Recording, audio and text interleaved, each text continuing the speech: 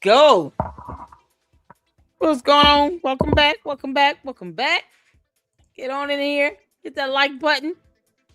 Let's go. Thank y'all for tuning back in. Like I said, we had to split this up because I was having some lagging issues and all that good stuff. But now we back. We back. Y'all.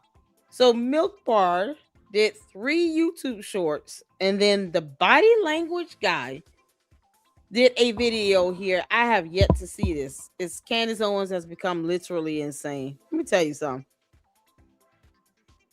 Candace, you have people that study body language saying that you're insane.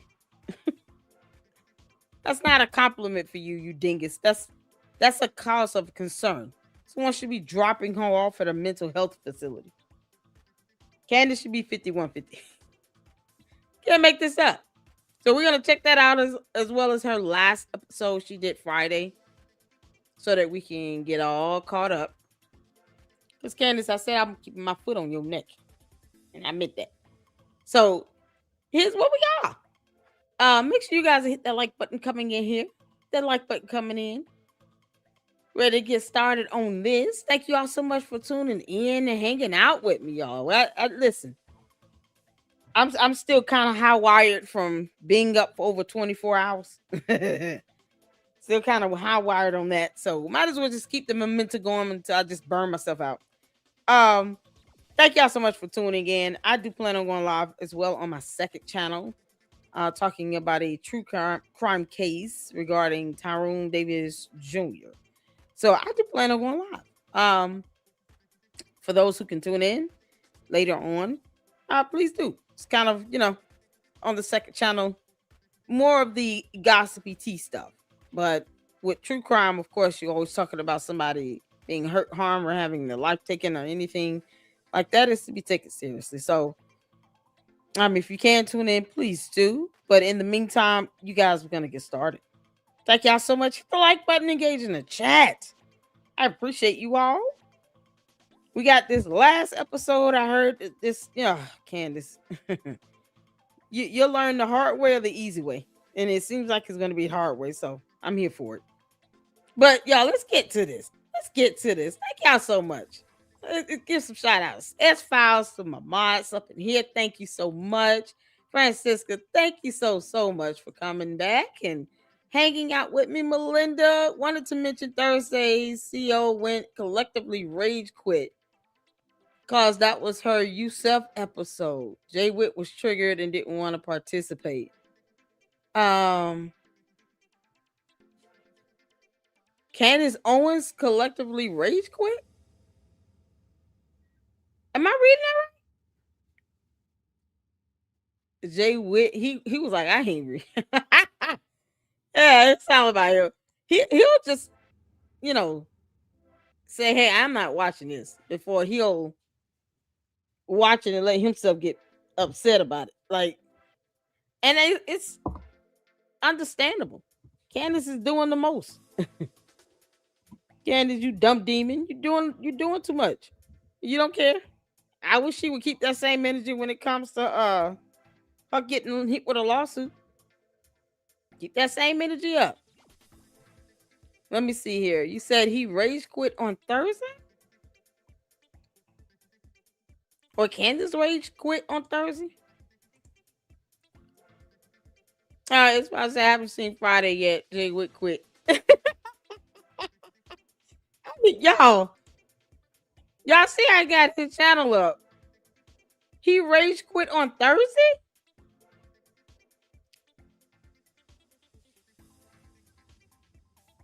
So he actually wait, did he watch the or that's just his thumbnail?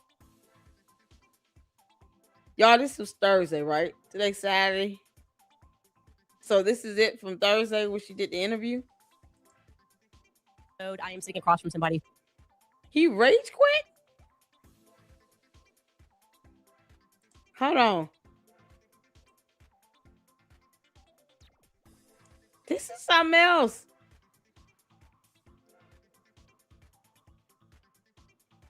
I really had no intentions on listening to this episode, but I definitely This to hear that Jay would rage quit, y'all. Melinda, really? How did I miss that? I have to go watch that. He didn't quit Fridays, but got very upset with the lady. Oh, wait a minute. So he got upset on Thursday, or was it Friday? Which one was it? That's the video I want to see. S5 said Melinda, I saw the one where he invited the guy on who disagreed with him. What was that? Oh yeah, I did see that. I saw it on my other channel. Hold on. Y'all.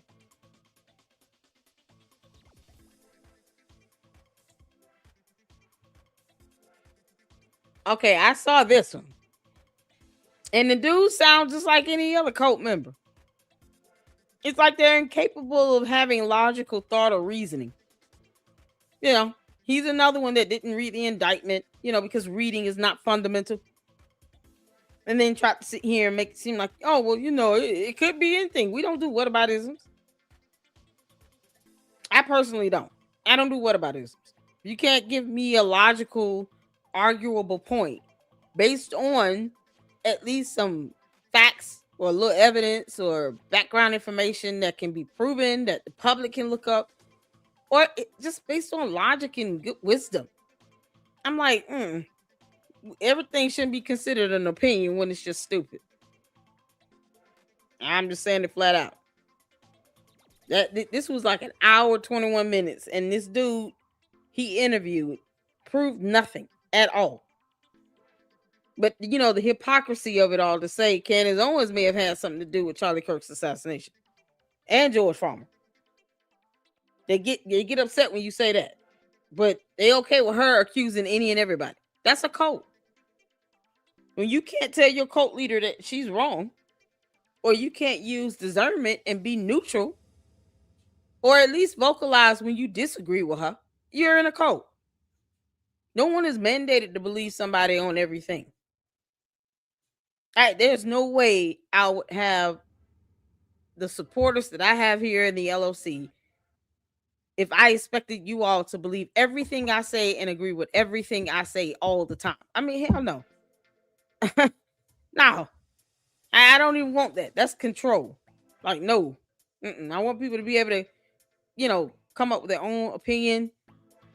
At least have it based on logic and common sense, if not concrete evidence and proof.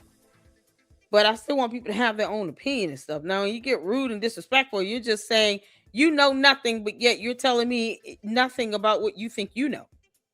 You're not producing any evidence. You're not producing any documentation. You're adding nothing to the conversation. To say you don't know what you're talking about. Anyone can say that. Bots say that all the time. We get these dumbass bots that repeat that same old stuff. They copy and paste the same comment. I mean, they're not even smart enough to upgrade a little bit with the bots are pushing out here, because they're pushing out the same dumb comments. That's why I don't pay that stuff anymore. But when you do stuff like this, you want to get up on somebody's platform, you better have some evidence, because Jay Witt don't play that.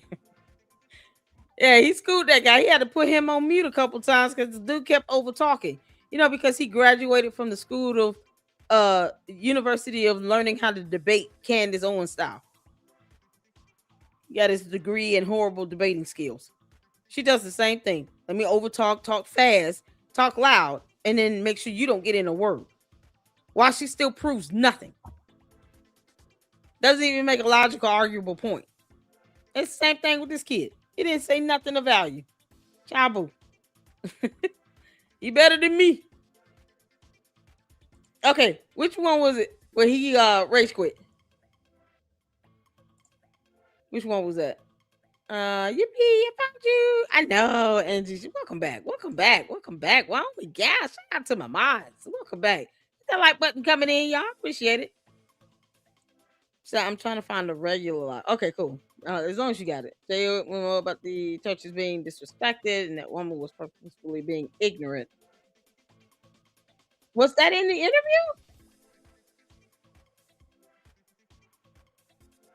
Wait, he had someone on his show.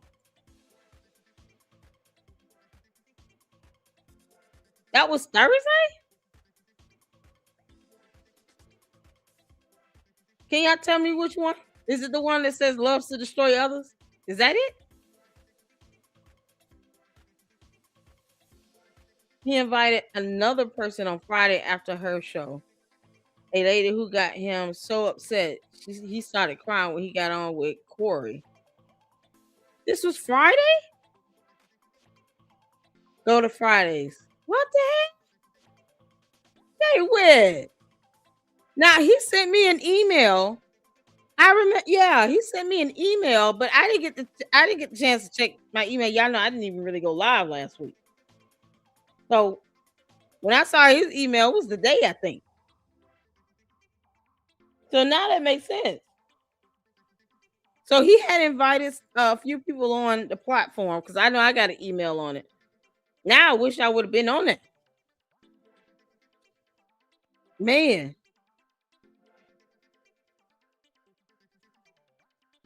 You said it's 3 hours? I see one that's 4 hours. Let me see this one. You said on Friday, right?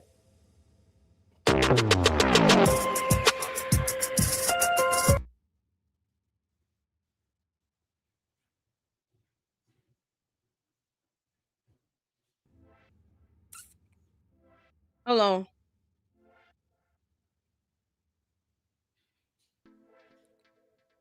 Okay. Is this the lady? I feel like they're my masters too, but no, Christ is my master. All right. Let's Wait, hold on. He was reading a comment. Yeah, I'm trying not to watch like the episode. I just so anyway, that's what we're gonna be welcoming on. Hopefully she'll be coming on shortly. And if not, it'll Oh, he read her comment. Okay, hold on. Y'all, this is something else. earlier today. Is my video on Don Lemon. Don Lemon is arrested. And in the comments, the young lady told me that I was wrong. And you can go check it out. I pinned it to the top. I just thought it was very insightful. Just lots of insight there. And she's been going kind of hard in the paint. And when I offer people, you know, hey, you can come and share and we can talk just like I did with Peter yesterday. I got no problem with having a dialogue with people. I hope that people can see that. So this person, you know, has been going pretty hard in the paint. You know, unbelievable and sickening. You are celebrating the arrest of two black journalists, please forgive me, that were doing their jobs, actually interviewing a pastor. He was previously exonerated by multiple courts, supporting more use of Trump's goon squad. You better stay in master's good grace. Shaking my head. And I said, well, how do I celebrate more? And he said, you can send Massa a thank you note for the continuous disregard for our constitutional and human rights. Okay. I said, girl, bye. The mocking will continue until morale improves. All right. Like I just so anyway, that's what we're going to be welcoming on. Hopefully she'll be coming on shortly. And if not, it'll be fine. We have a plan B. He better than me.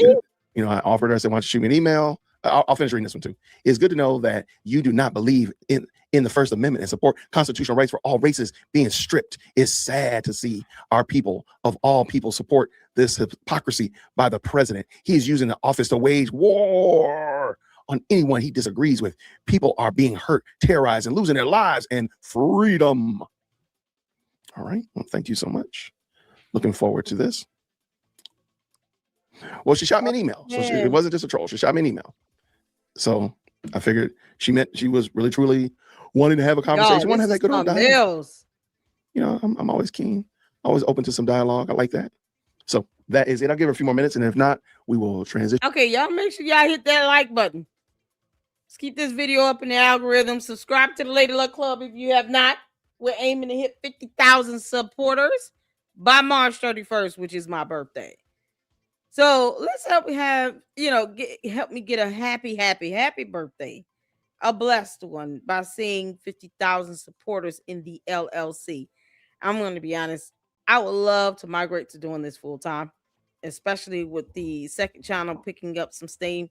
So y'all make sure you guys are subscribed to both channels here in the LLC and the Lady Luck Club with Sweet Tea. Please make sure you subscribe there. And then, of course, engage in the chat if you can. Hype the videos up when they're done. You know, that helps. Keep the videos up in the algorithm. Let's go. Let's get this going. on to another direction if we need to. All right. So that's what we're waiting for. And hopefully, I have not seen, I've been looking, I've not seen a Don Lemon. I haven't seen a Don Lemon mugshot, but if anybody does find one, dearwokec@gmail.com. All right. I appreciate it. Let me, hold on 1 second. Nope, that's not it. All right. Let's go see what we got. Let's go back. Let's who's my master? Christ. Huh? That's it. Sam. I mean, I guess my wife sometimes she be telling me stuff to do stuff. I feel like sometimes my kids feel like they're my masters too. But no, Christ is girls. My master. Yeah. All right. Now those girls got get wrapped around. While we are waiting, this is a very interesting body cam. I don't know what happened. This is a very strange one. Guess what? Who's our guy there, Mr. Umar? Umar. Oh yeah. Yeah, that's he's a gift. Oh my goodness. Yeah, he's something else. But the thing is, while watching most of your video, sarcastic. And I was just taken aback because I just don't understand how it doesn't matter whether you like Don Lemon or don't like Don Lemon. It's the whole situation. It's about our constant freedoms being taken. And I'm like, and it's going to come a day on here, you know, like I said, I was following you because of Umar, this and that. But one day it's like, you can't say anything anymore. You can't say anything anymore. People are being targeted. People are being locked up. I understand that he's high profile or this and that. I mean, we just saw Jimmy Kimmel, Stephen Colbert. We saw James Comey, Letitia James, you know, same thing, you know, and like a couple of comments was like, you're a racist. Oh, not at all, baby. I'm from Detroit in the country. Okay. I tell most people they don't care that my best friend is white. They're like, you've been friends since your kindergarten? Since kindergarten? Yes, right. Because I'm from the country. We build relationships and we stay with each other. That's how we get down. So that is just ludicrous. And like I pointed out in one of my comments, I said, it's going to affect everyone. It doesn't matter your color. Like people I just named, James Comey, he's not black. You see what I'm saying? If you say anything against this administration, you speak out about your rights, this and that. If they don't like it, they're telling you, we're going to lock you up. We're going to take away your rights. We're going to do this. It's like a civil war is happening in the streets. And I don't know if you saw the recent case. I was leaving Detroit yesterday, and my coworker was like, did you see the news? Did you see what happened at the school? The school, all my kids are grown, but they went kindergarten all the way up. I don't believe it's made it your way because it's national news, where the parents dropped their kids off at school, pulled out. I've dropped my kids off there all the time. It was just crazy to look at it on the news this morning. ICE detained them. I didn't even know ICE was out here. I didn't even know they were out there. Them poor kids went to school, and then their parents swooped up. It's insanity. It's like, where does it stop? Okay. When is enough enough? No, and you make a great point. And I'm gonna since we were talking about the Don Lemon, I'm gonna like centralize it there. Yeah. So that because I literally just read the charging documents. We've watched several videos about it. So then I think that I'll stay right there. But yeah, I read them too. Okay. So before I go there though, because you listed off a couple of names, and I thought that was very key. I'm gonna do the same thing. I'm gonna list off Laken Riley and Rachel Morin and Jocelyn Lascelle Nagari and Megan Boss. And you might be saying, well, okay, who are these names, Jason? These are women that have been deleted by persons who are in the country illegally, that had a warrant for their deportation, and they weren't deported, but they were able to do something. Like Laken Riley was here in Georgia, at the University of Georgia, where my daughter would have been going to school this fall. So I do understand that we can pontificate till the cows come home, they're taking our rights away, this, that, and the third. But I don't understand, and feel free to chime in. If I came into your home without permission and you did not invite me in your home, why would I be able to stay? Are you making this comparison to right? So no, somebody coming into the United States illegally. Oh, okay. I'm gonna come back to the church in a moment too, but I'm just like just to keep it real simple, like if I come into the United States illegally, or I come into your home illegally, why do you not have the right to get me out of the house? Why do I not have the right? Well, it depends. Right. I kicked the door in. I kicked the door in, or I snuck through the window, but I'm in your house. You did not invite me in. I am an unwanted visitor in your home. Undocumented. You never, okay, you snuck in. Like a lot of people did. And then I'm in your crib. I'm sitting right next to you on your crib. I'm sitting right next to you. Do you have the right to kick me out of your house? Yes, I do. Okay, under what grounds? But how long are you staying? I've been here for 20 years. I've been here for 20 years. I've been eating out your refrigerator. I wash my clothes. I leave a ring around the bathtub. I do all that kind of stuff. Leave my socks by the couch. I do everything. Right. I've been there for years. Right. When you gonna get me out of here? What are you doing to contribute? Not a dang thing. Nothing. I said nope. Eating your food up. I play with your lights. I mess with your thermostat. I do all the kind of stuff that you don't like. I mess with your radio on your car. Matter of fact, I drive your car and I don't even put any gas in it. When do you get to take me out? When do you get to push me out of your house? If I feel you're not, are you committing crimes? Yeah. Yep. The first, no, you know what? I only committed one crime. I'm a perfect person. The only crime I committed was that I got in your house without your permission. That's the only crime I committed. Everything else, matter of fact, every now and then I even do clean the bathtub. I even put the seat down on the toilet. Okay. So I don't commit no crimes. I only committed the crime of coming into your house without your permission. If you're not bothering me, I'm not concerned. Now, baby, let's be honest. I'm in your crib with my feet up on your couch, and you okay with? Say again. Eat themselves. I'm eating out your refrigerator. Whatever you put in there, I'm eating it. Whatever you put in the pantry is mine. Whatever you put in the cupboard, I'm eating it. So how are you eating my food? Because you go buy it. How am I supporting you through my taxes? How am I doing that? If you can't get welfare or assistance through the government, I'm getting in your house. We're staying in your crib. I'm in your house. I'm just. You go to work. You go to work. You go to Jewel and Cub and all that and buy groceries. And I'm like, oh, it's great. Okay. I drink your orange juice. I fry me some eggs. I do all that stuff with your, and I don't contribute anything. Do you think that that's fair that you continue to take care of me? Am I really taking care of you? What do you mean? If I want to take care of you, I'll take care of you. It's not a problem. If you're not bothering me, if I want you there, you don't want. So you just, I told you I broke in. You didn't invite me. You don't know me from a can of paint. I just popped up in your couch. You came downstairs one day and I'm sitting on your couch. Of course, a stranger comes into my house. Yes, I will have issue with that. Yes. Okay, so at what point when does the issue kick in? The issue's gonna kick in as soon as I see you. I got 2 pit bulls. Okay. Well, okay. So for whatever reason, you feel like it's okay if somebody's in your house that you jettison them out. Why do we not jettison people out of the United States the same way? No one came here. This who are we? No, we're talking about we are talking about right now today. We can go theorize it. We can go back into history. But I'm saying like somebody who comes across the border and 4 years ago came across the border with the invitation from the former administration. Just come on up in here. And it's okay for them to be here? Yeah. Did they apply for their paperwork? Nope, they just roll up in here. Okay. I don't understand how they're going to get around and stuff with no documentation. But they've been doing it. That's the thing. You live in Detroit. You're not too far. I mean, you see them. Yeah. You see what's going on in Dearborn. You see what's going on in Minneapolis. You see, so you know that they're there, and you know they're doing it. So they're clearly doing it. They ain't bothering me. I'm 50 years old. They ain't bothering me. So because they're not bothering you, you're okay with them being in the United States illegally. I think that they should, like, what do you apply for? What do you call that? They haven't applied for anything. They haven't applied for anything. They're just there, eating up your food, taking up your water. We got a lot of people that don't handle their business as deadbeats and this and that. Well, they should take care of their, get your paperwork in order. They should, but they don't. But they're not. They're not. There's people that should be in rehab. There's crackheads walking around the place. So you should go get help. They don't. So you're okay with them, and you have no problem with them being in the United States using your resources because they're using your tax money to take care of them. How can they use my tax money if they're undocumented? They can't go to the welfare office and get food stamps. Yes, they do all the time. How can they? They can exist. Wait, so am I to believe? Wait. You're not telling me. Always this big cost account. No, you're not telling me that you got a Social Security number. Okay, so every person that gets Social Security, every person that gets welfare is a documented American citizen or naturalized citizen. Is that what those questions are on the welfare application? So is it the people at the welfare office is not doing their job, they due diligence? Because that's not true though. A long time ago. I mean, there are people. Joe Biden was giving people cell phones, Social Security cards, and all those amenities once they walked across the border. They had that's how they got it. That's how they can get food. But they don't. But again, that's so. I think we can agree. Well, maybe we can't. Can we agree that that's fraudulent? They've given me permission to be in president.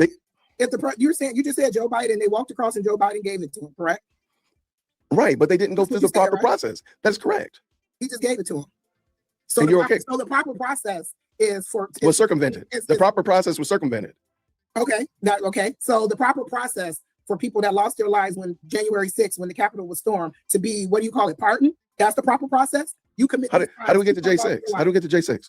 Because you're talking about different. You're saying this set of people got this thing circumvented for them, and then I'm telling you another group of people got something circumvented for that, but that's okay. Okay, so all right, you know what? I think that's great that you brought that up. So now that you did bring that up, so I think it's fair to say that the J6 people should be locked away, and not because they did violate a sacred location, the Capitol. They should be locked away. You agree with that? I agree with you.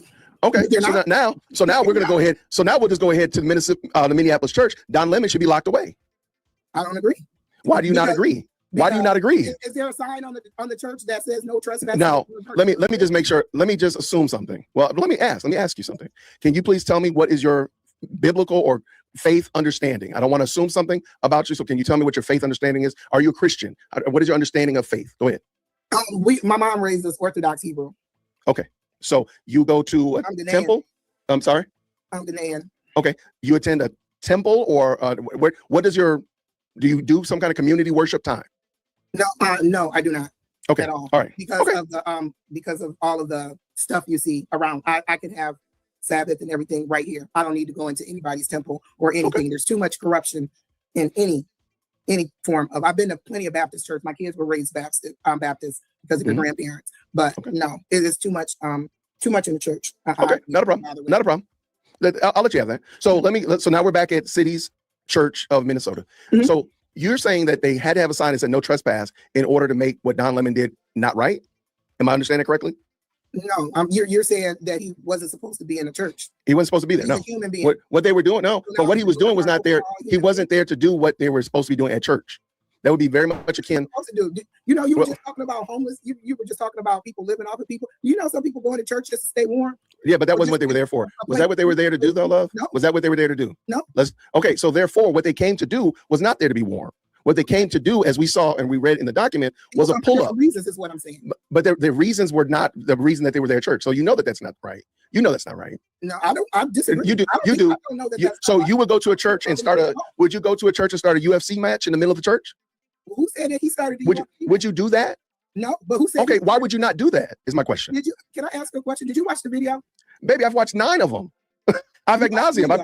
I've done more videos on this than probably most people. I know I've watched more than you did. Watch the video of, I watched Don Lemon's whole live stream. Okay. So back to my question. Would you go to a church and start a UFC match? No. Why not? I'm not going to church. Let's play along. Let's play along. Play along with me. Would you go to church and start a UFC match? No. Why not? I don't like to fight. I don't like drama. Would you go to church? Would you go to a church and expect? Would you go to a church and expect monster truck race at the church? No. Why not? Because it's normally a peaceful place. Okay, so when you bring people, and it's adorable that you said peaceful, because we're reading right here, these people meant it not to be peaceful. But you said they were there to do whatever that they were to do at the church. But the church you just said was peaceful. But what they're doing is not peaceful, akin to Monster Jam or UFC. So why is it okay that they did that? I would like to hear. So you're reading that, correct? Yeah, I read through the whole thing. I read through the whole document. You're reading what came out of Pam Bondi's office. We're not going to do that. We watched the video, though. Love. They wrote that up about them, too. Where is that? I watched the video. You believe what came out of that office is what you're telling me. You believe what's on that paper. No, I believe what I watched Don Lemon report. What you watched is on that paper. Hold on. Time out for a second. Okay. So are you trying to tell me that this is a lie? Yeah. Okay. But you watched the video. Am I correct? Yes, I did. Tell me what is on here that's not true. I think we have to go back up to 3. I don't know how to split screen. Okay, no. Tell me where. After service commenced, a group of approximately 20 to 40 agitators, including all the defendants named in the indictment, entered the church in a coordinated takeover style attack and engaged in the act of oppression, intimidation, threats, interference, and physical obstruction alleged therein. What in there is not true? Okay, what is missing from them going in there? I need you to hear what I'm saying. Why they went in. No, is what you're saying. But no, I'm saying what I just read, because you just told me. Hold tight, love. Hold tight. What you said was that everything on here was not true. And you said, go to part 3. I read part 3. Listen to what I'm asking you. Yeah, I'm trying to see it's part 3, the part I was talking about with the kids. And the blocking the stairway to the children's church? No, it was about the kids thought their parents were gonna. Right, it's right here. It's part 4. As a result, the defendant's conduct of pastor and congregation were forced to terminate church worship service. Let me stop right there. Did they terminate church service? Yeah. They did. Okay, just want to make sure, because you said that the whole thing was a lie. But you have now just shown me that something is true. So maybe we need to just go by and let's go. Congregants fled. Okay, I'll stand corrected. So if my house catches on fire, am I just going to sit here? So congregants fled the church building out of fear and for their safety. Is there anything not true there? They fled. They left the building. Just like you were about to say with your example of your house being on fire. Yeah, they left the building. Is that true? Yeah, I'm going to flee.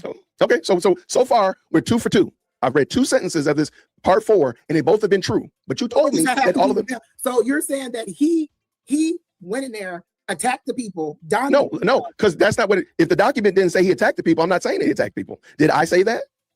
So then why are you putting that in my mouth? I did not say that. So I never said. Put someone in jail because listen. No, but he violated their rights. That's all the FACE Act and the KKK Act requires. I apologize. Why is the 40 protesters not being arrested? There are more that are being arrested. There are more being arrested. Why are we acting like they're not? Why are you acting like they're not arresting? Protest, and no one should be arrested. Not in somebody's church. You don't. That is a private location. A church is a private location. You don't have the right to just go to a church and protest. You don't. Yes, you can. I bet you. Well, guess what? Go ahead and try it on Sunday. Let us know how that works out. You don't. I've seen a lot go down in church. No, it's a private location. You don't have the right to do that. It's not a private location. That is not true. Open to everyone. But you don't have the right to come in there and do that. Hence why we have this problem to start with. You want on this earth, okay? That is not okay. If that, well, then I guess then we don't have anything else to talk about. We can just do whatever we want to do on this earth. Like, listen to that sentence that you said. You have the right to peaceful protest. You don't have the right to protest in everybody's space. You don't have to do that. Yes, you can. You really can't. You can say it to it's no, you can't do it. It's private property. You can't just go on somebody's property and protest something. You don't have the right to do that. Hence why you have the right to defend your house if I broke into your house.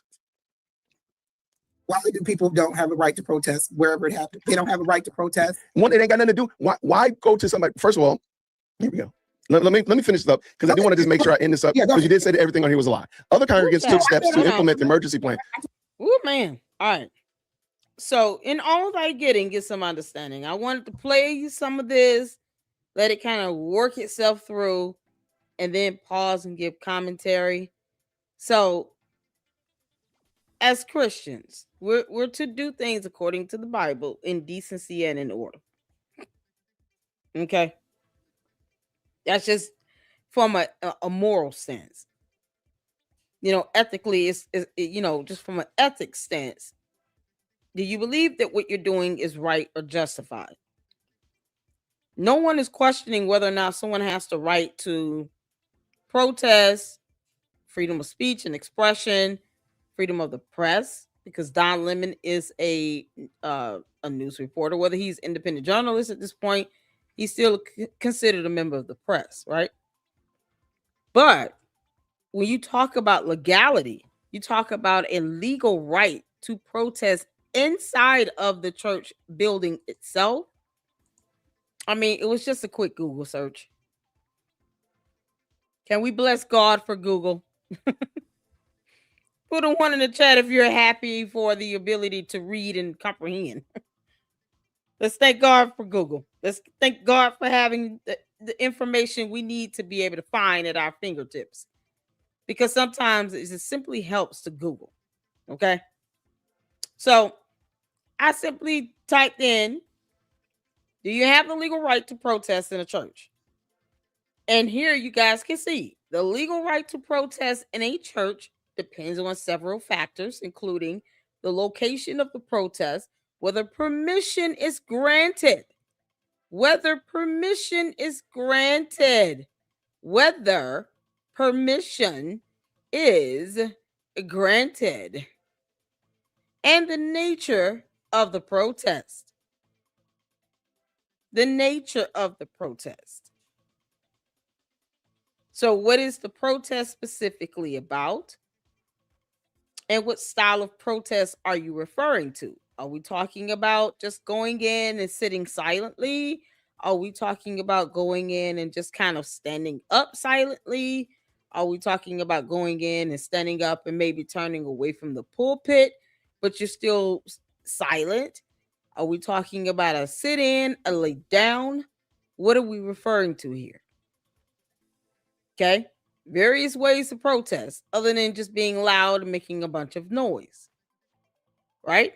generally protest on public property outside the church building or on church property without permission, with permission. I'm sorry. On church property with permission are legal under the First Amendment. So either you're outside on public property in general, or you're inside with permission. Now, who would grant that permission? Oh, thank you, Carolyn. Thank you for Carol. Sorry. Thank you, Carol, for the $2 super. I appreciate it. Thank you so much. I appreciate that.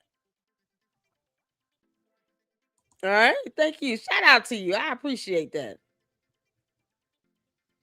So I'm just reading the facts here, you all.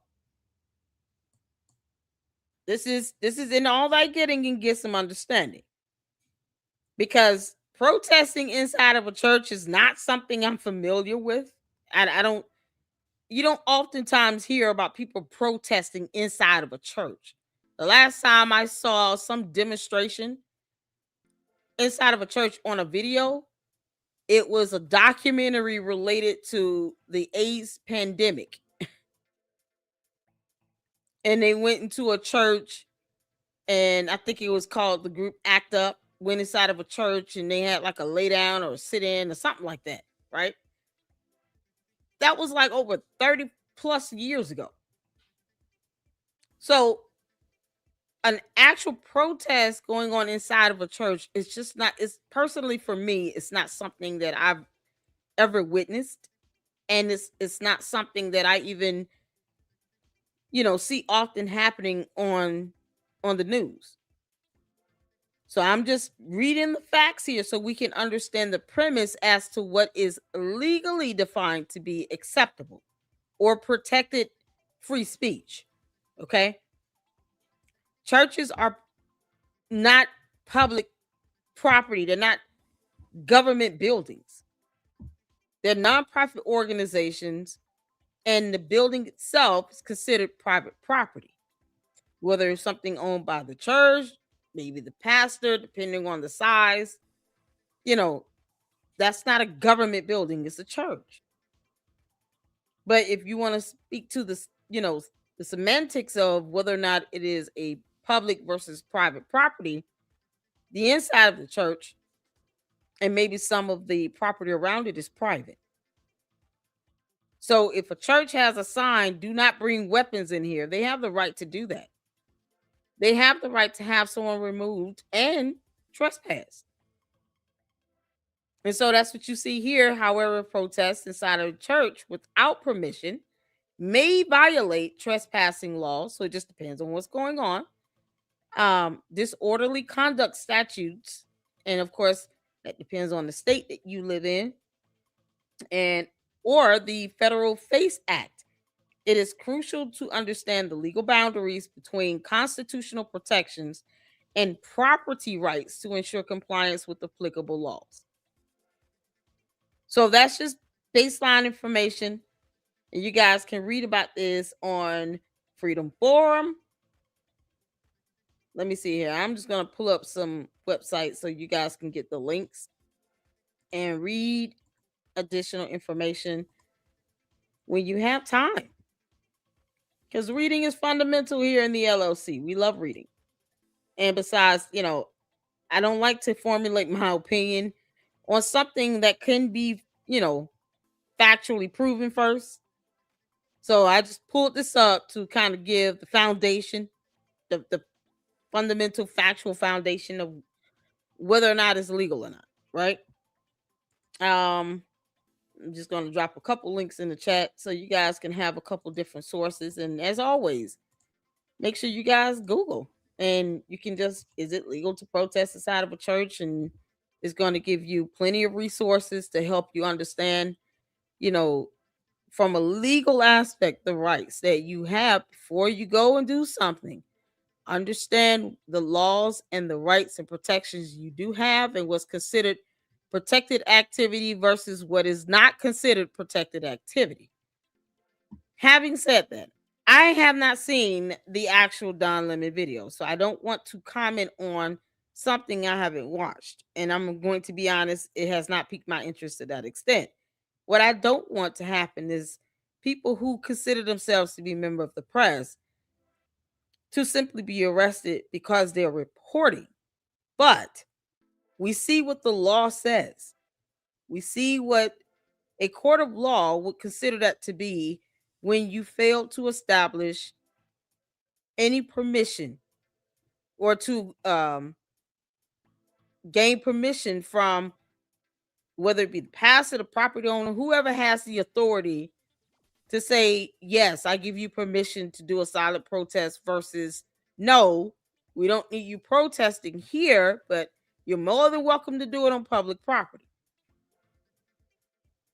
So that's where it starts. The buck stops there. Did you get permission to do any demonstration inside of the church? And that is exactly what the courts are going to look at. This is not public property inside that church building. That's like going into someone's home. Think about any other private property. And you decide you're just going to walk into somebody's house. Yeah, they may have a beauty salon set up in the back. It doesn't mean it's a free fall.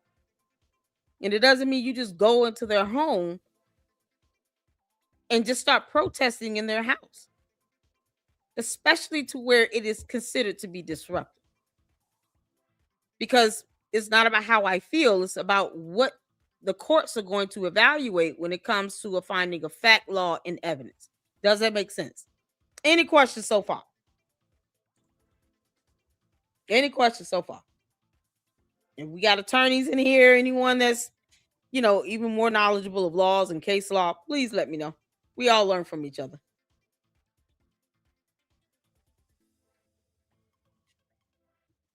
Let's see here. Since you like reading legal docs, just have Jay Witt send you the charging docs. All you need to know is it was all from the videos. Okay. I haven't seen them, and I didn't know that this was the topic of the debate. I thought he was bringing her up to talk about Candace, to be honest. I did not know this was based on his video about Don Lemon until we start playing it. Because Jay Witt is typically well composed. So for me to hear that he crashed out or something happened, and his emotions got a little high, that's unusual for me. So I just wanted to pull up the video to see what's going on. I hadn't even talked to him about this, so I didn't even know this happened. And I am going to reach out to him as well and make sure he's good. Let's see here. Poetry Princess said none of them had a right for their stupid protest and they should have kept that each somewhere else. C-Star said they interrupted the service. Oh, wow. So this was during service. It wasn't like in between service. So this was during the middle of service. Some more high Q groups. If you were going to protest, should have kept your butt on the sidewalk. Keep going because he gets so mad and raged on her. Oh, okay. You can't violate someone's civil rights to worship. Don Lemon was an activist and met with the protesters beforehand. He knew they were going to demonstrate in the church. Yeah, he should have kept it on the outside of the church. Yeah, they scared the children. I can imagine. So you guys see from the legal perspective, like the legal argument here and what, the prosecutor is going to bring forth to the court. I'm sure, of course, Don Lemon's attorneys are going to try to defend and argue that, he's a member of the press. He's a journalist. He went in, of course, they coordinated the actual demonstration. But my question would be, I'm sure Don Lemon has an attorney on retainment. Why didn't he just reach out to an attorney to say, okay, if we demonstrated inside the church, will we be good or should we just keep it on public property? Me personally, like I said, I wouldn't go into a church protest. I just wouldn't. I don't go to church to protest. You can protest outside on the street, outside of a McDonald's. I mean, you don't need to go inside of the house of God to protest. That's just how I feel based on my faith and my belief and respect for the house of God. For me, it's a matter of respect for sure. I'm not there to protest. I'm there to fellowship and to get, some sort of ministerial teachings from my pastor. A little bit of praise and worship, hear the choir sing, all that good stuff. Right? Not going to church to engage in or have to deal with protesting going on. You can deal with that on the street. And certain things are just sacred to me. So that is my belief and my opinion with that. Some may agree, some may disagree. Has nothing to do with politics. It's just about my faith and what I believe in and the purpose to which I go to church. All right. So that's my thing. That's my theory. Let's get back to this and see what happens. So you guys got the baseline information. Shout out to you. And I do have Jay Witt's shared his Google Drive, so I'm sure he's got the court documents there. So I will definitely go there and read after the live, because I'm just watching this truly to see what's going on. And yeah, this is new to me. I've never seen him get out of character like this. So let's get back to it. I told you I stand corrected. Okay, so I don't need to read this. I can go ahead and say that what you said was not right. Yeah, is that fair? That's fine. I stand corrected, and I used That's fine. the section wrong. I only read it over twice before. Okay, not a problem. As long as we know that, in fact, so my point here again, they violated the FACE Act. They violated the Conspiracy Act.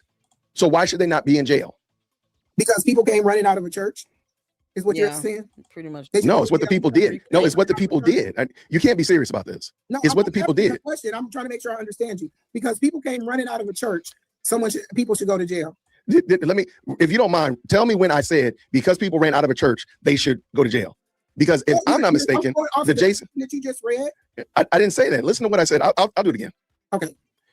By the protesters entering the church and disrupting the worship service, they violated the FACE Act. They violated the conspiracy clause.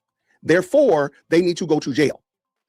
And we know that they hold tight to this, because I said earlier, even as I said today, there are grandmothers who are in jail because they stood outside of murder mills praying, and they got hit with the FACE Act. Don Lemon cannot get past the FACE Act and the conspiracy clause. So now tell me why why he doesn't go to jail. I'm listening. He's not. A magistrate already ruled running out of insufficient evidence. The Nexa court agreed with him. And now, like I said, what's that typed up in your hand from Pam Bondi's Trump's office? This is federal now. The state has already the state of, I'm saying it right, Minnesota has already dealt with this. No. But Trump, using his office, uses the office to attack people that he doesn't like. And it's not just brown people. So for the comments earlier, it's all about black people. No, I said all people. We've already named Jimmy Kimmel. We've named Stephen Colbert. We've named James Comey. Last I checked, they ain't black. Okay?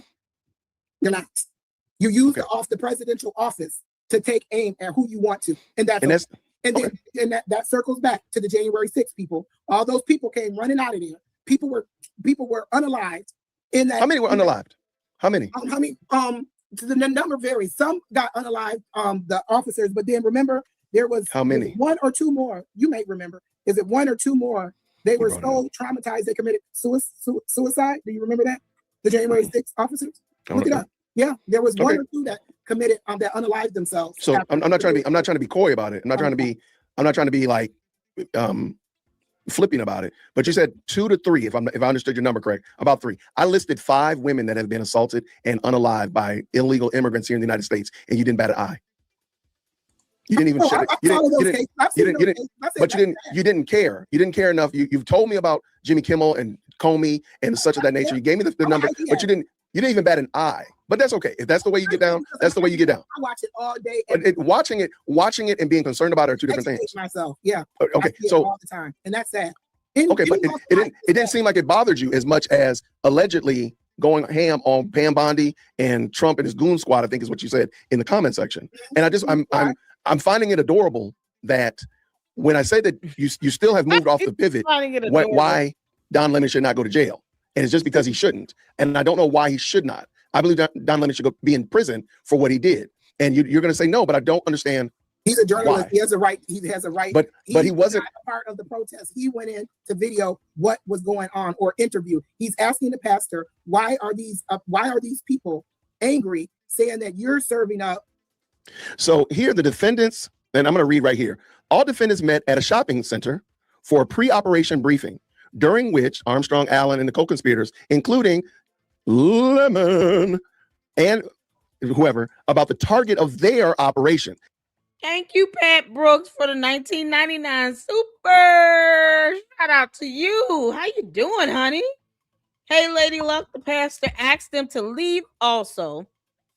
The house of the Lord is nowhere to protest or show violence, in my opinion. Great catching another live. Thank you. Thank you so much. And I mean, I share those sentiments as a Christian and as someone who grew up in the church. I don't want to go to church to have to, be face to face with protesters that I haven't seen the video. Maybe I guess we should watch the video. We'll watch it after this because I need to see the video, I guess. Does he play it here? This is 3 hour, 10-minute mark. Does he play the video here?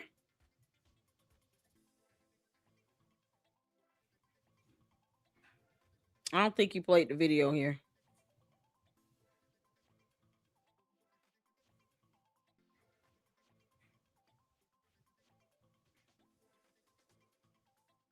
Hold on. Is that it at the end? Okay. Let me go back here. We'll finish watching this out and then we'll play the video. Because that'll help me just with context. But despite that, aside from that, spiritually and morally, I don't go to church to end up being forced to engage with protesters. I'm not there for that. So there's nothing wrong with protesting. I just wouldn't do it on private property. I wouldn't do it on private property because that is the risk you take when you're trying to demonstrate. I would have to ask, how would anyone feel? How would this lady feel? I don't know who this lady is. Senya, I wonder how Senya would feel if it were someone from the KKK going into a black church doing the same thing. I wonder, would she want them in jail? Would she be upset about them, being charged? If it were the KKK going into a black church, I'm wondering if her sentiments would be the same. Because here's why I say this. The law should not have, any biasness when it comes to race. The law is to be applied across the board. You don't want there to be any level of bias when it comes to enforcing the law. Laws don't see color. Laws should be very straightforward and it should be applicable to both sides. So just as much as she would be disturbed about seeing the KKK go into a black church and protesting, doing the same thing, even if one of the KKK members go up to the pastor trying to ask questions or recording, I wonder if she would still have the same energy if it were the other way around and you have the KKK going to a black church. That's just kind of food for thought. Food for thought. Why are these people angry saying that you're serving up?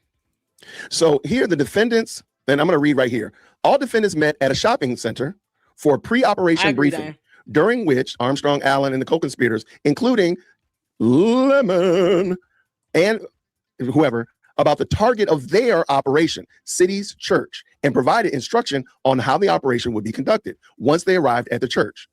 Once at the church, all the defendants entered the church and conducted a takeover style attack, engaged in various acts in furtherance of their conspiracy. And we can go back through this again if I need to, but Don Lemon was just as complicit as anybody else that was arrested. So this is not he wasn't just a journalist. He was a participant. He literally says, we are ready to, wait right here. In the beginning, during the takeover preamble, he's literally saying on the morning of January 18th, Lemon began live streaming his internet-based show, Don Lemon Show, where he explained to his audience that he was in Minnesota with the organization that was gearing up to do the resistance operation against the federal government's immigration policies. Nothing about I'm here to journalize it. Nothing here about I'm just here to memorialize it. No, he was an active participant. Ignorance. That's a good one. Good one, Andy. He was an active participant. He didn't say that. Okay, he did say it. He did say it because he didn't say that I am here to watch. Well, watch this. Well, you said he was a journalist. So if he doesn't say he's a journalist, he doesn't say he's a jourналist. You said it. You just said he did not say he was a journalist. So therefore, watch what I said in Act 6. During the discussion, defendant Armstrong in the pre-op briefing, the defendant Lemon thanked the defendant Armstrong for what she was doing and assured her that he was not saying what's going on, i.e. was not disclosing the target of the operation. Defendant Armstrong explained Operation Pull-Up was a clandestine operation, and we see it right there. Don Lemon was just as complicit as the woman. Right. So what's the purpose of the law? So he did not. Okay, go ahead. What's the purpose of the law if we're not going to hold to it? I don't know what you saw in the video. I saw him clearly say he is recording this protest. He is there to investigate this protest. He's trying to ask the pastor who is mad why these people think that he is serving up attendees to a church. Oh yeah, and I meant to tell you that too. I would be happy if let's say I was in the church. Remember you asked me that earlier? Mm-hmm. I would be happy if I was sitting there attending that church and have those people storm in there and realize that the reason they are so upset and yelling is because the pastor of this church is serving up the attendees to ICE. I'd be like, oh, well, I don't want to be a part of this. I don't want to be in this church. I would be happy if it happened to me. Let me ask a question. What's the purpose of church? For peace. Like what's the purpose? What is the purpose of prayer? Or like peace I said, and prayer? Different purposes. I would like to hear. I'm just interested in hearing your theory. What is the purpose of church? What is the purpose of it? I don't want to mistalk. I did say earlier, not everybody goes to church to worship. Some people go for a hot meal and some food. Okay, I mean, a warm place to be and food or shelter, or it could be as simple as that. I mean, people. What were the people there? What were the people there that Sunday for? Go there to find a husband. What were the people there that Sunday for? Some go to find. People have all different type of reasons they go to church, dude. I got you. Hey, really? I think you're being deliberately obtuse. I think you're being deliberately obtuse. I don't think you're being deliberately. I'm sorry. You're not being honest. Wait, hold on. Let me say it again here. I'll big screen it. I'll big screen it so I can say it. I'll big screen it so I can say it to your face. You're not being honest. I believe that you're lying. You know that the purpose of church is to gather to worship God. Whether you participate in it is not the argument that I'm making. You know good and well, because you already said that your children were raised Baptist by their grandparents. So you know more about church than you're letting on. And I do believe that you're being dishonest about it. And it's okay if you want to go ahead and move in that direction, then you're doing that. You're not being genuine. I know a lot about church, and I told it to you, and you was like, but I agree with you. You're giving me this social contract. Oh, they're there for a hot meal and a warm biscuit, and they're there to find a love interest. You know good and well that's not, because my question was, what is the purpose of church? God, wait a minute, y'all. Yeah, hot meal and a warm biscuit. That southern accent came straight on through, Deacon. I'm sorry, y'all. I'm trying to lighten the mood because I just saw y'all comments saying, here's where it goes downhill. I guess I'm just trying to lighten the mood before we get full-fledged into that downhill moment. Oh, my God. Well, that southern accent came straight through here. Them grits and the cheese and the butter grits, salmon, shrimp, croquettes, and all that. All right, let's go. Not what are people using church for? Because you can say the same thing about LA Fitness, what you just said. You can say the exact same thing about Cub Foods. So stop it. Yep, some people go to the gym to find them a minute. And that's my point, but that's not the purpose of the gym. And you know that. I'm sorry. Okay. I'm sorry. Respectfully, you know that that's not true. You know that. But people look at her video. Do you hear what I am saying? So you want to know the definition? No, I just want you to be honest and say, yeah, people go to. All you gotta do is say people go to church to hear. People go to church to pray and hear God's word preached. That was been fair. Answer the Webster's definition. What is the church? Okay, go ahead, do that then. But I know the foolishness that came out your mouth wasn't necessary. No, what you said was silly. You know that was silly. You just said your kids went to the Baptist church with their grandparents. You know, but you know more than what you said. Well, watch this. Let me ask this question. Did your kids go to church? I seen. Did your kids go to church for a warm meal and to find their husbands? No. then stop acting ridiculous. Because the fact that you are okay with Don Lemon and that cadre of fools to bust up in somebody's church, and you go sit there and tell me something about Pam Bondi and Trump and all this other foolishness, you're smarter than that. I don't know you from a can of paint, but I know you're smarter than that. And you're just being silly. You're being silly. And you're too grown to be acting like this. I'm sorry. There's no other way I'm going to say it. I apologize if that hurts somebody's feelings, but you're a whole grown woman. You're grown. And you're acting like this. Sit there and say, oh, it's fine. And they came up in the church and blah, blah, blah. I'd be happy if they did that. You would not. You're a liar and the truth is not in you. You're lying. And you need to stop. Just stop it. Say that Don Lemon is wrong. The other co-conspirators are wrong. And we good to go. You don't have to come up in here saying all that dumb stuff about, I don't even know what the dumb stuff you were saying because it was so doggone stupid. I'm very disappointed that you came in here saying that stuff. You could do better than that. You are better than that. I'm so sorry. And if you don't think you're better than that, then I think more highly of you than you do. Sit there and tell me what the Webster definition of the Bible of church is. And you sitting here living in Detroit. Y'all got a church on every corner. Y'all got 4 churches stacked on top of each other. And you know what a church is. I ought to be ashamed of yourself coming here telling me that foolishness. Deacon. That's a sin and a shame that you would even say that stuff. You ought to be ashamed of yourself.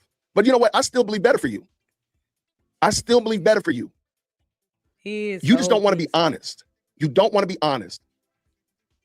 And I'm sorry. Just go somewhere, kick rocks. I'm sorry. And if you want to stay in the green room, I'm gonna finish ranting.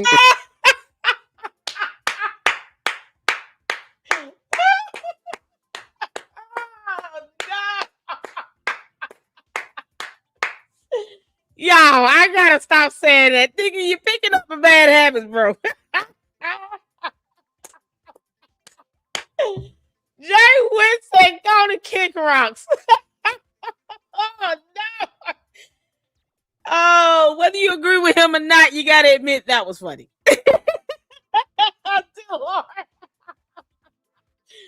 Jay Witt, I'm being a bad influence. I'm sorry. Cause y'all have no idea how hard it is to collab and not have to be able to cuss. Like sometimes I just want to cuss. And I'm like, oh, he doesn't like cussing over there. He doesn't play that at all. So, y'all, and I love our collabs. I hope we could collab next week.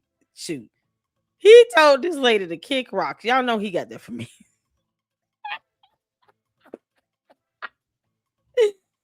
Oh, if he say kiss my ass, that's it.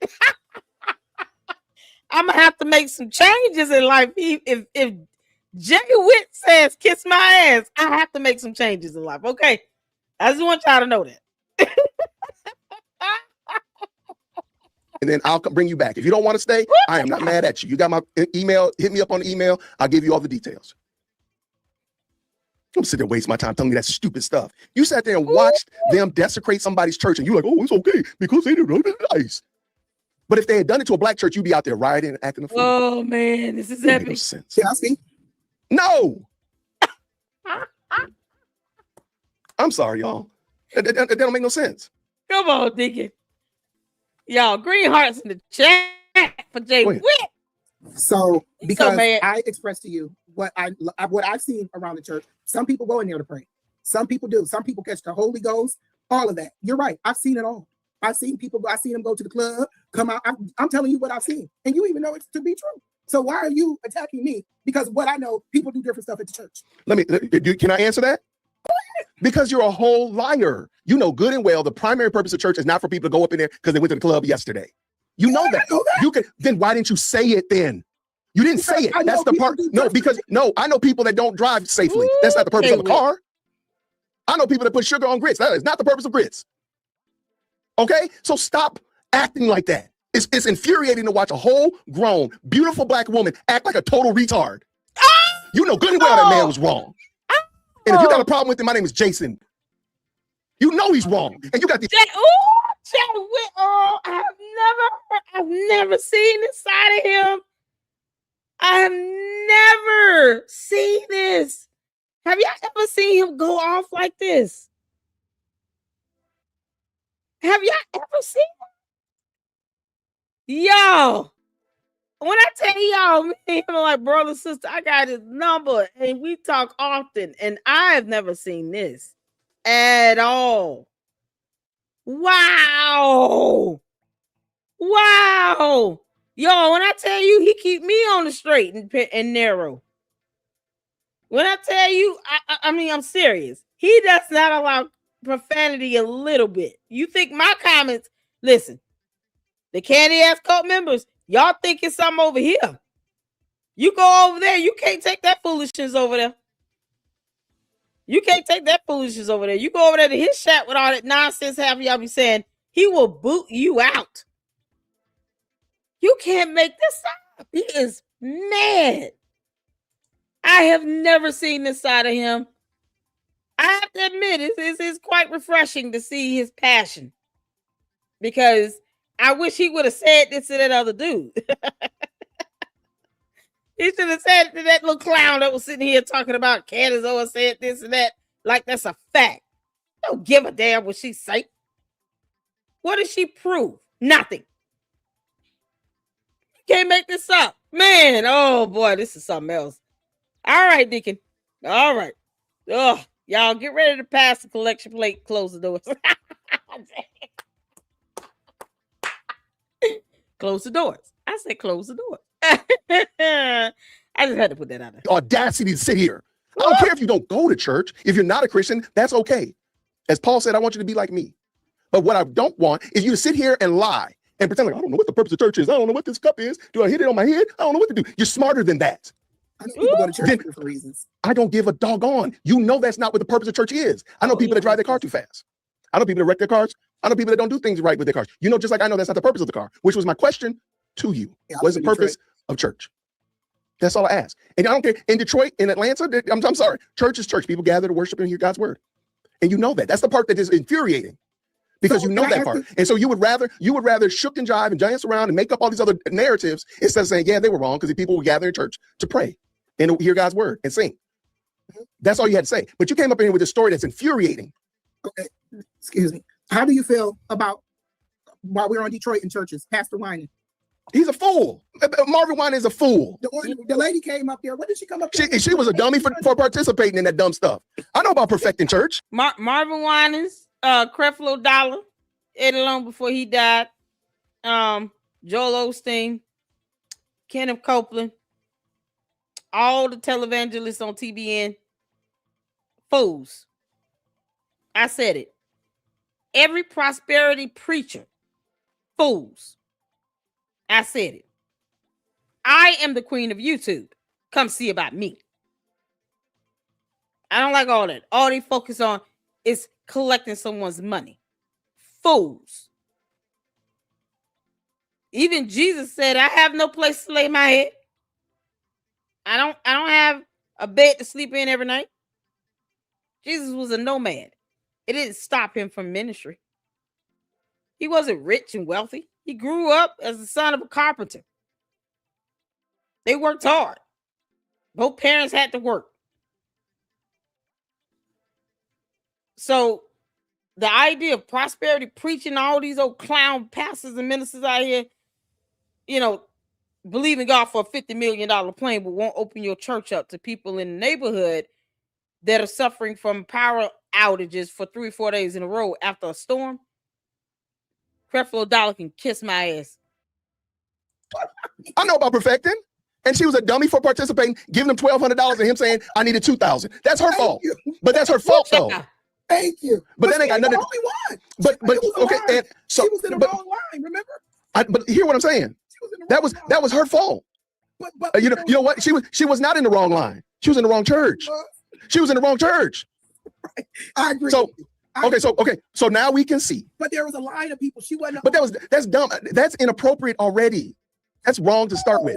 I'm gonna say already that's wrong. That different stuff is going on in church. It's not church for that. No. Hear what I'm saying? But watch this. Would y'all go protest? Would y'all go protest in Marvin Winans' church? Because y'all know that even what he's doing is not appropriate. That's all we're saying. I gotta check on that because didn't it turn? Maybe you looked at it more than I did. Wasn't like the next week it was like crickets. People didn't go back. I don't tend to spend a lot of time. She didn't answer the question. The question is, would you go to Marvin Winans' church to protest what he did with collecting the money? And then he turned around and did it again. Because for some reason, people grow up in the church believing that the pastor can do no wrong. The issue is that you're not there to worship a man. You're there to worship God that sends messages through this man. Marvin Winans is supposed to be nothing more than a messenger and to be a shepherd over the flock until God returns. He's not there to collect people's mortgage money. What he's saying is the lines is irrelevant. The fact that he is collecting money like this is wrong altogether. Forget the damn line. But why didn't people go to Marvin Winans' church and protest against him, demanding all kinds of money out of people? That video went viral. Why didn't people go in there and actually protest? Yet people stayed home and didn't show up. But his question was, because we're comparing apples to apples, why didn't people go to that church and protest and demonstrate? That is the question. It's very specific. Like, it's crazy. I don't get it. What's her angle here? Yeah, I attend a faithful church with a faithful pastor. I am a deacon there. I have a lot of responsibilities to concern myself with the congregation that God has saw fit for me to serve. So though I do pick with other churches and such of that nature, I don't have a lot of time to do this. I didn't go follow up with what happened the following week at Perfecting Church. I don't follow up with Marvin Sapp saying his dumb stuff or whatever like that. Even Jamal Bryant here in Atlanta, he's a pure fool. But my point is, because they do church wrong, that doesn't mean that what city's churches was doing wrong. And matter of fact, I don't really want people protesting at the churches that are wrong. I don't think it's appropriate if they did that at Marvin Winans' church, which I just said Marvin Winans is wrong. I would not support them rolling up on Marvin Winans' church, disrupting his service. You gotta be. That's inappropriate. They can stand outside. Now watch this. If they want to stand outside and hold signs, I think they should. There was a white pastor here in Atlanta who went to Jamal Bryant's church, Stillbirth, and he went into the lobby and he preached hellfire and brimstone. He preached he was very clear, very articulate that Jamal Bryant is out of order. I don't think he should have done that. As much as I thought he was on the nose, he was right. He was hit. I don't think he should have done that. Even though because he usually stands outside their church and protests, holds up signs and a megaphone. He should have done that. I think going into their church was inappropriate and it was trespassing. You don't have to have a sign that says, don't come up in here raising Cain. You don't have to say that because it's private property. If they don't want you coming up in here doing a rock concert in their foyer, you can't do it. You can't just say it's private. I got freedom of expression. You can't do that. So back to my point. He's not welcome at the church. He's not allowed to walk through the church doors. And do what? Nope, that's not it. Nope. If he wants to come in, if he wants to come in and be a participant, I'm sure they probably wouldn't have a problem with him. But he was not. He wasn't coming. But he wasn't coming in to be a participant. He was coming in to. And again, I don't think that what he was doing was wrong. It depends on what his definition of participant is. If you feel this person is scamming these members or you're just out of order and you want to get up on stage and tell it to everybody, because like I said, I stand by what I said. If I was a church, I was a member of that church and I did not know, like you just said, you have a great relationship with your pastor. I mean, you know what type of ethical person he is and this and that. Didn't you just say that? I did. I was going to this church and this is what I'm getting here. Correct me if I'm wrong. They find out that this pastor is serving up members to the church, and I stand by what I said. I'm like, oh my God, I didn't know that. I mean, you're more closer with your pastor. You know better. You were like, oh, this prosperity pimping. Of course, you're going to this church and you're saying what? You're giving these attendees to ICE. People are being people that don't even have, not even supposed to be with ICE or not a target of ICE are coming up unalive. There's two who's coming up, to be honest with you, in case you ask me. I have not watched the second shooting. I have PTSD from the first shooting of Renee Good. I have not watched the second. I can't bring myself to do it. I have PTSD. It is. Okay. I don't think we should normalize death. I don't believe we should normalize death at all. I don't think we should make it something that we just go watch. Oh yeah, let me go watch it. No, I watched it only because I did commentary on it. But let me talk about the thing that you're discussing.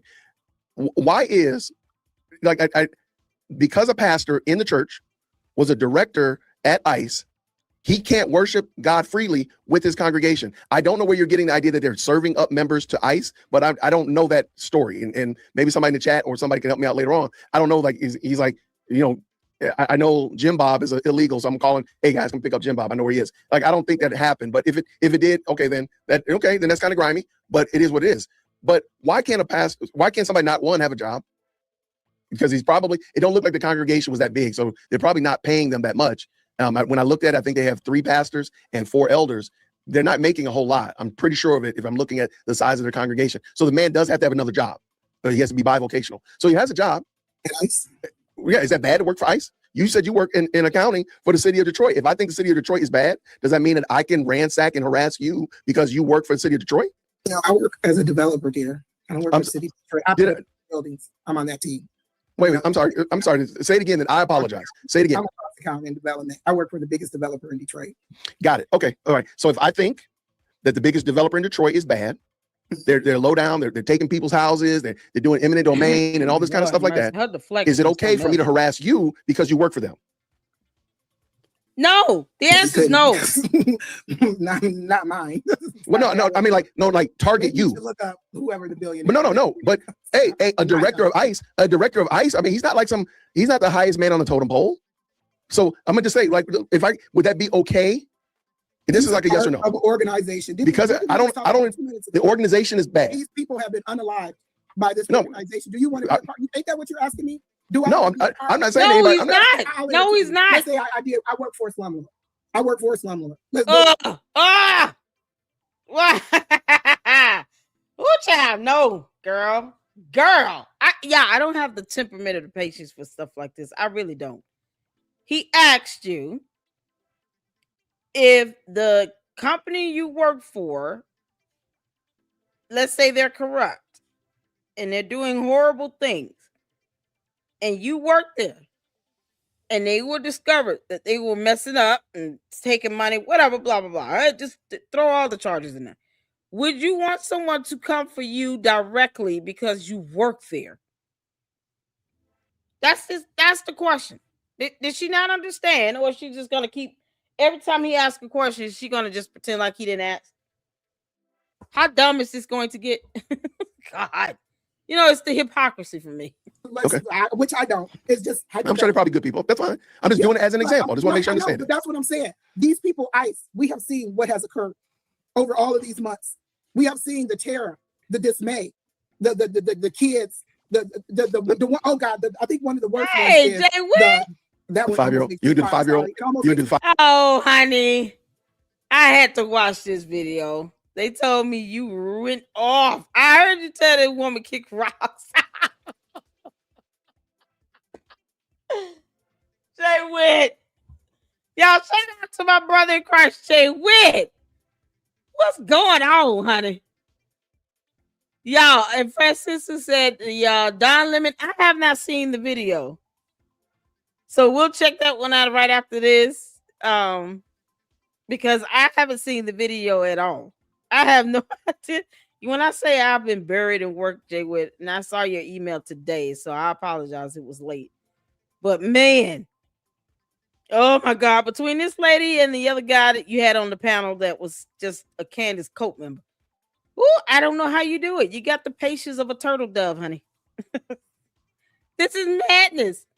She's dodging every single question. It may not be, but you're human. Listen, I told the Luxters, I said, listen, if he says kiss my ass, I know I'm gonna have to make some changes because that's rub it off on you. You got that for me. It's how you can blame it on me. Y'all, I said kick rocks because Lady Luck Club says it, and it just rubbed off. Yeah, wait. Because I told him, I said, I can't even cuss over there. Chapel. I have never, oh my God. I was like this. I understand because I just got through yelling a little bit. Because I'm like, what is she not understanding here? Why is she intentionally dodging questions and shifting around with the topic? It's hard to even follow the conversation with her because she's just switching up gears every 3 minutes. Every time you ask a question, she dodges and deflects from it and then talks about something else. It's like, girl, watch out. I don't know how you did this. Yeah, Jay Witt on the he on the vertical stream. Okay, you can click on the normal one, boy. Yeah, okay, let's get back to this. And we'll watch the because I know you said Marianne Lawrence live. We'll catch it after we finish this one up, and then we'll go over there and pull that video because I want to see it. 5-year-old. The woman that was disabled and was trying, they told her to move her car. She tried to get into her doctor's appointment. I forgot what that woman had. I don't know. I don't know why that would tear me up so bad. She was like, I think it was something bad. And she had to get into the doctor's office. And they dragged that woman. That woman is disabled. And would I be a part of something that's doing that to these people? Hell no. I will go out and sell, you know what, on the streets before I work for somebody like that. Got you. No way. Got you. And then you're going to stand in front of the church. No. Okay. No, that's I appreciate the passion. And my mother is a polio survivor, and she still drives. So every day, my cortisol levels are high because I know my mom is out. Like right now, I know my mom is out with my wife and my daughter, and I know that they're going to leave wherever they're eating right now, and she's going to go home. And my stress level is always high, and it's supposed to snow here in Atlanta tomorrow. I went and got my mom food, and I'm like, stay yourself in the house. Once you get in the house, stay in the house. So, so this is my point. So I totally understand that. I totally understand that. So I'm not saying that there have not been ups and downs as it relates to ICE, but I would, just like you just did right there, you impugned everybody that works for ICE and the pastor at City's Church. Then I would not do the same thing to you because I know you work for a slumlord. I would look at the slumlord and say, that dude right there is good for nothing, lowdown. I'm not going to go to you and harass you and harangue you because you work for him. But you keep lumping everything. If you feel, you'd be like, see, how could you work for somebody that displaces people, that does this, that does that? You know what? We can have that conversation. But we can have that conversation, sure, right here. So now, why you work for that man? But you know what I'm not going to do when you go to church? That ain't got nothing to do with you. You like, look, I'm just going to church. I'm just going to church. But no, you're a church guy. You are a church person. You have a good pastor, this and that. You have a certain viewpoint. Thank you, Miguel. Shout out to you. Yo, this is something else. That lady, she watches MS Now and CNN and just regurgitates whatever they say. She gave one specific name and that was about it. Didn't say much else. Like, I just, what I don't like is her dodging and deflecting from questions where he's asking them very specifically because he's trying to compare apples to apples here. All right, so let's take the same thing and put it in a different scenario. How would you react if it was over here? And she's like, I don't know. I'm like, wait, stop. Wait. Man, that would frustrate me too. That would frustrate me too. Plus, me personally, I just don't have the temperament. I'm gonna tell you that right now. God bless your heart, Jay Witt. Lord have mercy. Of this, where you was like, oh, I'm not gonna cross that line. I'm not gonna cross that line. That's off limits. These people, you have the director. Again, I'm glad you clarified because I couldn't remember his title. He's a director of ICE, right? And then a director of ICE. And no, it didn't look like it was a lot of people. There, I agree with you there too. It doesn't look like it was a lot of people. And so the few people he had, like I said, I stand by what I said. I'm like, I wouldn't have cared. Those people, were they attacking the church members? Did anybody physically attack the pastor? Do they have to physically attack him? Or is it, I'm just wondering, I just want to make sure I got it right. Do they have to physically attack them or them yelling in the faces of children that your parents are Yahtzees? Which one is that bad enough to yell in the faces of children? No, I watched that white man that look all scraggly, look like the Lorax. He's yelling in the faces of children. Your parents are Yahtzees. How does it feel that your parents are Yahtzees? I don't think you need to put your hands on a child to hurt a child like that. I'm saying Yahtzee because you're not supposed to say Nazi on YouTube. Okay. I'm just. So now you got me. Thank you. Now you got to send me a cash app because you just got me. You didn't tank my whole channel. You didn't tank my whole channel because of it. Thanks, friend. I just didn't understand. I don't want. No. I'm gonna read it here. I don't know. Okay, I got you. So, but he's yelling. Okay, here it is. So again, you say that it's okay to do this. This is not. This ain't God's house. This is the house of the devil. Here it is right here. This is the guy, the Kelly guy. He disrupted the service by chanting, "This ain't God's house. This is the devil. This is the house of the devil." Approached one female congregant who was with 2 young children and demanded to know in a hostile manner why she was not involved in the supportive of the takeover operation, and screamed Yahtzee in the congregant's face and asked the child, "Congregants, do you know that your parents are Yahtzees? They are going to burn in hell." So this is stating what protesters said. This is Kelly. This is that wild white guy. He was the one with the. Yeah, no, he was at Wild One. He was. I can find a video of it if we need to watch the video. But I mean, I think you know what I'm talking about. His hair was kind of long. Yeah, I mean, he's the only white guy that got arrested. Yeah, I think I know what you're talking about. Mm-hmm. So, okay, so my question then again is that appropriate? Again, why can't the people not go to church, worship God, and then we'll go back outside on the street and we'll duke it out on the street? Like, why is the church not okay for them to say, you know what, this is the time for them to gather? Maybe they'll hear God's word and feel convicted. Maybe the people that are immigrants, that are illegal immigrants, will feel convicted and say, you know what, I need to leave. Whatever. But why is it not okay for them to just go to church? I just want to know that. It is okay for them to go to church. And so you're saying Don Lemon and all the rest of the people at the top of the page there. And I forgot. Oh my God, what is the other journalist name? The black lady. She's not a journalist. She's a lawyer. Lawyer. Armstrong. Yes, I'm sorry. Thank you. Yes. Her last name's Armstrong. She's a lawyer. Yeah. So it's yours. So this context that's being said is that they assembled this mob. Lennon, the people at the top of the page there, everyone listed. They assembled the mob, stormed the church. Is what you're saying? Mm-hmm. And they made these people gathered up these people to go yell these things at these kids and parents and whatnot. Yeah. So it's not just me saying it. Let me just go ahead. Let's let them say it, and then we can see if you feel like this is the right behavior. If somebody disagrees with where you work, the ideology and the philosophy of your employer. Okay. That's what we came to do. Get your house in order. That part. Don't pretend to be a church while harboring evil. It's unacceptable. And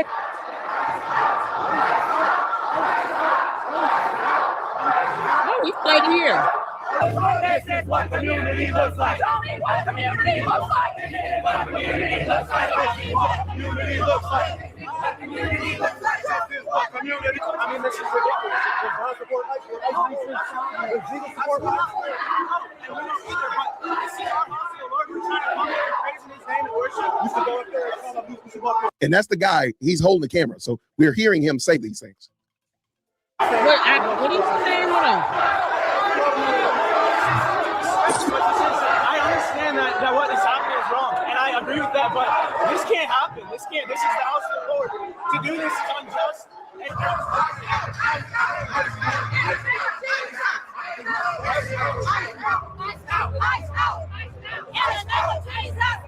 Okay, so am I missing something? No, I don't think I'm missing anything in it because if you saw my comment, it's directed at the pastor. Yeah. Okay. Ice out. Ice out. Ice out. Ice out. Ice out. Ice out. Baby should out. Baby should out now. Baby should out now. Baby should out now. Baby should out. What happened to him?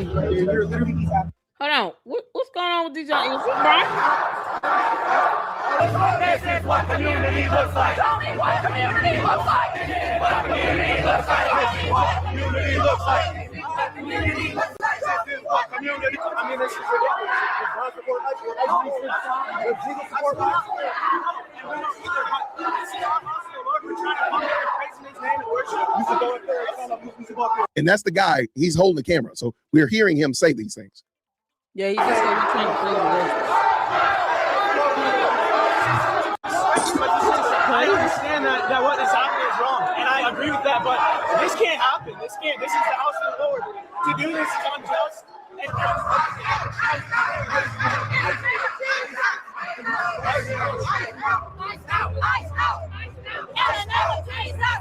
Okay, so am I missing something?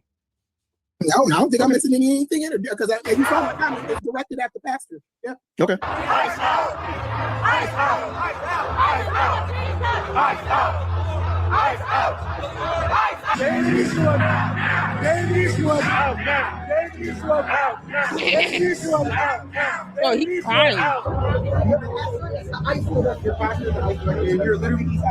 Who was the young man in the brown jacket that was crying? Is he the pastor?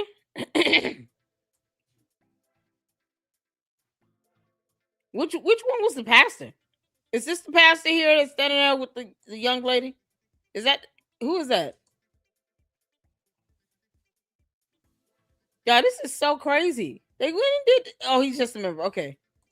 Who was the pastor? Y'all let me know what the pastor was wearing. That's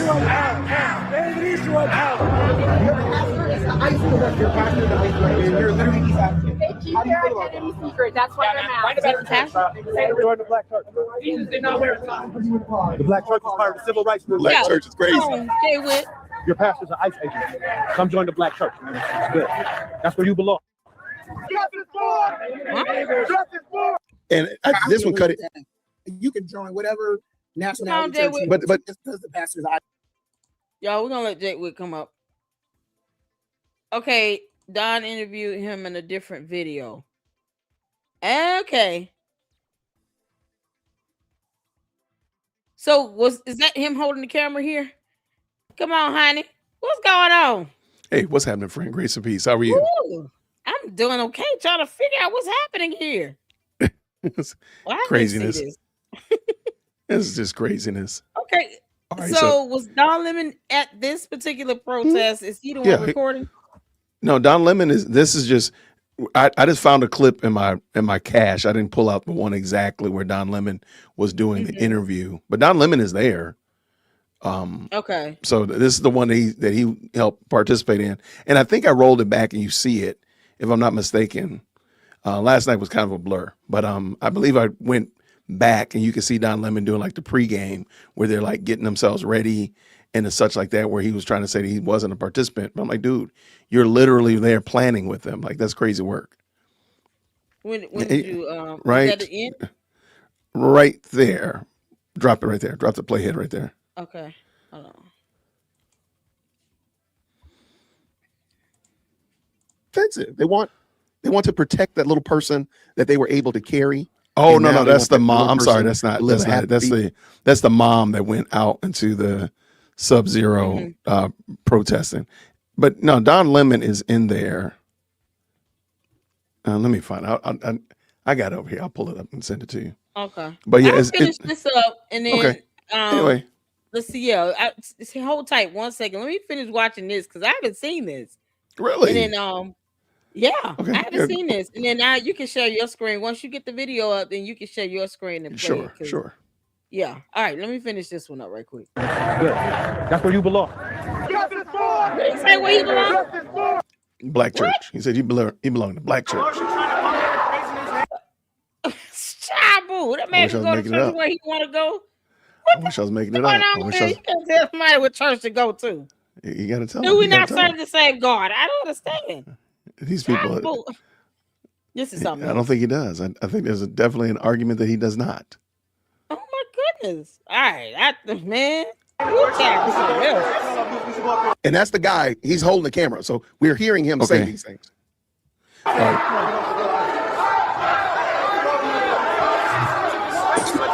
I understand that what is happening is wrong, and I agree with that. But this can't happen. This can't. This is the house of the Lord. To do this is unjust.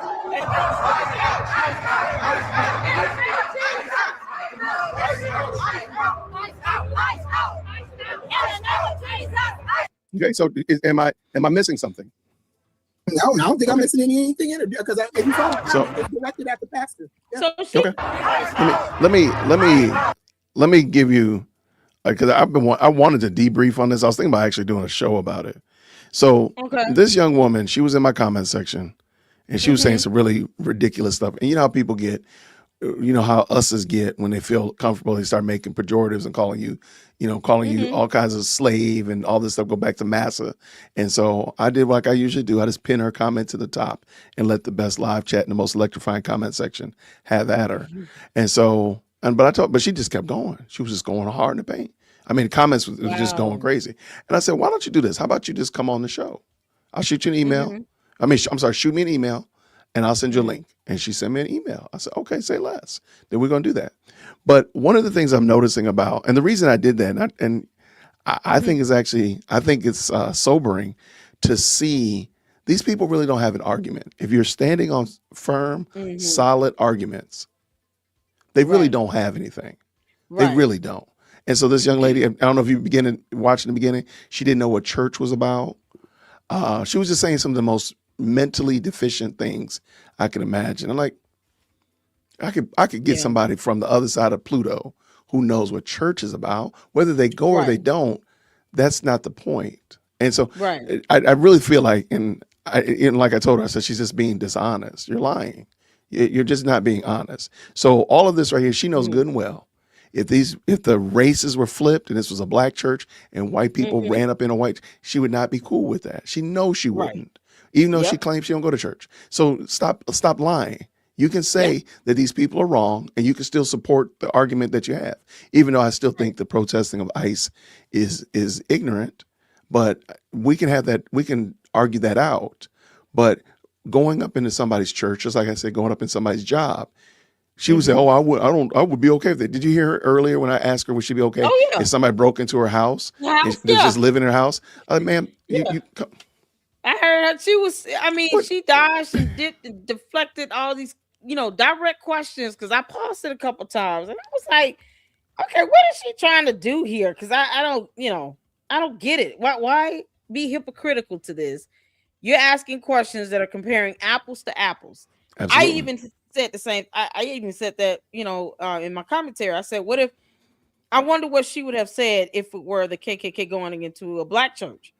She would have and doing the same thing. She would have been upset. She would have been, oh, they need to go to jail. But see, what she wasn't considering was what the law states and how the court will view this from a legal perspective. And at the end of the day, you don't want the law to be biased. You don't want the law to see color. You want the law to be applicable across the board. Just as much it would be disturbing as the cake to go into a black church to do this. It should be just as equally disturbing with them doing this in this church, because we have laws in place for a reason, and this is private property. Churches are established as private property. This is not a government building you're in or a public library. This is a church, so they don't have to permit you to protest in the church. That's not a legal right to protest on private property. It's protected on public property, but not private. With private property, you need permission. Absolutely. And it comes down to other factors as well. And that's the first thing we did. We pulled up the law. I even Googled, is it illegal to protest in a church? And dropped up the links early up in the chat for people to read as resources. That way we have a baseline to help, and I said to the Luxes, this is to help you all understand my point on this. And now someone who's a Christian and grew up in church, I don't want to go to church and be face head on with a protest. I just don't. That's not why I go to church. I go to church to be ministered to hear the word of God, to fellowship with other believers in the church. I don't go to church to have to be confronted by a protest and then to have that disruption, because you never know who's there to get whatever they need spiritual, to help edify them, to replenish them. You're disrupting that flow, and you never know what someone might be in there. You could have disrupted someone to keep them from becoming, a Christian, from receiving salvation. I mean, who knows what was disrupted because of that? And I agree 100%. At the end of the day, it's about your relationship with God. That comes first. That's primary. Your protest can be done outside of public property after church service. But no argument for me. Yeah, it's like, why override what's supposed to be happening in the house of God? It's a place where we're supposed to still have some level of reverence and respect for. And it just seems to get lost in translation. And we wouldn't like it if anybody came into an all black, predominantly black church, seeing that she was a black woman, and then they go in and protest, and then they're the Klan or something like that. She wouldn't have liked that at all. So, oh no, it's the hypocrisy for me, honey. I don't know. That is. No, go ahead and finish it up. Go ahead and finish. Yeah, let's finish this out. Did you want to see the one with Don Lemon or no?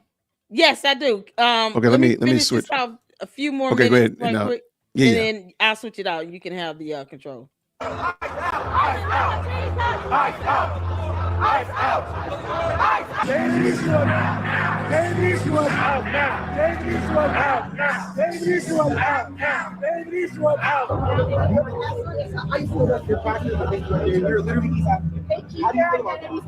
what they're now. Find a better church, bro. Join the black church. Jesus did not wear a tie. The black church is part of the civil rights movement. Black church is crazy. Your pastor's an ICE agent. Come join the black church. Good. Wow. That's where you belong. Justice for. Justice for.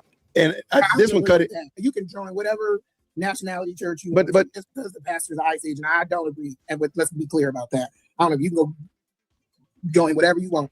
Okay, Jason, you Jay, what you want to Okay. take controls? Yeah. Let me just share this real quick, and then. All right. So this is the Yeah. video I did when I was looking at Legal Mindset, great content creator who discussed this topic. And this is just a clip of it. It's not the full thing, of course. But Yeah.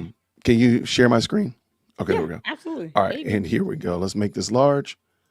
And of course, everybody, y'all know, green hearts in the chat when you can hear. We don't know who Don Lemon is, the defendant in this case, as we present it. He is a former newscaster. He worked at CNN and NBC, but he was fired by CNN in 2023. He led a group of anti-ICE protesters into an active church worship service on Martin Luther King Day. This is an operation that is a secret. This is Operation Pull Up, more of a clandestine operation. We show up somewhere. They don't expect us to come there, and then we disrupt business as usual. Disrupting the worship service, traumatizing elderly children and all the parishioners there in the name of this anti-ICE protest. So let's look into the plaintiff. The plaintiff is harmed. Okay, let me see. Where is the clip of him talking to the pastor? Because I know you were asking who is the pastor. I know that guy. I didn't have it. Oh, come on, it's Jason. wild that they would say that in the video, and they know that's going to be used against them. Like, why would you say Oh, that? here it is right here. Okay. It's because there is that First Amendment defense that these defendants have. And believe me, they're going to defend this case and fight it the whole way. Romani adding he believes a federal judge deciding not to charge independent journalists. So that was the pastor. That's the pastor right there. That's the pastor. Okay. Yeah, that's it. Okay. And Don Lemon, who was at the church to live stream the event, could be an indication of how this case is handled in court. The judge ruling Lemon's presence was constitutionally protected as a reporter. If you can't clear the initial hurdle of probable cause, getting beyond a reasonable doubt unanimously with 12 out of 12 jurors, that's going to be a tough hill for the DOJ to climb. Now, a federal judge. Okay, so that was it. I just want to make sure you saw that. I don't want to take. Yeah, this is but yeah, that was it. So I thought it was interesting because the woman, of course, clearly, and you can take back the screen. Okay. The woman clearly was just using speaking points, as I said in your comment section. She was just using speaking points and platitudes, no evidence, nothing of concrete. And of course, everything was duck and cover, deflect, run in a different direction. And I'm like we're playing pinball. Like, I want to ask you about a specific instance. Would you be okay with that? And again, as I said before, she was just being really dishonest. You would be okay with somebody breaking into your house and staying in your house? She's like, well, what are they contributing? Nothing. Well, yeah, I'd be okay with that. Ma'am, get out of here. Guy, You lying. You lying and the truth ain't in you. Stop it. Exactly. Just let it go. Exactly. That was something else. I was like, I've never seen Jay with go in on this. I wish you would. No. You good. I wish you did that same thing to the other dude you had on your panel that was talking about Candace. So okay, which is a good point. So, and maybe I'll just do maybe I'll take those videos apart because Paul, and for the most part, Peter, I'm sorry, his name's Peter. Peter, for the most part, was just ill-informed and didn't know anything. When you pushed on him, he didn't push back. He's like, oh, I don't know that. And that's when I said, like, well, can you at least do your homework before you come over here, and so on and so forth. I hate to say it like this, but he was aware of the fact that he didn't know anything. Right. When I asked him about the planes, when I asked him about various and sundry, he didn't know. I could have made up something he wouldn't have known, right? So at least he was humble in that regard. Sanai, on the other hand, she was not only loud but wrong. She wasn't just wrong; she was loud and wrong. And she was willing to just crash out, hence why I crashed out with her. Like, oh, we're going to crash out together. Get your helmet on. Put on your seatbelt. We're going to crash out together. But I think it's primarily the fact that Peter at least was willing to admit, like, I don't know something. She was just making up stuff. Like, would you be okay with somebody breaking into your house? Yeah. Like, yeah, no, you would not be okay with it. I don't know what church is about. Come on. You don't know what church is. Come on. I mean, literally, there's a church on every corner in Detroit. Shut up. Like that's just dumb. So hence the only reason. But again, I thought Peter was more genuine than her. I mean, and even with Peter, he was just like willfully ignorant. Still, he could have chose to read and research. Right. You know, he could have done that. Absolutely. You know, and I mean, she was just her deflection and hypocrisy was what got it for me. It was like, lady, you just making me mad, and I don't even want to. I don't know how you kept her up there more than 5 minutes. I'm gonna be honest. I would have pulled her out my platform. I ain't no more. Well, okay. When I put her in the back, I actually was thinking about just going ahead and dropping her, but I really wanted people to see that. Okay, because first of all, I was like, okay, Jason, you don't went too far. Jason, you got to repair this, bro. So that was me telling myself, like, bro, you got to fix this. So that being the case, I said that I at least need to bring her back on and end it in a civil manner. That was my only thing. And we just went longer. And again, I wanted, I just wanted people to be able to see and say, oh, I can actually push back on these really silly things. Yeah. Again, like, and you don't have to be an expert, as I always tell people. If you don't know the answer, then ask the questions, and just be able to say, okay, let me ask questions about why is it okay for Don Lemon to roll up in a church, but if somebody wearing a sheet and a pointy hat, if they did it, you'd have a problem with it. Why is that? Why is there a difference? Okay, so then now we got a problem. Or asking about the sovereignty of your home. And you being able to have your home intact, but not having somebody come in. Why can the country not do that? Like you're not being honest. So that was the only reason. That was the only reason she stayed that long. And I'll be honest, that was it. But so. I said, man, I was when they told me you reached out. I was like, oh, I said that is new to me. But it was completely, it was justified. I mean, it's one thing for us to sit and do commentary on videos, but I think, part of that independent journalism and just in the spirit of reporting and debate, you got to be able to engage. And I think what your reaction was natural. I would have been worse. So you still can. You got the patience of a turtle dove. There's nowhere in the world. Well, I mean, I don't know if you plan on watching. A chance to come back. I was gonna. Go ahead. I said, I don't know if you plan on watching the whole thing, but I watch Corey Minor comes on and we have a conversation about it. Because Corey's like, bro, I ain't never seen you do that before. And me and Corey have talked on the phone a lot. Talking about is that biblical? What's his name? Biblical Smart Christian Channel. Smart Christian Channel. Yes. So he comes on later. He's like, bro, he's texting me like, man, if you don't send me that link, he's like, I don't know what I just saw, but I need you to send me that link. So I sent it. So he comes on later on and we have a good conversation. But again, and I might do this more often. I might challenge you, Lady Luck. Maybe have somebody on there that you disagree with and have a conversation with them and just see, like, you know what? I really all you gotta do is just give them time to talk and let them dig their own hole. Every time I invite somebody to come up when I'm talking about Umar and they didn't agree, I was like, here's the link. Come on up. Put your camera on and introduce yourself backstage, and then you want to cut your camera back off. That's cool, but come on up. They wouldn't do it. I did that at least 2 or 3 times. We're still waiting on James Miller to come through. James Miller. I don't think I know him. He's a troll. Well, no. I mean, just and maybe you need to talk. Maybe it'd be another topic. Maybe again, just invite somebody that you disagree with, and it wasn't that bad. I mean, it wasn't bad. And maybe plan it out ahead of time. Like, hey, this is what we're gonna talk about. You can shoot me an email. We can plan it out ahead of time. Like with Peter, we went back and forth in email for a good little minute before we nailed everything down. Because I told him exactly what I wanted to talk about. I'm not talking about Israel. That's not. I don't care. Right. I really don't. Right. I got a patch of grass in my front yard that I got to deal with. Deal with that.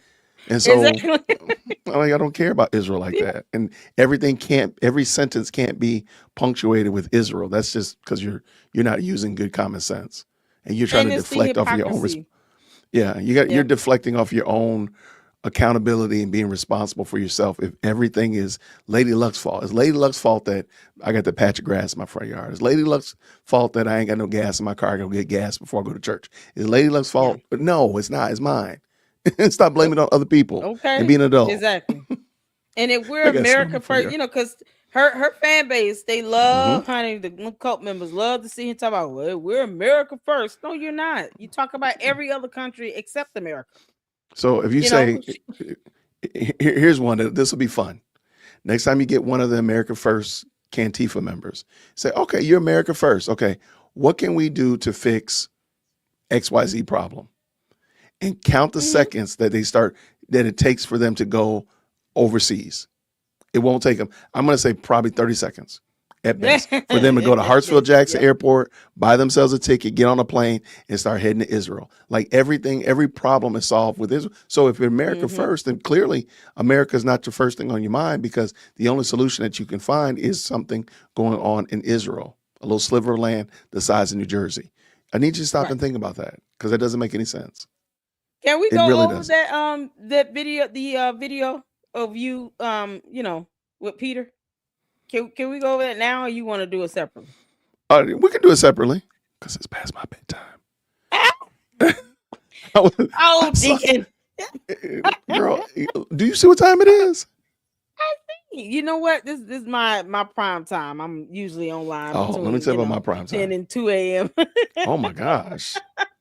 Can we? Oh, okay, you got time tomorrow? Because I really want to. Oh, it's so good. I was like yelling at the phone. Oh my God, you can't believe that. I was yelling at the phone, man. I said, "Get him, Jay Wick, get him." It hit me up on text message. I should be back home by 6 tomorrow evening. Yes. We can talk about Peter. Yeah. Tomorrow, y'all at 6 p.m. We're gonna collab with Jay Wick. Talk about She didn't already. What did I say? Didn't I say hit me up on the email first, text message first? This girl done already planned it. She done already baked the cake and got the balloons made and everything. Girl, I just said text me. Yeah, he spoils me so much. Yay! Y'all be back at 6 tomorrow. I'm gonna set up the live stream. See, thank you, Deacon. 1,000% why we can't have nice things. That's why we can't have nice things. Why can't we have nice things? Because of this. That's why we can't have nice things. Yeah, Jay Wick spoils me so much. I just appreciate it. He just kind of like, yeah, go ahead, lady. Plotting and planning. That's what she's doing. Plotting and planning. It's so good. It was like, oh, this is the type of video you want to do a good breakdown on, because it goes to show you how the effect of this crap that Candace is pushing out has on others, the actual influence in real time, where they're repeating her talking points. It's apples to apples. They don't even try to research and read in between. He didn't even read the indictment. Like, it's like, dude, you're literally copying her entire mindset. You're choosing to not read or be informed, and you're repeating the things that she says, and then everything's so suspicious. Well, you know, maybe your entire life is suspicious, but at some point, you gotta agree to some concrete fact or evidence here. We can't live our lives on theories alone. Okay. So in order for something to be normal, it has to be something that's repeatable. Like, we know what normal wear and tear on a 2017 Chevy Escalade, a Chevy Yukon is like, because there's multiple of those cars and they can see like the wear and tear on those tires after so many thousands of miles. That's a normal experience, right? We also know what the normal experience of a 7-year-old drinking apple juice every day, what happens to their teeth. We can see that because we got 7-year-olds. We got quite a few of them here in the world, right? So we can see that on a regular basis. How many, I asked this question the other day, how many women have had the dubious, dreadful, morbid honor of watching their husband get assassinated on screen in front of everybody in the world? How many women have that experience? Sad to say. I'm sad to say. So if I've had anybody else with that. What is the normal response then? I mean, you the can't. normal response. You can't put that into words. You can't come up with a normal response. Would be different, exactly. There we go. Because we don't have anything. There's nothing. What's the baseline? What's the baseline behavior? We don't know, because there's never been this situation before. So for Candace to impugn that this is weird, or like Peter kept saying, this is odd or this is suspicious. Well, what makes it weird? What makes it odd or suspicious? There isn't a standard. I mean, and I even joked about it. I said, was she supposed to do the black funeral cry? Falling all out on the ground? Was she supposed to do that? Was she supposed to do the stoic woman? Which one was she supposed to do? And it seems like if she did one or the other, people would have been mad either way she did it. Now, am I saying that everything that Erika Kirk has done that I approve of? Absolutely not. But you know what, though? I am in no position to tell a woman how does she, or man, how they should respond in the event of what we saw right here. There's just no way I'm going to do that. So therefore, because I'm not going to do that, guess what I'm not going to do? I'm not going to say that she's weird. Peter was really hung up on the fact that Erika stayed on the tarmac allegedly for an hour before she got off the plane. Child, he better be glad that she was able to get out and walk. They would have had to carry me. Right. It didn't make any sense. Somebody blacks out and they have to be carried in. I mean, you don't control human emotions. That's what Candace doesn't care about. She thinks she can control people's human emotions and bends them to what she would do. No. That is correct. Because everything is always based upon her understanding. And I said, well, you do understand there's not a standard. There's not, again, if we're talking about wear and tear on tires, we're talking about kids that eat ice cream after dinner, if we talk about whatever, we have some metrics that we can say, oh, this is the baseline response to the baseline. We don't have that. So we can't say that this is a normal behavior. We can't. Right. Exactly. We just can't do that. So and that's where they get lost. And they do, and she what she doesn't think about is, the fact that the grieving is not just over the loss of a husband. She's also grieving on behalf of her children over the loss of their father.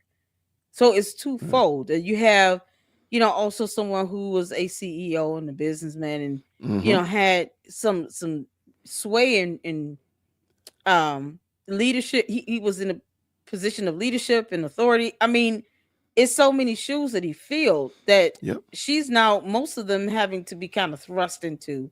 And you got all of this hitting you at one time. It's about as bad as Candace sitting here saying, "Oh, people wearing, maroon shirts has got to be guilty of pulling triggers." It's like, what do you mean? You got on a maroon shirt, now you a murderer. You're like, are you kidding me? It's so absurd how extreme she is with this nonsense. It's buffoon. And I'll talk about this tomorrow when we do our show. If we do it at 6:00, make sure you email me. Okay. Shoot me up an email. But anyway, one of the things I noticed is Candace loves to uses talking points a lot more than people realize. A lot of what she says is just talking points. And what I mean by talking points is just like simple, kind of like I call it memeology. It's just like using terms, but never really defining it and definitely never digging in any deeper. A good example is people would say, God won't give you more than you can bear, as if that's like a mic drop moment. And that's just a statement. There's no evidence. Like, well, explain what you mean by that, because I can actually tell you that the opposite is true. But she does that all the time. She does a lot of platitudes. And one of the things that her audience has gotten very, very comfortable in is moving and operating in platitudes and speaking points that they've never developed and never thought about. And so when you push back on something like, hey, why can't you just be gracious to a person and not set a timer and say, well, they have to behave a certain way? Like, why can't you not just give them the grace and say, okay.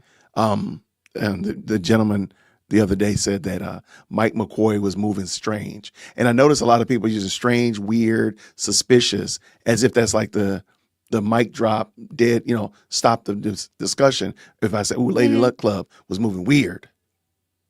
What makes it weird? Like, what does that define? What makes that weird? What does that mean? Exactly. So they've become very comfortable using platitudes and these statements that really don't have any bearing anywhere. Because when you drill down to it and say, well, what made it strange? Well, Mike McCoy walked straight away. Okay. And what does that mean? Exactly. Okay. Now bring me to the place that he was complicit in murdering Charlie Kirk. Right. Exactly. How does this have to do anything with criminality here? Right. And I said, because think about it. If he was aware that Charlie Kirk was going to be killed, why would he need to be there to do it? Wouldn't he be in the office getting ready to pick out his own furniture and get ready to paint the walls? Because, Charlie Kirk is about to kill. Why would he be there in a position where he could possibly be injured if he knew about it? Like, why would he do that? Like, what? Like, make that make sense. I'll listen. Exactly. And I there we always go. flip it when I see the comments. I flip it right back and say, okay, well, then I believe that Candace and George Farmer has something to do with, Charlie Kirk's death. We can all go there. I can list a laundry list of reasons as to why. I literally said that earlier in my previous live. I was like, yeah, I do believe that she had a hand in it. And then until she dropped some alibis and evidence to prove me wrong, Prove me wrong. we can all make these assumptions here. I mean, is it justified? No, might not be, but it's the aspect of this is exactly what she's doing, and it's not until it hits them directly or they're impacted directly does certain things resonate. Sometimes it's just if we can't be empathetic and put ourselves in someone else's shoes, then it's like she's very cold and callous and calculated from this because she doesn't have to tell her 4 kids, your dad's never coming home again. That's correct. She doesn't have to tell that to her children. And hopefully she doesn't have to do that. I don't wish that because I want them to have both parents, but she doesn't have to tell her 4 children that. Erika Kirk has to tell her 2 kids that though. Absolutely. And let me also point out, it's not because Candace likes to use the grieving widow defense as if somebody's using that as a defense. No, it's not a grieving widow. It's the fact that you are impugning a widow with no evidence. Exactly. You're impugning. It's not saying, well, oh, you can't attack Lady Luck Club because of XYZ ABC. No, I'm just making something up. Right. Like you have no evidence for that. So the reason why Mike McCoy, the reason why Erika Kirk and all these other people are getting drugged through social media is because of your allegations that you made that have had no bearing. So we have to be honest and say, no, it's not, it's not the grieving widow, because she likes to use that because she wants to poo-poo that away. But no, it's not that. It's the fact that you are accusing somebody with no evidence at all. You're accusing somebody with no proof. You're just literally dragging her. We're going to do a 2-part series on Erika Kirk so you know the background. Man, maybe we should look into your background. Exactly. That's what I said. Maybe we need to pull the curtain from behind your own background. And this is the very last thing, and I'm gonna shut this off. One of the things I've noticed about Candace is that when she's pushed back on when she reaches resistance in something about her background or whatever like that, let's use Mitch Snow as an example. Instead of going in and actually addressing the issues, she'll slander Gary, call Gary, this obscure YouTuber, and never really address what came out and say that, oh, he's got baby mama drama just like everybody else got baby mama drama. I don't got baby mama drama. Okay, but, look, no one wants that. Right. But she doesn't address actually what came out of it. She doesn't address the issues and the problems with what he said. So she doesn't address those. So and she'll just try to let it sit. That's why you don't hear anything about Mitch Snow or Fort Hakachua or even Plains. You don't hear anything about the Plains anymore, or even Delaware. All that stuff was just really to keep you coming back next week. Stay tuned for the next episode. That's all that was. So it's filler fluff. It's filler fluff. So I said that earlier. I was like, as long as she's sitting here going on, the edge, and her whole reasoning for trying to say, oh, we can't question a grieving widow. How dare they? No, that's her way of trying to remove the humanity aspect from the equation. Yeah. Because she doesn't want the feeling and the emotion and the empathy involved in it. She wants to be cold and calculated about it just so she could try to say, well, I'm just trying to be, more factually based, or I'm just trying to come from a realistic stance. And that's not how reality works either. Reality is you don't control another human's emotions. You don't control another human being. She has to grieve the way she does, and the moves that she makes, her decisions in this. She just hopped into this role of having to be the CEO 4 months ago under the most unusual circumstances. It's traumatizing. Candace never wanted to give her grace. She wanted to always implicate, Erika in this. Oh, that was from day one. She just kind of eased herself up into it, and then the more of the filler fluff she threw out there, the less emotionally detached she tried to pull her audience from it, so that when she did go for Erika Kirk, then they're already anger and smelling blood here. They don't really care about her just being a human being. They don't care about the empathy. They don't care about how the kids are being affected. They don't care about any of that. They're out for blood. Yeah. And it's just savage the way she's moving and the way she's now full-blown accusing her of being involved with no factual evidence. But at the end of the day, I always remind the LLC, none of that nonsense Candace Owens is doing is going to fly in the court of law. No judge will care about how she feels. They don't care she exists unless she's a suspect. Yeah, and that's the part I don't think people are really, and I think I even asked, I think I might have mentioned to Peter, I know I've said it on my channel, that none of this is going to matter. Like, she's not an investigator. So even if she comes up with the most harrowing story, it will matter none. Because a lot of the information she's got from shady sources, it'll get destroyed by a prosecutor or a defense attorney. It'll get eviscerated. I mean, a lot of it, I would go on a limb and say I could take apart a lot of her stuff, but I'm not even a lawyer. And I have. Right? I have taken some apart. Right. I'm a former second grade teacher. I can take apart some of her arguments. Absolutely. So, but yeah, just to that, I think you're right on the button, and we'll talk about it tomorrow at 6:00 ish. Yay! Maybe. Okay, I see you. I'm gonna see your email. Come on, Deacon. This gonna be fun. Oh, man. Y'all, shout out to Jay Witt. I love shout out, man, y'all. Y'all, thank y'all so much. Shout out to the most yellow. Do y'all do the yellow hearts? What do y'all do? I just have them drop a number down here, but y'all drop some y'all, purple hearts and red hearts. Get some hearts. Well, what's your color? Don't you have a color? What's your color? Typically, I just do numbers. I just tell them to drop red hearts, if anything. Red. Hey, go it's fine. Get some color in there. Get some color in there.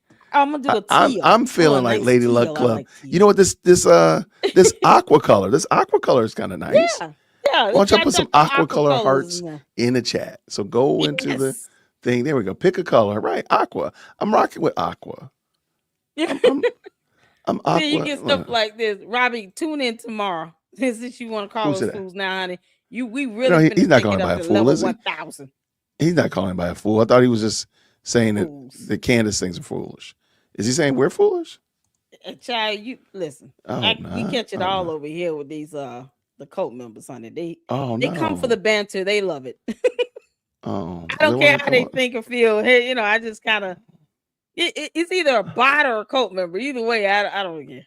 And they'd be all right. They come back. They still come back though. They pout about it and then they come back. It is. Weird. Oh, okay. All right. Cool. All right. I thought he was saying it about other people. I hope he's saying it about. I don't want you to do that, Robbie. I don't want that to happen to you, Robbie. Y'all. I don't want that. Come back tomorrow, Robbie. If you think some fools now, you'll get some more tomorrow. Yeah, when I'm well rested, man, I'll be extra foolish. Matter of fact, I mean, if Robbie wants to, man, Robbie, we can we'll drop you a link or something. Jay Witter get you straight. Jay Witter get you straight, Robbie. Okay. Just give me like 3 minutes to go give me something to drink, and then we can do that. We can do that. I'll as much as I just said, I gotta go to bed. I told you hanging out here with me is fun. What you talking about? You gotta go to bed. What time you gotta get up in the morning, Deacon? What time you gotta get up in the morning? I gotta be at church at 9:00. Ooh, child. That's a work day. I know, and then I gotta go to baby girl's play. Jay Witt is not a journalist. That's true. I'm not a journalist. I think I've said that ad nauseum. I'm a retired school teacher. Thank you for paying attention. I appreciate it. If anybody, I don't know if somebody was saying that or you're just clarifying for somebody. I'm not a journalist. I'm a former school teacher. Oh, I don't know. I didn't even. Y'all come in tomorrow. Honey. We already. Jay, we'll do it tomorrow because we got to go over this Peter thing, honey. That's something else. And Peter, if you're listening, you're always welcome to come over and engage in this conversation. And bring a friend. That way you don't feel like you're being tag teamed on. Okay. No, I don't mind. Send you his I'm email. here for it. I am here for it. Oh man, that's gonna be epic, y'all. Yeah, y'all shout out to Jay Witt. I appreciate it. I'm just reading your comment section. I know, right? In the comments section. The comments be getting 10:30. We're gonna hang out LLC for more laughs and giggles. Oh, we've been at it all day. We did a 4-hour live earlier. Really? What I'm you talking operating about? on Goose Juice. Was trying to catch up on the episodes because I wasn't able to go live all week. So catching up on that and Milk Bar videos, and then still have 2 or 3 more Milk Bar shorts, I think. And then her episode from Friday. to go over because I haven't been able to check it out. So we're gonna go over that. It's gonna be Okay. something else, honey. It's gonna be something else. So tomorrow, I mean, whatever else you wanna discuss, Okay. but I definitely want to go with that Peter one with you. That's something else. Okay. I got you. Hold on. I'm gonna drop you a message in the private. Okay. I appreciate you tuning in Okay. and listen. Hey, no friend. The lady, did she reach back out to you after No, did we she reach out to you? I mean, she has my email, but I'm fine with it. She was in the comment section talking with people though, but that's fine. I got no problem with that. Oh, okay. All right, I just dropped you a message in there, something that I just want to remind myself about. Oh, okay. Okay. So just All be right. aware Thank of you for that. your heads up on that. No Yeah. problem. Good job. I The spent a last lot of thing I time need cleaning is that a out. Oh God. And it sucks too, because then it ends up with yeah. Oh God. All right. I appreciate that one. Hey, no problem, Good friend. No looking problem out. at all. All right. All now. right, I'm gonna catch you real Go get soon. you I will some see sleep. you tomorrow. Yes. Yes. It's a definite yes, y'all. Don't let him For fool sure. y'all. It's a definite yes. All right. I'll catch you Be in a minute. Be good. good, friend. Bye. Now. Okay. Bye. Y'all, shout out to Wit. Oh man. Y'all, let's get started on these videos. We got let's see here, because I was gonna, since we finished that up with him. That was something else, y'all. Jay Witt went in. I ain't mad at you. Not mad at you, y'all. We still have these milk bar shorts. I wanted to go over the body language guy video. And then, of course, her episode from Friday. So y'all let me know if y'all still want to hang out here with me. We're going into 2 hours. Make sure you guys are hitting that like button, by the way. Shout out to Jay Witt. That was awesome. I enjoy him being able to come over and to give some insightful words of wisdom and giving us his perspective on that interview he did with the young lady. And yeah, I guess we can at some point start, dropping the link. I go live so late that I don't like to, disturb you all, but yeah, we'll be able to like get back to giving you guys some time to come up and give your commentary, your thoughts and stuff. That'd be awesome. We're gonna have to start making time for that. So if you guys want to hang out with me, feel free to hang out with me. I want to get to these. These are some YouTube shorts that he has. Then the body language guys finally calling Candace Owens and saying there's something else. And then we got her episode. So let's get going on this. I'm gonna let them play back to back to back. Make sure you guys check out Milk Bar TV, the body language guy, and of course with Candace. It is what it is. All right, put a 1 in the chat when you guys can see and hear. Let's get to it. Very quickly comment, because people were pinging me on this, about Kanye taking out a full page in the Wall Street Journal to apologize. Kanye's apology. I just want to broadly say this, because this comes up all the time. There's always this, Candace, Ye. I love Ye. He's like a brother to me. I am never going to turn my back on Ye. I'm here for the Ye of all seasons. He and I agree on many things, disagree on many things at all times. If he wants to apologize to people that he specifically has hurt, he is welcome to do that. And of course, for people that are now trying to construe this and attach and put Candace, this has nothing to do with my viewpoints whatsoever on Israel, people who mass murder children.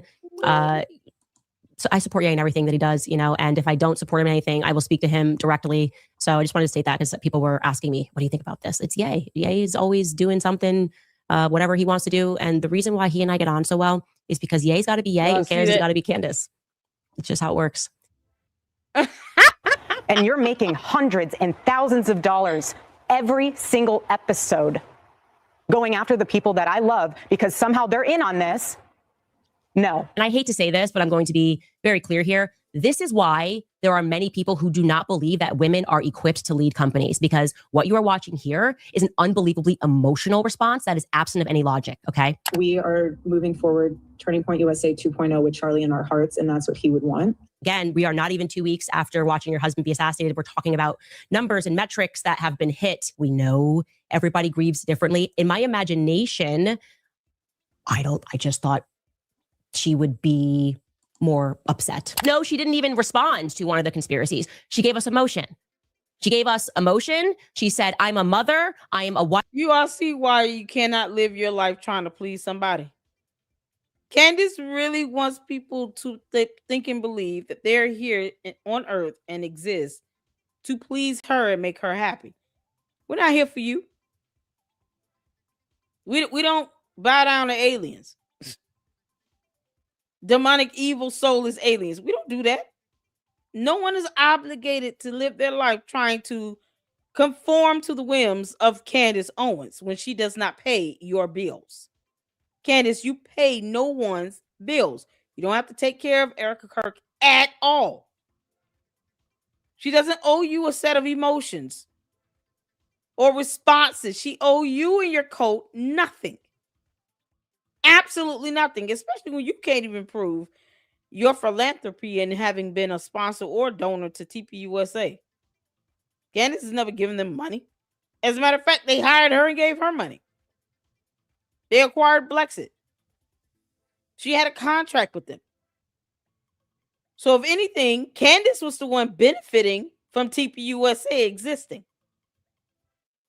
See, she's never going to phrase it like that to her audience. She's never going to say, you all, yes, it's true. I had a contract and they were giving me X amount of dollars per month as a consultant.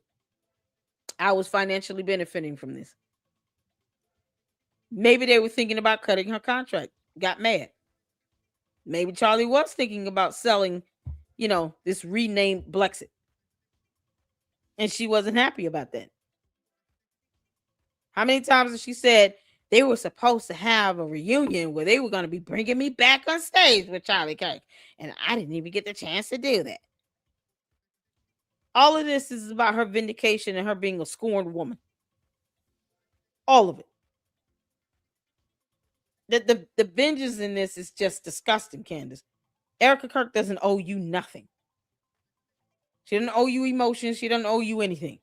And we never asked about whether she was mother or wife. We want to know if she is a CEO and a chairman. And a CEO and a chairman has to compartmentalize. Hey, imagine you're the employee and you're like, okay, well, this is his wife saying this. So am I weird? I would be pretty weird if I needed to take time off and his wife is saying she's full steam ahead. Honestly, Turning Point USA and Turning Point Action, full steam ahead, you guys. We have what Charlie would want us to. Shout out to Melinda for the $5 memberships she just got. Thank you. Gifted 5 memberships. Appreciate it. Y'all shout out to Uncle Mo TV. Thank you all so much. Can I get one of the moms to drop his YouTube channel link in the chat? You guys go check out Uncle Mo TV and show him some love on his channel. And make sure you guys are hitting that like button here and subscribe to the Lady Luck Club as well as my second channel, Lady Luck Club with Sweet Tea. All right. Thank you so much. You're absolutely amazing, you guys. Make sure you thank Melinda for those 5 memberships. Thank you so much for the support. I appreciate it. Shout out to you. Shout out to you. All right, y'all, let's get back to it. Get back to work, and that's what we're doing. Well, now you're going to have to prove that you have the ability to be a CEO and a chairman and not just a wife who we expect emotion from. And you're rightful in that capacity. You are rightful to have emotion. You are rightful to be the aggrieved widow, but you don't get to just be widowed into the position of chairman and CEO. People who did not know Charlie could not stop crying and were sending me emails, who've never met Charlie, who didn't even know what Turning Point USA was because they watched his assassination, could not stop crying and pull themselves together. That is not the emotion that we're getting there. Like I said, the entire call is upbeat. Go find your commentator who's going to tell you everybody grieves differently. Nope, that is less than 2 weeks after Charlie was publicly assassinated. That doesn't feel right to me. That will now the widow has spoken. We're not dealing with the widow. We want the CEO and the chairman of Turning Point USA to answer. Okay, if you can't compartmentalize, then I don't see how you're going to be able to lead this organization in the future. The now fired employees are telling me no, it was quite the opposite. She was in the office every day with Stacey Sheridan, running around with Stacey Sheridan, taking phone calls with Stacey Sheridan. That's like the head of the fundraising for Turning Point USA. So what I had imagined in my head was happening simply was not so. I'm sorry, but that whole thing right there is frustrating. Something is not right. Her Jolly Valley girl tone, excited to be discussing business numbers and goals, is super cringe and weird. This is beyond grieving differently behavior. We all have common human instinct to sense these things. And that I agree with you that they're trying to pervert. Like there is no commonality. And I'm going to say that as a rule, it takes longer than less than 2 weeks to get out of bed, to do the thing. I don't know. Charlie Kirk, my friend, is dead. First, this is fantastic that Preborn is doing this. To remind you guys about Pure Talk. Also remind you guys about American Financing. Also remind you guys about GNO Land. Also telling you guys about Just Thrive. Like, what am I doing wrong here that I have to go away? You're a hypocrite. That's what you're doing wrong, Candace. You're literally making mad money off of Charlie Kirk's death. You're weaponizing death and then monetizing it. And you're a hypocrite. And you're trying to tell his wife that he chose over your ass. That she cannot grieve at all unless she's doing it a certain way to appease you and your cult. You realize Erika Kirk didn't even say your name for at least 3 months.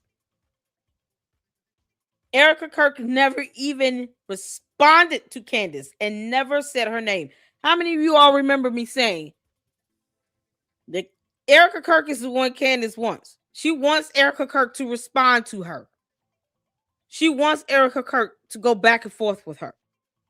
Every time she took a hit towards TPUSA, she wanted Erika Kirk. She was baiting her for months to respond. And Erika Kirk refused to do it. And I kept saying, don't respond, Erika, unless you have an attorney. Respond with an attorney only. Leave that heifer in the dark and let her figure out whether or not you are thinking about her at all. Now, just imagine if Erika Kirk hadn't even gone to Tennessee and never said her name or responded to her. Just imagine. Just imagine it for a moment. If she would have just chose to keep ignoring her until her attorney was ready to respond on her behalf, her whole tone would be completely different. Because I guarantee you, she would be looking at the situation as, they're not playing with me. If no one at TPUSA, Erika Kirk, none of them, would have ever responded or said Candace Owens' name.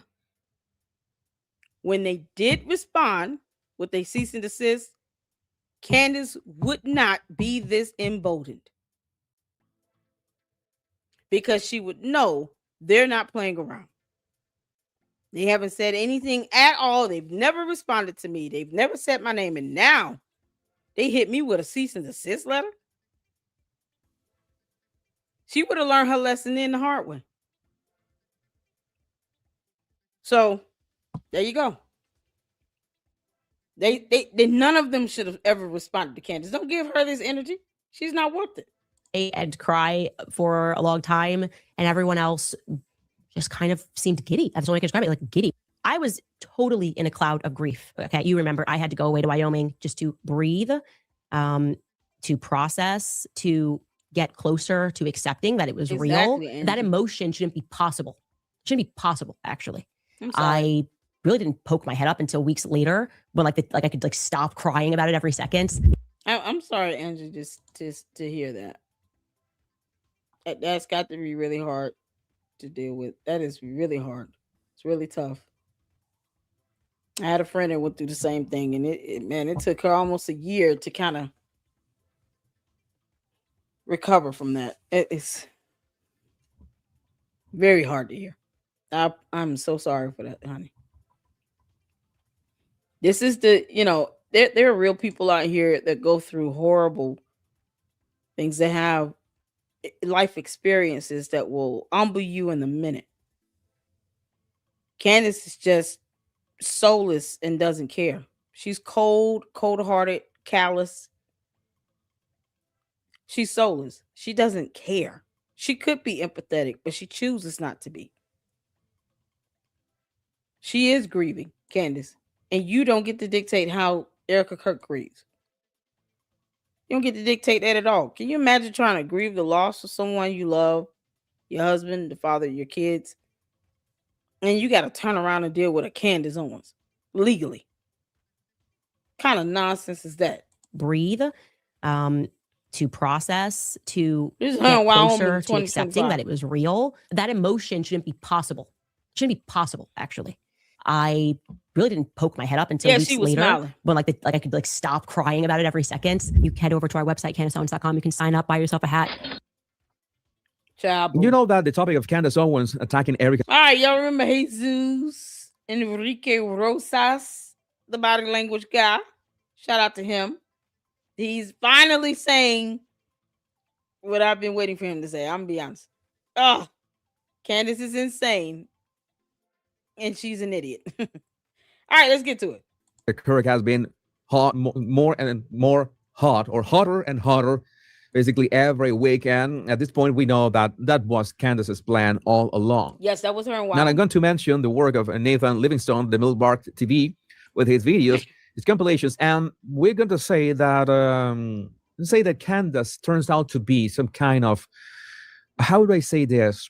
The arbiter or the referee or the one who's going to judge how somebody is going to react to what Erika Kirk had to go through. Let's watch this, because I haven't watched this in a clip. I'm going to watch it with you. This is 5.5 days after her husband was publicly assassinated. And yes, in the background, that is Terrell Farnsworth, the guy who took down the cameras.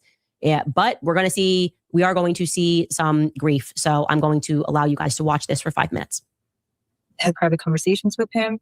I want you all to hold on to those. By the way, this is a Zoom call with between Erika Kirk and people at the TPUSA that was leaked. All right, and one thing is for certain: if there were people betraying people, TPUSA was whoever leaked this private conversation. I hope they have been already fired, because this is in really bad taste, because of course this was not meant to the public. I don't know what is Candace's point of making this public. I don't know if she wants to own Erika Kirk in some way, I guess. And I want you all to remember those. So, did you guys have the beginning of this? The pause for, Oh, okay. I wanted the whole beginning, but it's okay. We can go back to it, because I wanted the beginning, because she starts by laughing. But we'll play this and we can post that later if you guys can. Yeah, how can somebody be laughing in the situation? And so many deranged people say that no, you can't possibly be laughing until we say so. I want the full 5 minutes ending at 5:17, so that we don't cut it. But we can play this to start. Okay. And we're going to make sure that we honor my husband so well, that this whole world knows what his vision was and will be. And it's just, I feel so blessed and honored. Blessed and honored. That is crazy work as adjectives. I don't know. That's crazy work. That is like, I couldn't, blessed and honored to be the CEO and to be telling you guys that you're a family. And I want you to see this, because haven't you been to LinkedIn, Candace? I mean, you could go on LinkedIn and realize that every single company out there, not even doesn't have the CEO have to be assassinated or anything. Every single company out there considers themselves a family. It's something that is basically it's normal to say that. It's a bit creepy, of course, sometimes, but it's something that is normal speak in these circumstances. I don't know, and especially when people are so rattled precisely because Charlie Kirk was assassinated like 1 week ago. So I don't know what if Candace has a point on this, or wants to have some kind of point, or wants to own Erika Kirk in some way. But again, she's have this opinion, and there's no receipts to back, because you can have a receipt for how somebody reacts in this situation. As we've spoken about this, the Moonies cult, and these people that are leaving are like, it was just like a cult. Like, basically, she's saying this, she's calling you a family. She promises them. That's why it's important. You have to hold this to the fire. You're not the CEO. You promise these kids that if they are going to work harder, you're in this family, your jobs are safe. Actually, that's what makes her cry. Saying your jobs are, that's when she breaks, right? When she says, it's so important to know your jobs are good. Like, I feel emotionally attached to you guys working for me. And no, you are just putting those words in her mouth, but okay, I guess. And guys, we're going to bring in the beginning too, because I want you to watch the beginning of this so you can see the full thing of it, because we don't need to strip anything. Because she starts by laughing, which I find to be interesting. Yeah, there you go. Oh, look at all the thumbs up. Look how cute that is. Sorry, it's just a little bit more informal than probably Charlie would be reacting. How sweet. Okay, that means that Erika was it. Erika killed Charlie Kirk. That's it. That seals the deal. That seals the deal, I guess. She was smiling at the start of the Zoom call. We don't need any more Egyptian planes. We don't need any bees. We don't need, I don't know what else. I don't know. I have no idea, but it seals the deal for some reason. I didn't know they could do that. I hate Zoom. I never like Zoom. Sorry, you guys. I just wanted to say first and foremost. Oh, that was interesting that she was smiling and laughing, I guess. My heart obviously is broken for you guys as much as it is for our family. You guys lost not only a boss, but someone that you looked up to, someone that you believed in his mission, that you also somehow this is grifting to her audience, to Candace, candy ass cult members. This is her grifting, I guess. She's clearly distraught. She's tired. She's exhausted. She's probably not sleeping or eating well. She's still got two small babies, two small kids. One is a toddler, one's still an infant that's still in diapers. Probably pull-ups at best. And somehow this is her grifting. Where is she asking for money? How is this a grift? Do they not understand the definition of the word grift? But Candace Owens is not grifting when she's making more money off of his death than anyone else. What you don't get to do is dictate or control someone else's feelings or emotions. You just don't.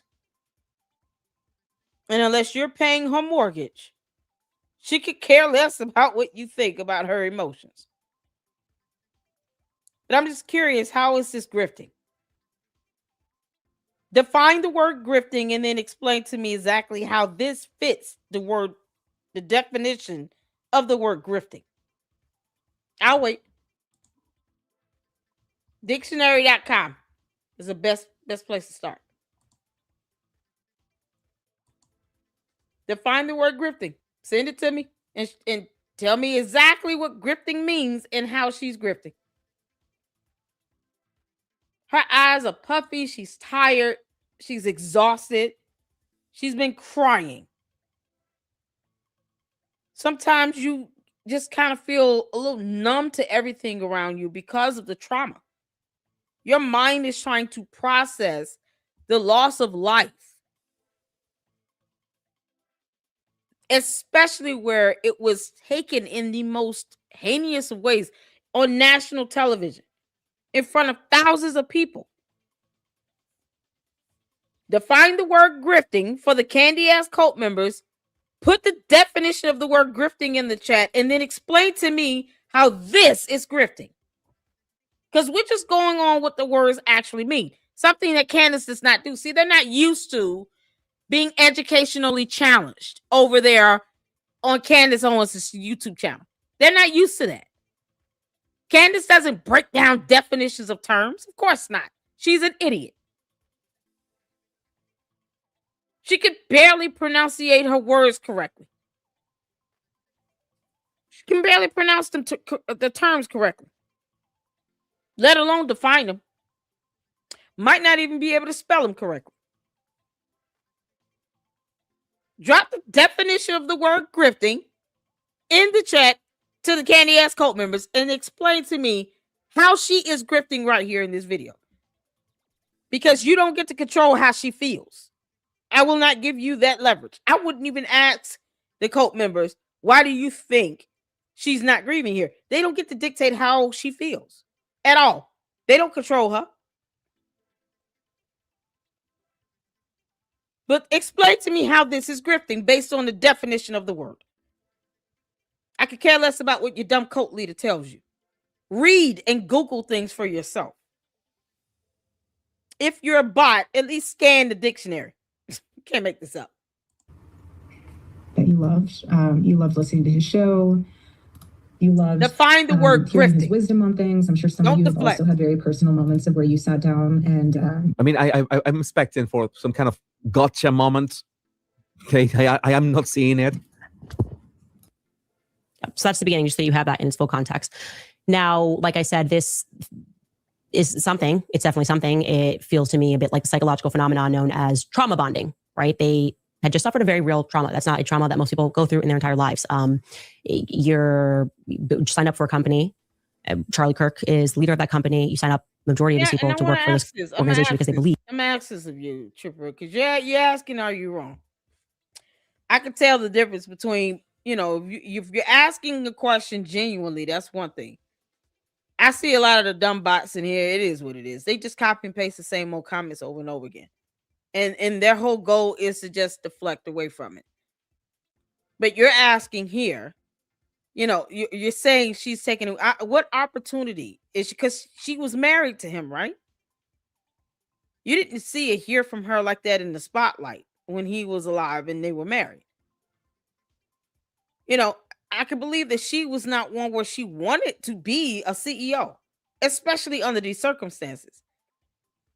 So just help me understand, why do you think she's taking advantage of an opportunity? What opportunity? You think she would just willingly give up her husband's company? If he left it in the will and he desired for his wife to inherit his company, then why is it his wish is not being upheld? Why is it bad to uphold his wish? Why is that a bad thing? Because that's what has to be rectified first. She's not just snatching an opportunity. This is something that was inherited to her. This is something her husband left behind. This was his last wish. This is what he wanted. He had a living will and testament. Why is it a problem to honor his last wish and testament? If people care about him, then why not care about his last will and testament? His last wishes. Why not care about that? All of that, you can't separate that. You can't say, I cared about him. He seems like a guy, this, that, and third, but not, nope, we're going to dismiss his last will and testament. We don't care what he wanted after death. Hell no. Why?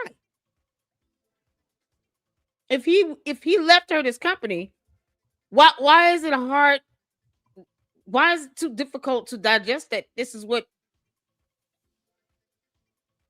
he wanted? Did he say no? You're talking about something that none of us know anything about. Did he pass his anointing? What do you mean? An anointing that comes from the Holy Spirit? We're not the Holy Spirit. Who are we to say whether someone is anointed or not? That would be more of a discernment. But you're saying she's taking advantage of an opportunity. I'm trying to figure out exactly how. If she was left the company in his will, how was she taking advantage of an opportunity? He thrust her into this role by naming her in his last will and testament. So why should his last will and testament, his wishes, be overwritten for someone's feelings about something, about her taking an opportunity? Why should his last will and testament be pushed to the side? If you care about him, you care about his wife. You care about the people that he loved. He loved his wife. He loves his children. He loved his parents. He could have willed his company to his mother. He could have willed it to the next person in line.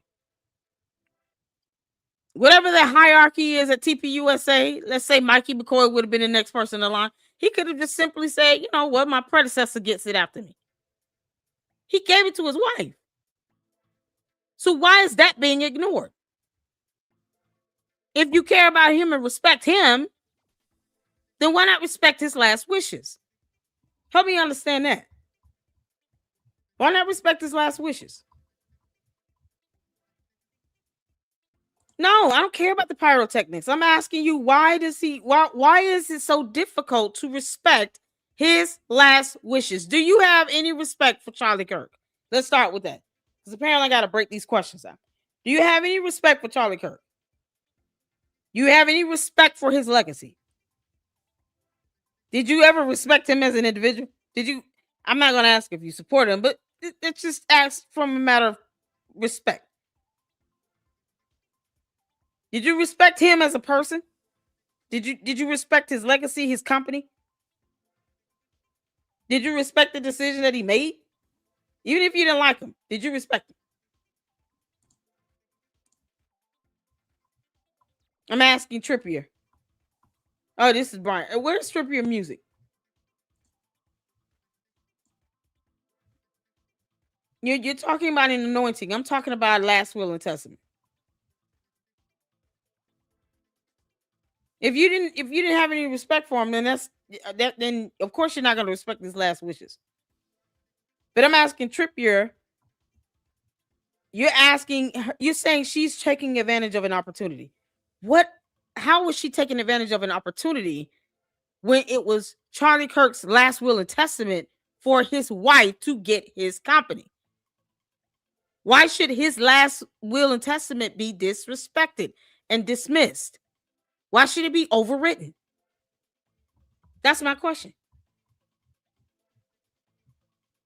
Why not just follow his last will and testament? If you didn't have any respect for him, you just didn't. He had a last will and testament. Just because Candace has not read it doesn't mean it doesn't exist. He had a last will and testament. He wanted his wife to receive the company. He could have given it to the next person in line. He could have given it to his mother. He could have given it to her mother. He could have given it to the president of the United States. He gave it to his wife. So why should that not be honored? It's a simple question. My mother passed and left me all her jewelry and I accepted it. Does that mean I took advantage of an opportunity? Exactly. So that's my whole question here. Since when is upholding someone's last will and testament automatically translating to that person who inherited the company taking advantage of an opportunity? So if she allows the company to fold and collapse, then what? Then it'll be a whole different argument. How dare she cause TPUSA to lose millions? How dare she? Now she's not business savvy. She don't know what she's doing. This is why you can't please people. You don't live your life to make someone happy. Because they're going to try to find fault and have issue with whatever you do regardless. I'm trying to figure out how she's taking advantage of an opportunity. If she inherited the company through his last will and testament.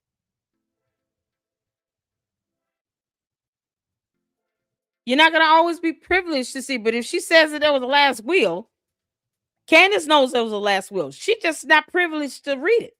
They don't have to let her read anything that he wrote. She's not owed that opportunity. No one owes her anything. She's irrelevant in that equation. He didn't give her crap. Charlie Kirk left Candace Owens nothing. So why does she need to read his last will?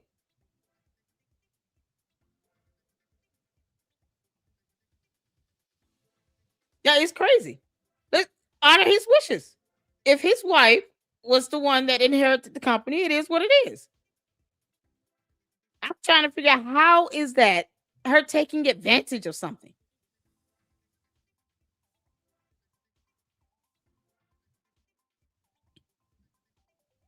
How is that her taking advantage of something? I may call her. It was funny. It's because her husband wanted her to be CEO. She became president of the board for TP Endowment. But why not give it to the second in command? If he really wanted it to go to someone that was already high ranking there, why not just give it to Mikey McCoy then? This man had a will. He wanted his company to be put in the hands of his wife should anything happen. He told her that as well while he was alive. Anything happen to him, he wants that company to go to his wife. Not every spouse does this. just as an FYI, just because you marry someone who has a company they started and built and created, doesn't mean that the spouse, the surviving spouse, always gets the company either. Sometimes it goes to a registered agent or to an attorney, and it goes into an estate. You have sometimes where it just goes to the next person in the line hierarchy. So as opposed to the CEO goes to the vice president or the, whomever. Or there's a clause where they have the board of directors vote in the next CEO. And then it's just kind of like may the best person win. That's not standard in every scenario. You don't always have, a married couple where one dies and they have a company and they just will it over to the wife. They have the right to choose someone they want and they feel is capable of running the company. But if Erika Kirk were to run TPUSA into the ground and they lost millions of dollars in the first 2 or 3 months, people will be complaining about that. Then it's, why did he give this to someone who doesn't know what they're doing? There's no way to satisfy people with that. That's why Erika Kirk trying to even start doing that is unthinkable. She doesn't owe anybody anything. It's not an advantage opportunity type of thing. And then under this circumstance with her husband being assassinated on national television, she would rather have her husband. Let's not take the humane factor out of this. She would rather have her husband. Whether you liked him or not, she would rather have her husband alive. Those kids would rather have their father. She would rather her husband come home to her and those 2 children. To say that she's taking advantage of opportunity and not even explain how is absurd. And she's got to deal with all of this at one time. The stress of being a CEO, now a single mother, and a widow. All at the same time. Plus grieving the loss of her husband. And then grieving for her kids at the loss of their father. Because that's twofold. So where is the opportunity to take advantage of something there? What does that look like? How is she taking advantage of something? She would rather he be here and run it. I don't think anybody just asks for that type of headache. Just because Candace said so is not evidence. It's not sufficient. Her feelings are irrelevant because she could care less about anybody else's. Makes no sense. I'm still waiting on how is she taking advantage of something. He wanted her to be CEO. She's not taking advantage of anything. She's stepping into a role that her husband wanted her to step in the event of his untimely death. Candace knows that there is documents in writing where he wanted that to happen. He wanted her to become CEO. She's just mad that it's not her. Candace is mad that it's not her. That's it. Bottom line. I don't even think he would give it to her if she were still working for TPUSA. I don't think Charlie Kirk would have handed Candace Owens TPUSA either. So it would have been way worse. It would have been much, much worse for her if she was still there. And then he turns around and still gives it to his wife.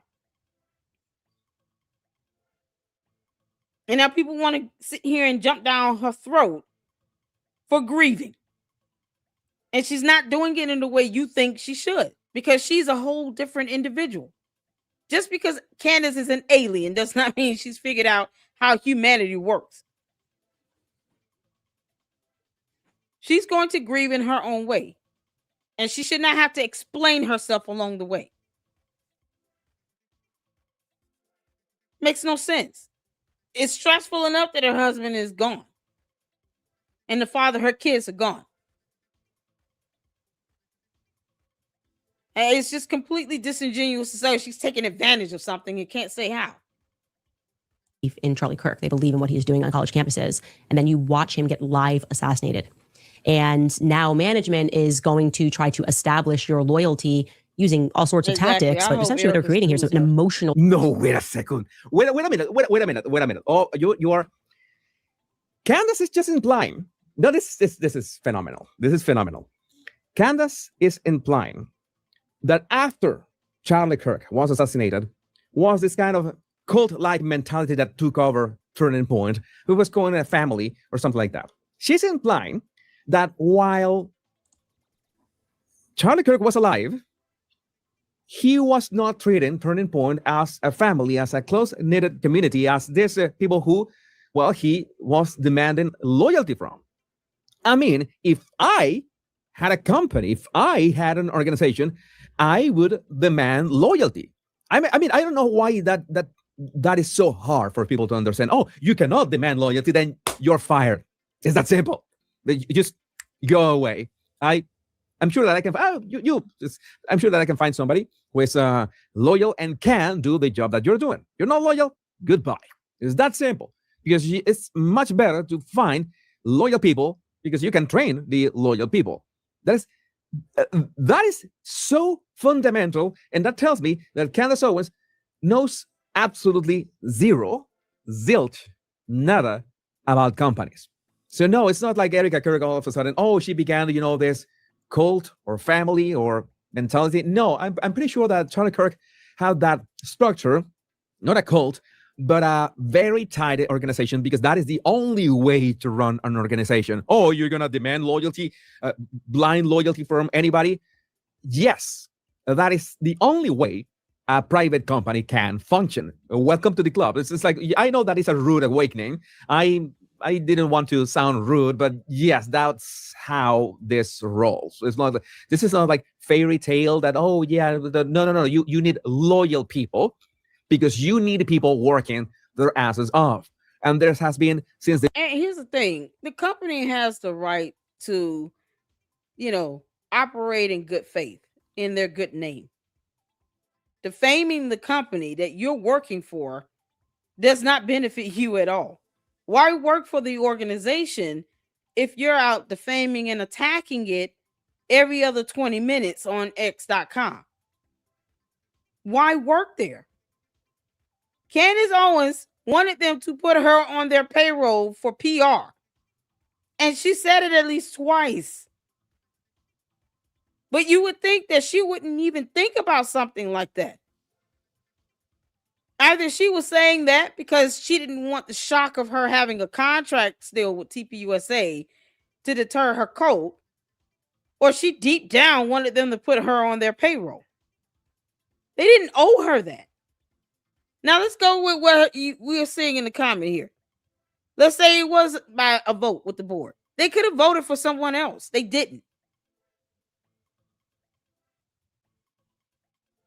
If they went to her and they agreed and they voted her in, that's not her just saying, I'm going to be CEO and I don't care what any of you think. They could have voted for someone. They could have put in the second in command. You're still not saying exactly how she's taking advantage of an opportunity. She's taking advantage of it. So if she runs it in the ground and causes TPUSA to lose millions of dollars, would that satisfy you? Would you be good hearing that? Or would that just create a whole new line of complaints? So it's a damn if you do, damn if you don't situation. So Erika Kirk is still stuck between a rock and a hard place when it comes to Candace and her candy-ass cult members. Either way, she didn't bogart her way in there. She could have said no, and they could have also voted for someone else.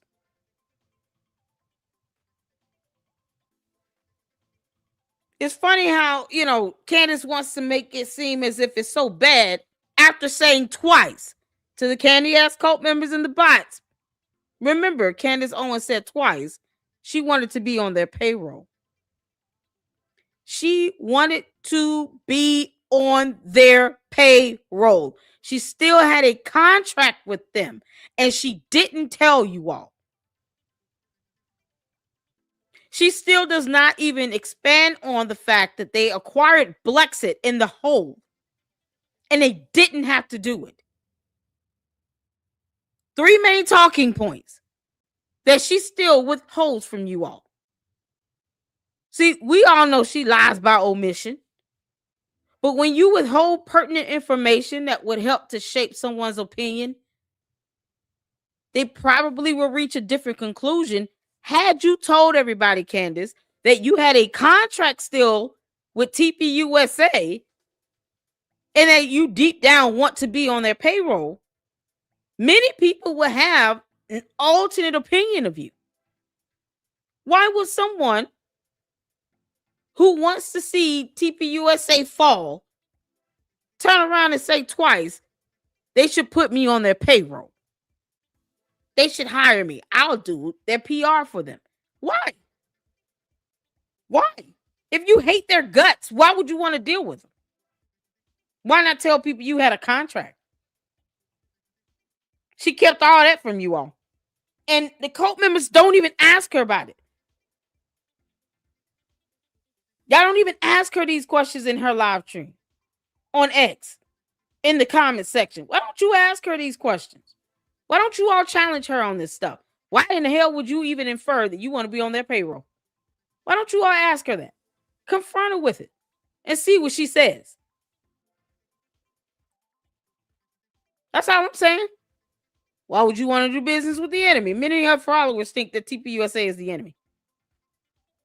Why not ask her why she's sitting here talking about put me on their payroll? Don't be coward about it. Ask her that. Let's see what she says about it. I would love to know why she wants to be on their payroll. The dawn of humanity. And if, of course, if Steve Jobs, if you hear all those stories about Steve Jobs when he was an absolute bastard, treating people back in the day at Apple, but you see what he did to Apple, you see, it was necessary. He needed the loyalty. He needed people working their asses off. He needed that. He was so successful. He brought Apple to what he did. Oh, so that is a success story then. So again, this is a false equivalence. And Candace is saying, oh, Erika was the man and all this. If you all of a sudden, because your husband was assassinated and the work has to continue as soon as possible because there was literally what saved the United States back in 2024 elections, and you have to act as fast as possible. But I guess, I don't do whataboutism. Candace has never put in that work, then she can't understand what that means. She cannot understand what that means. I have this, shout out to Brita again. Candace's guest, there was also this. Candace's guest said Erika killed her husband. Ha ha ha, it's a funny joke. It's just a funny joke. Let's watch this. He really said this? Oh, what? Candace and George Farmer had something to do with Charlie Kirk's assassination. We're all demanding an alibi from both George Farmer and Candace Owens. Yep. They had something to do with his assassination. Why is Candace the only one financially benefiting? Because see, here's what the cult members do. They tell on her every single time. Because it constantly reminding us about how much money she's making. And they think somehow we're jealous about that. No, you're proving my point. She's monetizing the death of Charlie Kirk. And every time you all come here and say that she's making all this money, you must be jealous. You're confirming what I'm saying. You confirm my point. She is making a lot of money. And she's making a lot of money off of the death of Charlie Kirk. See, numbers are numbers. And it's not going to change. If you look at her YouTube analytics, she didn't have views like this even for the Brigitte Macron videos like she has with Charlie Kirk's death. Plus, she's got all these sponsors. She's the one making the most money. You can look at my views and see how many views I get. YouTube pays 10 cents for every 1,000 views. Do the math. She's getting 2 to 3 million a day. You confirm our point when you leave and copy and paste comments. We don't do whataboutisms. I don't do vagueness. Be specific in what Andrew Covid lied about. Be specific. I wait. Do you think about Erika Kirk? Would I get sued? Throw it in the pile. Of course you will. I don't want to say anything that's controversial. She did it, but I don't. She's on it. I don't want to get into. I don't want to get into the. She's part of it. I can't wait till that gets clipped. Okay, yeah, it's again, it's really bad taste. I don't know if even to apologize for showing you this, but this is just sheer bad taste. Also, Candace, Erika smiled when she was supposed to be grieving. Also, Candace, what is this? Okay, you remember I had to go away to Wyoming just to breathe, to process, to get. Yeah, big ass smile on her face. October 2025 out there fishing in Wyoming. But she couldn't go to UVU, to the campus, to follow the footsteps, the trail of Tyler Robinson. She refuses to go to UVU to ask questions and to find out what happened. Boots on the ground. Candace is not interested in doing any hardcore research at all regarding this situation, because wouldn't a good journalist go to UVU itself, to the campus themselves, and go see for themselves whatever theories would be plausible or not? Wouldn't a good journalist that have $244 million between her and George go to UVU? Why didn't she do that? Why doesn't the cult make her do that?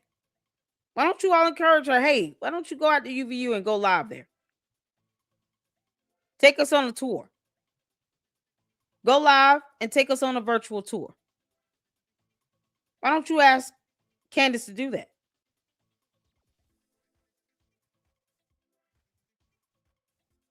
I'm just saying. Just ask her to do that. If she cares so much, why doesn't she go and visit UVU? Closer to accepting that it was real. All right, and okay, she was smiling. Yeah. No big deal, right? Oh, I guess that rules don't apply to Candace. Natalie Denise, Candace brings on her comic guest who admits to not have like Charlie and posthumously revises Charlie Kirk's belief. Let's watch this. Let's see if we can watch this. He kind of falsely claimed that if you're a Jew going to like an Arab neighborhood in Jerusalem, you're going to stab. And now I understand that this is what was told to you. Oh, they take you on a tour. On a tour, and they brainwash you. Yeah. But the other two things that I again, he's now between the hands of his creator. But when he said close to his death, well, Muslims, they throw gay people out of high buildings. Now there's no high buildings in Gaza anymore, like stupid Muslims, and that hurt a lot of Muslims seeing that clip. I don't know. That was why. a very, it's a very, very, very Yeah, who is this guy here? Anybody know what's his name? Both sides. We watched the video earlier where he said his name. I can remember how he pronounced his name. Anybody know this guy's name here? Can you drop it in the chat? I didn't watch that episode. I refuse to do it because I'm not that interested in it. Maybe you can't just put his name in the chat for me. The guy here, whoever this guy is, she's interviewing. Terrible, because it's like you have no buildings now to throw gay people out from above it. Stupid Muslims. And then the day before he died, he tweeted saying that Islam is the sword the left is using to slit America's throat. So he was not wrong. He wasn't liking us more. And I understand that because maybe he will be on his own path if he was given the time. Charlie didn't run his Twitter feed. Andrew Colbert did. So I just want to say that. Okay, Charlie was not in charge of his own Twitter. Okay. How does Candace know that? I don't get it. He gave it up, but that is interesting. I don't remember him tweeting that, but he did think that the threat of Islam. He totally believed that. He spoke about that several times, and so his. But at a certain point, you also had very negative ideas about this. I remember you saying it's a part of the package. So it's like when you go, like I was saying on this tour to Israel, it's so weird to revisit it because I don't think I'm an idiot, but apparently I. Okay, I'm gonna leave that. I don't want to correct Candace on that one, but I'm gonna jump to the next clip because. Okay, his name is Bassem Youssef. Because I'm getting bored of this too. Bassem Youssef, thanks A.L. Jacobi for sharing this clip. Bassem Youssef goes on Piers Morgan's show. This is the same guest that was on Candace, and admits that he lied that Netanyahu killed Charlie Kirk for the sole goal of trying to convince the right that Israel was behind it. That absolutely sounds like what Candace has been doing for so long. The Jews. It was the Jews. He admitted he lied. You see, it doesn't matter how critical journalists are about Israel. It will never be enough for you because you want the right. You want the right to suggest that Charlie Kirk was the subject of a hit job by Israel. You want the world to think that. That's why you said what you said, and that's why when I asked you, went, Netanyahu says it wasn't him. By the way, I'm not even the only one. People are actually, here's the thing. If you continue lying to your people, right? I'll tell you what. Let's call me a conspiracy theorist, right? Yeah. Call me someone who is illogical. Call me whatever you want. If your government continues You're to lie an to you idiot if you lying that bad. consistently, this is where conspiracy theories thrive. If you're not transparent, Why do you want to? Okay, so you blaming it on the government that you choose to lie like hell? Is that what we do? I thought we were grown ass adults. If you're gonna lie this bad, at least stand on it. Why sit here and blame someone else for you lying? Like they act like they have no souls. How they sleeping at night? You can't be sleeping peacefully. This might be why Candace is being allegedly haunted by dead people. Because she lies so much during the day, it's kind of like a punishment to her. You're not going to get any peaceful rest and sleep until you stop lying, Candace. Stand on it. I thought you were 36 years old in human years. If you're going to lie like hell, why are you going to blame the government?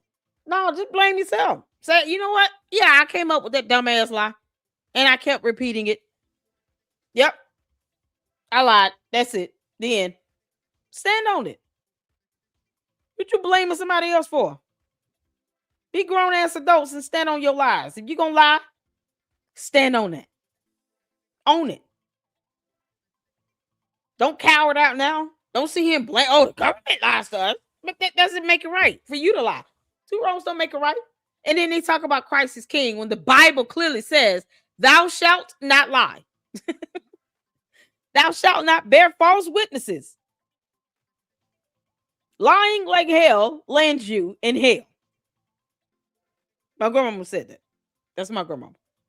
Lying like hell lands you in hell. Lying will carry you to hell. You can't get into heaven lying. Judgment Day is going to be a rude awakening for you if you think that you'll be able to go to heaven lying. Good luck to that. Be one of them.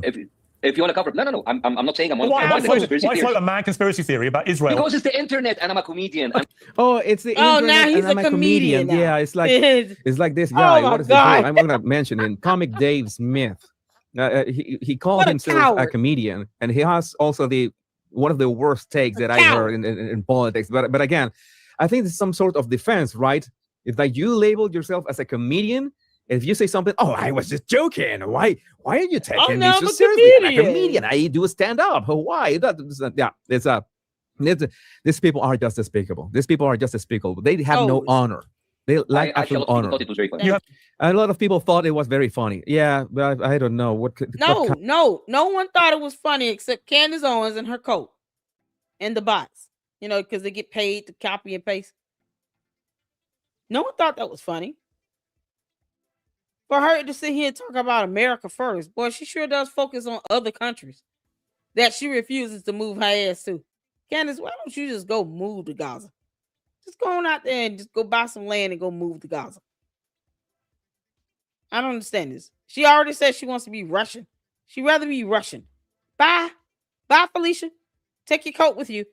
Tell all the candy asses, y'all need to pack up and get ready to go to Russia. We do not mind shipping you all off. Yeah, put a one in the chat if you want to get the candy ass cult members deported to Russia. One in the chat if you're ready for Candace and her cult members to go to Russia. We will ship you all there. We'll help you pack. One in the chat if you're ready for them to go to Russia. Candace, you said you wanted to go to Russia. You would rather be Russian. Fine.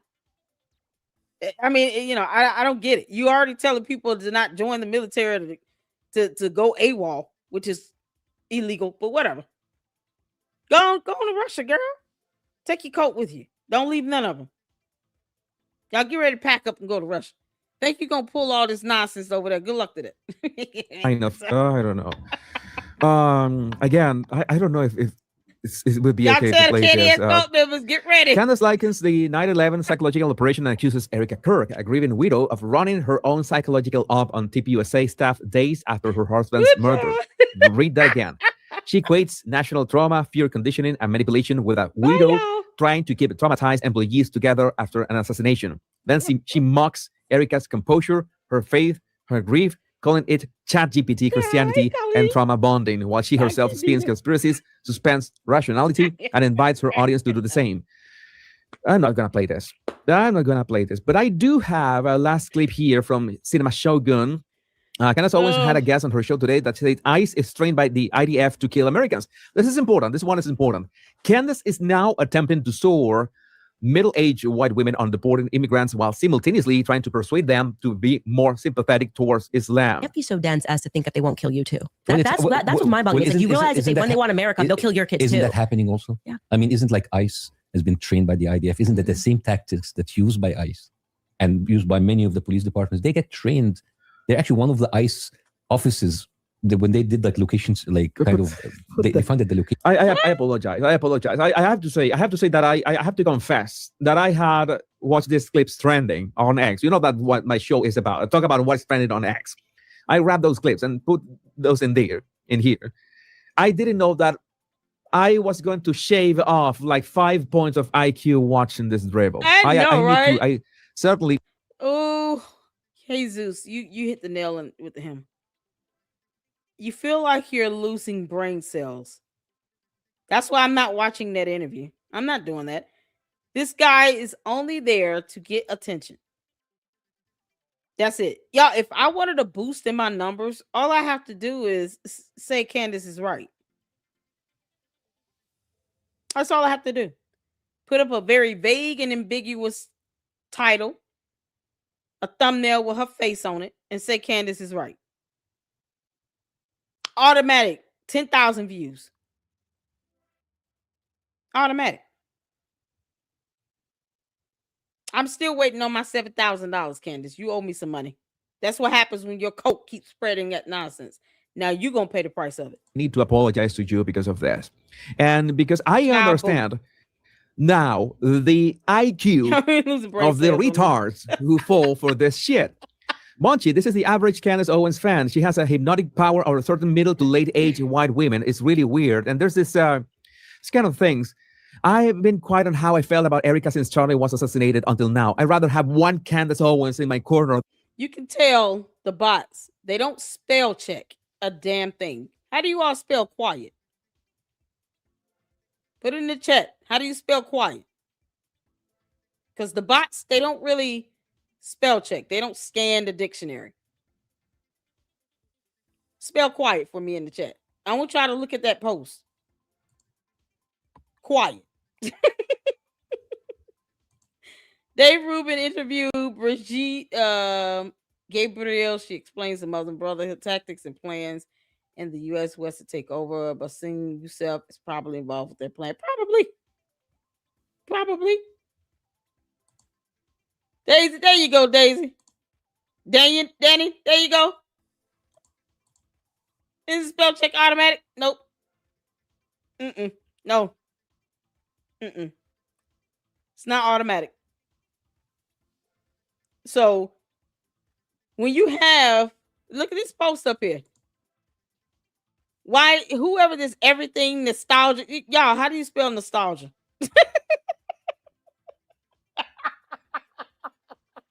Look at the username.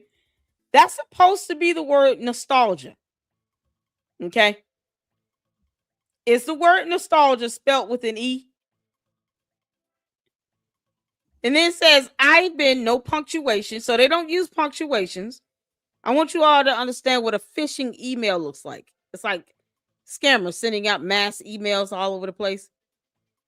No different than how bots operate. So you have the misspellings, the grammar syntax is off.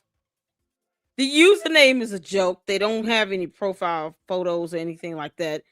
The account probably is like relatively new. This is how you can point out these bots real quick. They and that's why I tell them when they come over to my chat, they come at their own peril. So you see no punctuation in the word I've been quite. Based on this spelling of that word, that is quite, not quiet. Nostalgia is spelled wrong. Like you can't make this up. On how I felt about Erika since Charlie was assassinated. Period. And then until now you have a fragmented sentence. See, the grammar syntax is off. It's a bot. This is a bot. This is what we look for as a phishing scam. Phishing emails sent by scammers. Stuff like this is a dead giveaway. Than 100 Erika the Kirks. bots will What I see upgrade from and Erika Kirk is not spell authentic, check. it's scripted, and disingenuous. It just feels phony. There's nothing real about what she says and how she acts. What I see from Candace Owens is authentic, honest, and straight from the heart. Not to mention relentless. A pursuit of truth for the one she loves, even at the cost of her life. Fuck's sake! And this is the one who retweeted that. I'm not following her. Not at all. It's not following me either. Divorced with 3 grown sons and 2 beautiful cats. I'm a retired medical technician. What the fuck? No, this is. Why are all of them in healthcare? I don't understand. But I don't know. It's this is Wait what a minute. Isn't that healthcare worker that worked for the hospital in Utah? Is that the one that sent that screenshot to Candace, violating HIPAA privacy laws? You know, whole federal laws. She should be fired and then charged. It makes you wonder if this is the same one that sent Candace that screenshot of that EMR and the actual internal email between the chief nurse and the nursing staff. Like, they sent out communication and screenshots they shouldn't have sent at all. They didn't have consent. You can't make this up. So it's like from day one, they never had respect for Erika Kirk, because if they did, Candace would have reached out to her to say, hey, I have a screenshot of an EMR to show proof that he went to this hospital. It's a part of a larger piece that I'm doing. Do you mind if I share this? If I redact it out, let me know. She never got consent at all. So she never had respect for Erika Kirk. Erika Kirk is the only one that can give consent to use any portion of her husband's medical information. Once again, Candace doesn't run a damn thing. She does not have the legal authority to do that. Y'all, he said, have my doubts about covering this stuff, because these people. I mean, Candace, one thing I should do is to cover also the interview of Constantine Kissin, this is too funny. of Jeremy Boring, and trigonometry, when he says that hiring Candace Owens was the biggest mistake of his career. And he says that Candace can be very effective. And yeah, I say that Candace has been very effective at, let's say, addressing the absolute bottom of the barrel audience.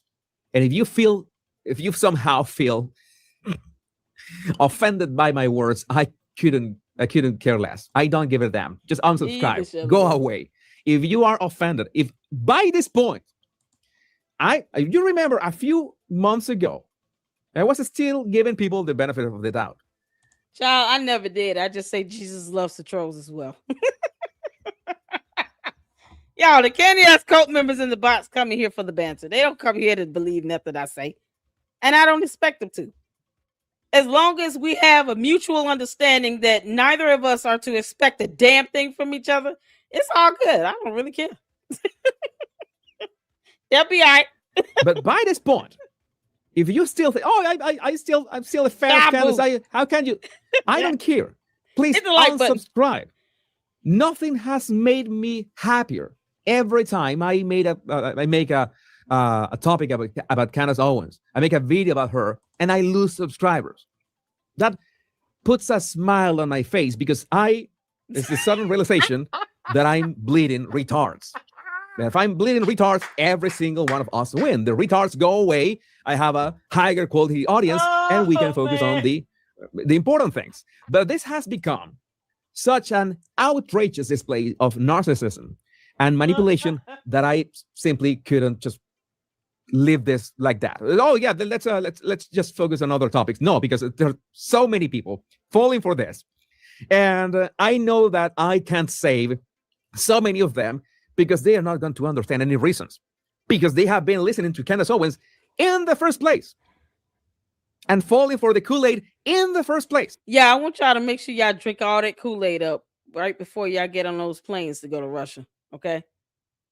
If Candace Owens sends you a Kool-Aid kit with 2 cookies and a packet for punch, and it's red or grape Kool-Aid, go ahead and suck it up. Drink it all up. I'm not here to stop them from believing what they want to believe. I ask questions so that I can understand why they're saying what they're saying. It doesn't change my mind. It's just for the sake of argument here, explain to me how she's taking advantage of something that the board voted her in, she was willed in, however that happened. She didn't go in and just demand it. You know, they say the same old thing over and over again. That's why it doesn't really bother me. But trolls got to troll, yo. He said he pleased the retards. And again, no hard feelings whatsoever. Well, if you complain the way that some of you complain, don't worry, I will ban you. I can do that as well. My trusty mods are on the live chat right now. I'm pretty sure that they are looking for retards to ban. And yeah, it is one thing. You know, unless people just get unruly, it is what it is. My mods know their limit when it comes to going back and forth with the bots and the Kelp members. It is what it is. They come here for the banter, y'all. They want interaction as well. As long as they remain respectful of it, whether they agree with me or not is irrelevant. They never will. I'm okay with that. I'm just like curious to know when is the moving date. Candace, you want to be Russian? We will send your ass there, girl. And if we need you to come back to answer to something, we know how to get you back. Till then, goodbye. Bon voyage. Yeah, to you, my trusty mods, go make my day.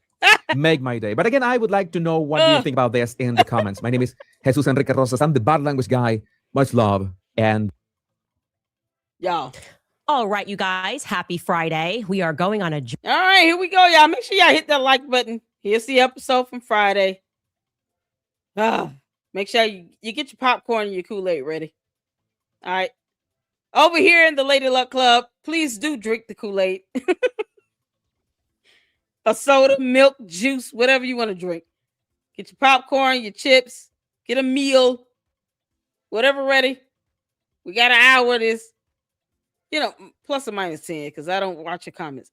But let's get to it. Journey today. It's going to be a good episode when I start that way. I'm looking at everything. The pieces are coming together. I'm asking myself, you're asking yourselves, is this a scam of biblical proportions? Emphasis on the biblical, because from the very beginning of this investigation, I always said there was something wrong with Turning Point Faith. That's when Turning Point made a turning point, so to speak. It feels a bit psyop-y, like a psychological operation, almost as though faith is being intentionally hijacked. Boy, the Candace cult members love those trigger words. Psyops, TPUSA faith, Catholic, Israel, Jews, Ben Shapiro, Daily Wire, Obsessed, Stalker, My Name, 7,000. Those trigger words just make them so happy. Come on, girl. Dr. Frank Turk, by the way, went on another rant about me. He's getting to sound a little bit like Bobby Boucher's mom. If you guys have seen Waterboy, everything is the devil.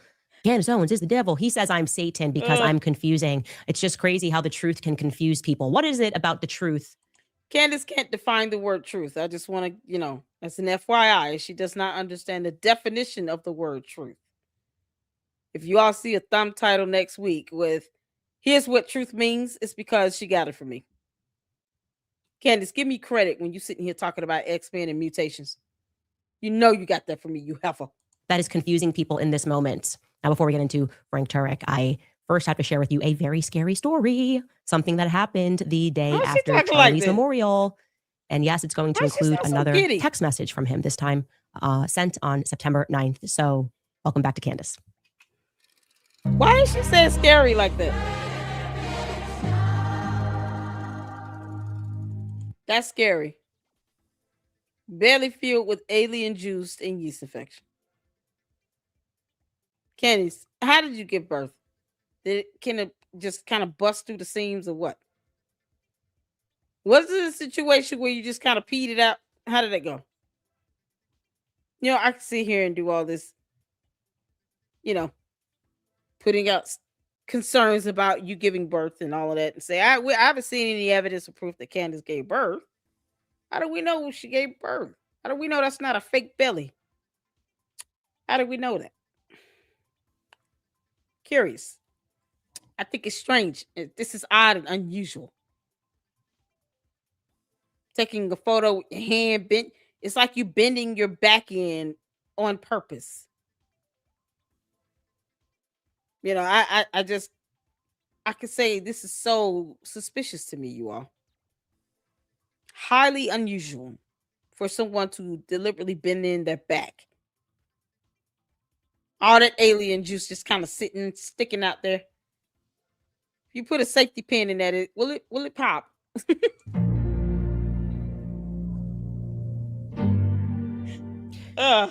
You know, Turning Point has a lot of money, enough money to have not just a PR person, but then to have an entire orbit of people who are being paid to push their talking points, like Paramount Tactical. They also have a crisis PR team. I was told that actually by Erika. They hired a crisis PR team because, you know, Andrew had made all those mistakes. But I have to say, all of those people appear to be in struggle city at this moment. They are struggling to come up with a way to explain. And when Candace Owens lies, somehow that goes over her cult members' heads. Candace, where's the evidence that you have 2 degrees? To the cult members, can you all please ask your cult leader, when is she going to frame her degrees? It's supposed to be 2 of them, one in journalism and one in English. The school she allegedly attended does not have a dual degree program for journalism and English, so it would have to be 2 separate degrees, unless she went to a totally different school. Why don't you all encourage her to post up her degrees? Make me happy, Candace. Satisfy the queen of YouTube. Post up your damn degrees. Put it in the frame behind you. I'll notice if it's back there. She got photos up, by the way. Just want y'all to see that back there. She actually got pictures up now. A way to explain the calls that we saw, the Zoom calls that we shared, the laughter, the smiling.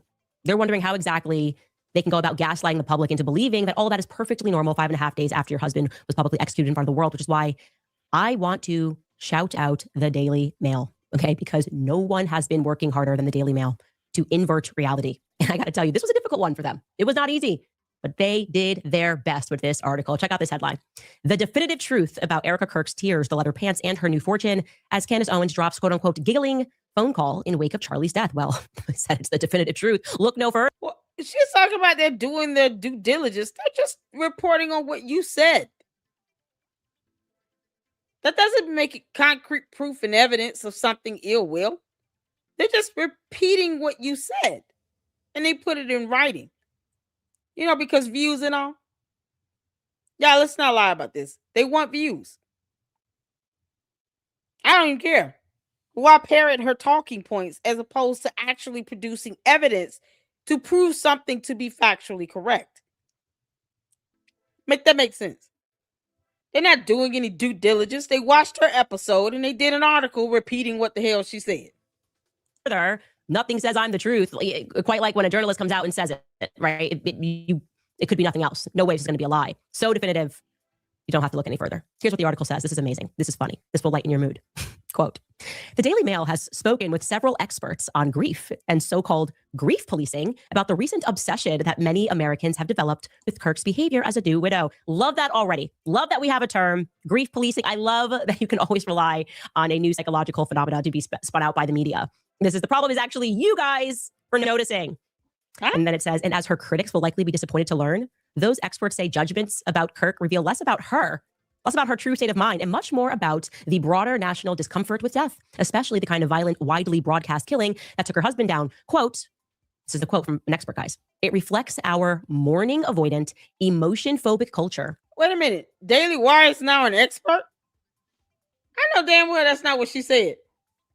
Yeah. Candace, you're a dumb demon. You understand? Who is the daggone expert?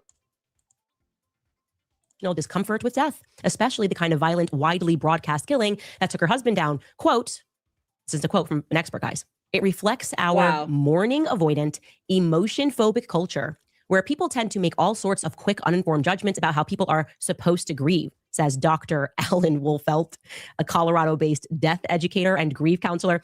Shout out to Dr. Alan, because this is a tough job. And he's saying a lot of words. He's doing what he's learned at school, is just say a bunch of words, call people a bunch of names. He's like, this is supercalifragilisticexpialidociousness. You still screwed that up. Y'all, let's go back. Let's hear her mispronounce this whole word wrong. Yeah. Because Candace, see, this is what happens when you drop out of college. And then you tune out of being educated at the 6th grade. This is what happens. We know you were too busy catching charges for harassment. So you learned nothing in high school. Now I want to see her high school diploma for real. Like, there's a whole song that can teach you how to pronounce this term. Repeat yourself again, you dumb alien. Learned at school is just say a bunch of words, call people a bunch of names. He's like, this is supercalifragilisticexpialidociousness. Expialidociousness. Ispi. Ispi? Is that how that word goes?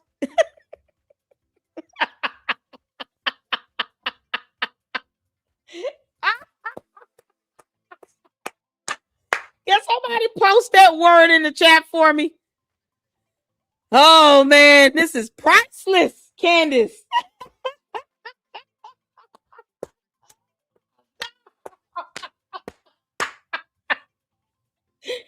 Candace, you've learned nothing, you dumb heifer. Are you serious? I hear this again. Oh, God. Oh, she can't stand educated people. Y'all know that, right? It's one of the things that she hates about Piers Morgan. He'll tell her in a hot minute, you're not an investigator. You can't even read these court documents with impartiality. You cannot be biased when you're reporting on information related to a lawsuit or these court filings. He's absolutely right. Now, come on, Candace, say that word again, girl. Learned at school is just say a bunch of words, call people a bunch of names. He's like, this is supercalifragilisticexpialidociousness. Yeah, the ism. Expialidociousness.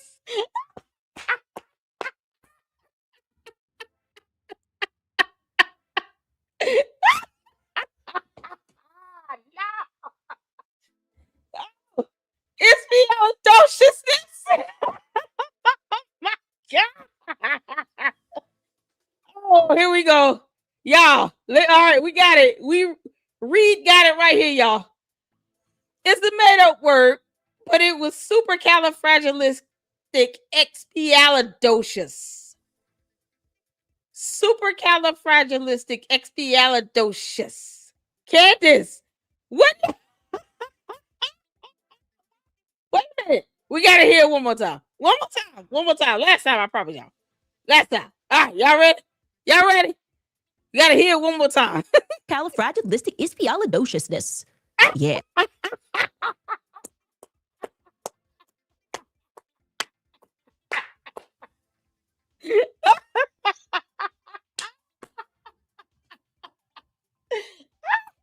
Where's Ami at when you need him? Ami, somebody tell Ami to make a video on her saying this word. Oh, dear Lord. Candace, I'm giving Ami material right now. You understand me? Oh, man, this is priceless. Expialidociousness is what she said. His name is my name, too. Yeah, the ism. The abracalibradocious abracadabra, abracadabra, dabda, doobity dabda. She tried it more. Oh my gosh, she kept trying. Califragilistic expialidociousness. Yeah, the ism. The abracalibradocious abracadabra, abracadabra, dabda, doobity dabda. Ism is what everyone's suffering from. Anyways, she's supposed to be homeschooling 4 kids, y'all. I just want y'all to remember. Keep that in mind. At least 2 of them are of proper age to where they're learning how to talk. Okay? Maybe 3. She's homeschooling her children. Keep that in mind. Goes on the article, the experts, so step aside, losers. The experts are here. That's the experts the Daily Mail spoke to were quick to note that Kirk has been an easy target for people who don't share her or her husband's staunch political or religious views. There is, they say, also an aspect of sexism at play. Another quote, another therapist. This guy says, widows are uniquely grief policed. Their appearance, their tone, and behavior, said LA grief therapist Bidwell Smith. Okay, Bidwell. He says there's this cultural belief that a good widow should look really collapsed and devastated, but grief is not a performance and survival is not a moral failure. When grieving, people can hyperfunction, as Kirk has appeared to do. People throw a lot of negative judgment on that, thinking that they feel nothing when internally, privately, they may be collapsing and not really show it, Bidwell Smith added.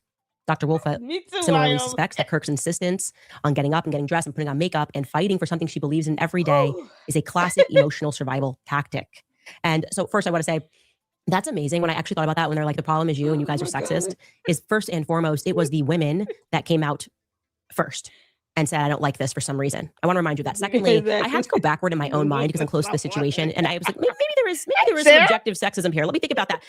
And then I remembered another death that deeply impacted the entire world. Literally, I did not know this man, never met this man, and felt like I knew him. And I boo-hoo cried in my bed when Kobe Bryant died in the helicopter. I remember this day, like exactly where I was, crying hysterically because I was a huge Lakers fan growing up. And I just always admired Kobe Bryant. This was before I was Catholic. He's Catholic.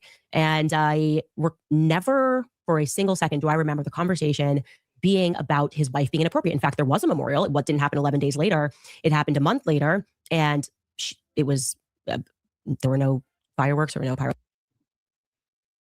You understand that it took that long because of an investigation, Candace? Do you know a man also was charged with taking crime scene evidence away, and she had to sue because people were taking photos. See, Candace doesn't give you the entire, storyline. She's not going to give you all the facts to help you have more context as to why it took a month for her to have a memorial. We're talking about Kobe Bryant, right? I don't know how many people, attended Charlie Kirk's memorial, but I know there was well over 50,000 people that went out to the memorial for Kobe Bryant. You have two different widows grieving. They're two different people. You don't get to dictate anyone's emotions or how they feel. You do not control Erika Kirk. Under no circumstance do you get to dictate how she thinks, feels, or acts at all. She's not your child. She owes you nothing. And that's the Candace and the cult members. And people said nasty things about Kobe Bryant's wife as well. You know how many times I've heard videos and read articles about Kobe Bryant's wife taking advantage of him, not looking as if she cared, looking as if she was fake crying. We heard the same crap. It just didn't come from Candace Owens. But she had just as many people, if not more, saying the same thing about her. When Kobe Bryant died, you had so many news outlets, so many people on YouTube, on social media talking about how they didn't think she was legitimately grieving. The same damn things have been said about Gigi Bryant, about Kobe Bryant's wife. The same thing. The only difference is it's not primarily coming from Candace Owens. And Candace, I dare you say something about Kobe Bryant's wife, about her being a widow and grieving. I dare you. Candace would get mollywopped all over social media. Do you understand? Because you're talking about a whole new level of protectors and defenders for Kobe Bryant's wife. A whole nother level. Candace would never go after Kobe Bryant's wife being a widow the way she goes after Erika Kirk. She would never conceive it. She goes after people she perceives to be weak. She knows that she does not want the backlash of going after Kobe Bryant's wife. She would not be able to handle that. Same way she can't handle the backlash of going after Kanye West for apologizing to a Jewish rabbi. Any other person that would have done that, she would have dragged them through the mud. She knows who to go after and who to target. She knows who to dog out. She knows damn well she can't go after Kobe Bryant's wife. She knows that. But the widow of Kobe Bryant was subjected to the same scrutiny. People were saying the same things about her. Oh, she's too fake. She's too whiny. She's too emotional. She's not crying enough. She's crying too hard. She's not shedding a tear. She's just making frowny faces. They said the same shit. So, Candace, you don't get to sit here and try to force Erika Kirk to behave like Kobe Bryant's wife when Kobe Bryant's widow went through the same nonsense and people said the same things about her. You just wasn't one of them. And your cowardly ass would never do that. Technics, there were, she was aggrieved, and I went back and I listened to this speech, and I had to stop watching it because I almost cried again. It was a eulogy. It was parts of Kobe that no one could know other than his wife, when she spoke about her daughter and what she would never get to experience because her daughter was now gone. She spoke about not being able to be at her wedding. I mean, it's I can't even talk about it because it was, again, you should challenge yourself to go watch that speech. You should go watch Vanessa's speech at the memorial and see if you recognize some differences, because I realized that I was so traumatized by Charlie's, I actually wasn't being objective. I wasn't being objective. Exactly. And realizing these things early on that I think some of the public was recognizing right away. And something else that is interesting about Vanessa is she went through the anger period. Vanessa was suing everybody. She was suing people who released the photos. She was suing the helicopter company, even though the guy who ran the company was actually on flying the plane. He died. I actually remember thinking, wow, like I personally thought this is not going to bring him back, but I understood that phase of anger. She was angry at the sheriff's department. Like, you knew what time it was. Like, talk about an investigation. She was doing that. Nobody was invited into her home, least of all the New York Times. And when she gave her first interview, just so you know, that wasn't until 4 months later in April. And they were not invited into her home. And it was because she was accepting, on behalf of Kobe, him being inducted into the Hall of Fame. So I just wanted to give you some compare and contrast, because the sexism thing is completely ridiculous. And you could just completely sidestep that. And another thing that I wanted to point out as I was kind of examining that was I went back and I went, wow, this speech is so beautiful. And I'm learning so much about who Kobe was, because to me, he was a basketball player and he was a leader. And I love that he spoke different languages. And there were so many things I loved about Kobe. I thought he was, I just thought he was brilliant. Shelly Belly. But I didn't know him. And when she's giving all of these examples and the things that he would do around the house and who he was and who they were, by the end of that, felt like I knew Kobe behind the scenes. And then I sort of went back and I revisited and just read the transcript of Erika's speech. And I am actually, in retrospect, quite amazed by how much was really about Turning Point USA and what was going to happen going forward. And you don't actually, when you read the transcript, learn anything about Charlie other than Turning Point USA and what's going to happen going forward. Even in the first speech that she gave next to his chair, she talks about Turning Point USA and what we can do for the organization, right? As if comparing it, if Vanessa got up and said, here's what you can do for the Lakers organization today. Here is what the Lakers are going to do. Lakers 2.0. Here's the Lakers. This is what Kobe loved to play basketball. And here's what you can do for the sport of basketball. I think that is the reason people were immediately off-put, because it wasn't a eulogy. It wasn't speaking about those parts and those pieces of him. And watching it in retrospect was something different. And I'm going to let you listen to, again, this piece about Turning Point USA. What was this, 36 hours after Charlie was assassinated? Maybe it was 48 hours after he was assassinated. Take a listen. My favorite too, but my husband's favorite word in the English language was earn. He would call all of you to be people of action who earn the future America deserves. So to all of the young people who felt inspired by my husband's faith and hard work, all of you already know what Charlie would want you to do. You know. If you're in high school or if you're in college, go find your local Turning Point USA chapter. Join it. Stay involved. He wants you to make a difference. And you can. You can. The movement's not going anywhere, and it will only grow stronger when you join it. If there isn't a chapter, you can't find one, then start one. There is no excuse. You can start one. And as my husband used to say in this room, every single day, if you want to get involved, the best way you can do that is going to TPUSA.com. That's what he would say every day from this chair. Every single day. I watched his show every day, and he would always say, if you want to get involved, go to TPUSA.com. If you're a pastor, join our movement at TPUSA Faith.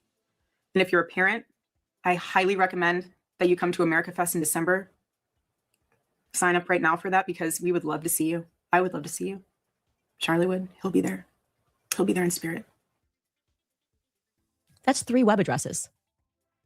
Here's how you can sign up. Here's what you can do. And I now, in retrospect, I don't know. I'm at a loss for words. And then it's the same thing with the speech. It's a lot about Turning Point USA and Turning Point USA as if that's just who he was. Like there was no person other than a business. And I'm telling you that because I now want to pivot into telling you, I think, kind of a scary story heading into the weekend. A little terrifying story. Maybe because I'm a little biased here, okay, Catholic, and this just disturbs me a little bit more. I promise, I'm wearing this sweatshirt. I told the priest I would chill. We had somebody message us and say, you should be making these sweatshirts. And it's real. I do actually, like, I'm being always sincere when I say that. But this is a story that involves a priest. And I promise after this, I'm going to chill for the weekend because I think this story is so crazy. I need time to process it because, again, it involves Catholics and we're up. Sorry, guys. It brings me no pleasure to report. So Catholics, if you're watching, take a listen. I got an email from a woman, a Catholic woman, back in October. This is the thing. Why is she calling that a eulogy? That was oppressor. You know, you think someone who calls herself a journalist or a member of the free press would know what the hell oppressor is. Candace, you're bad at this.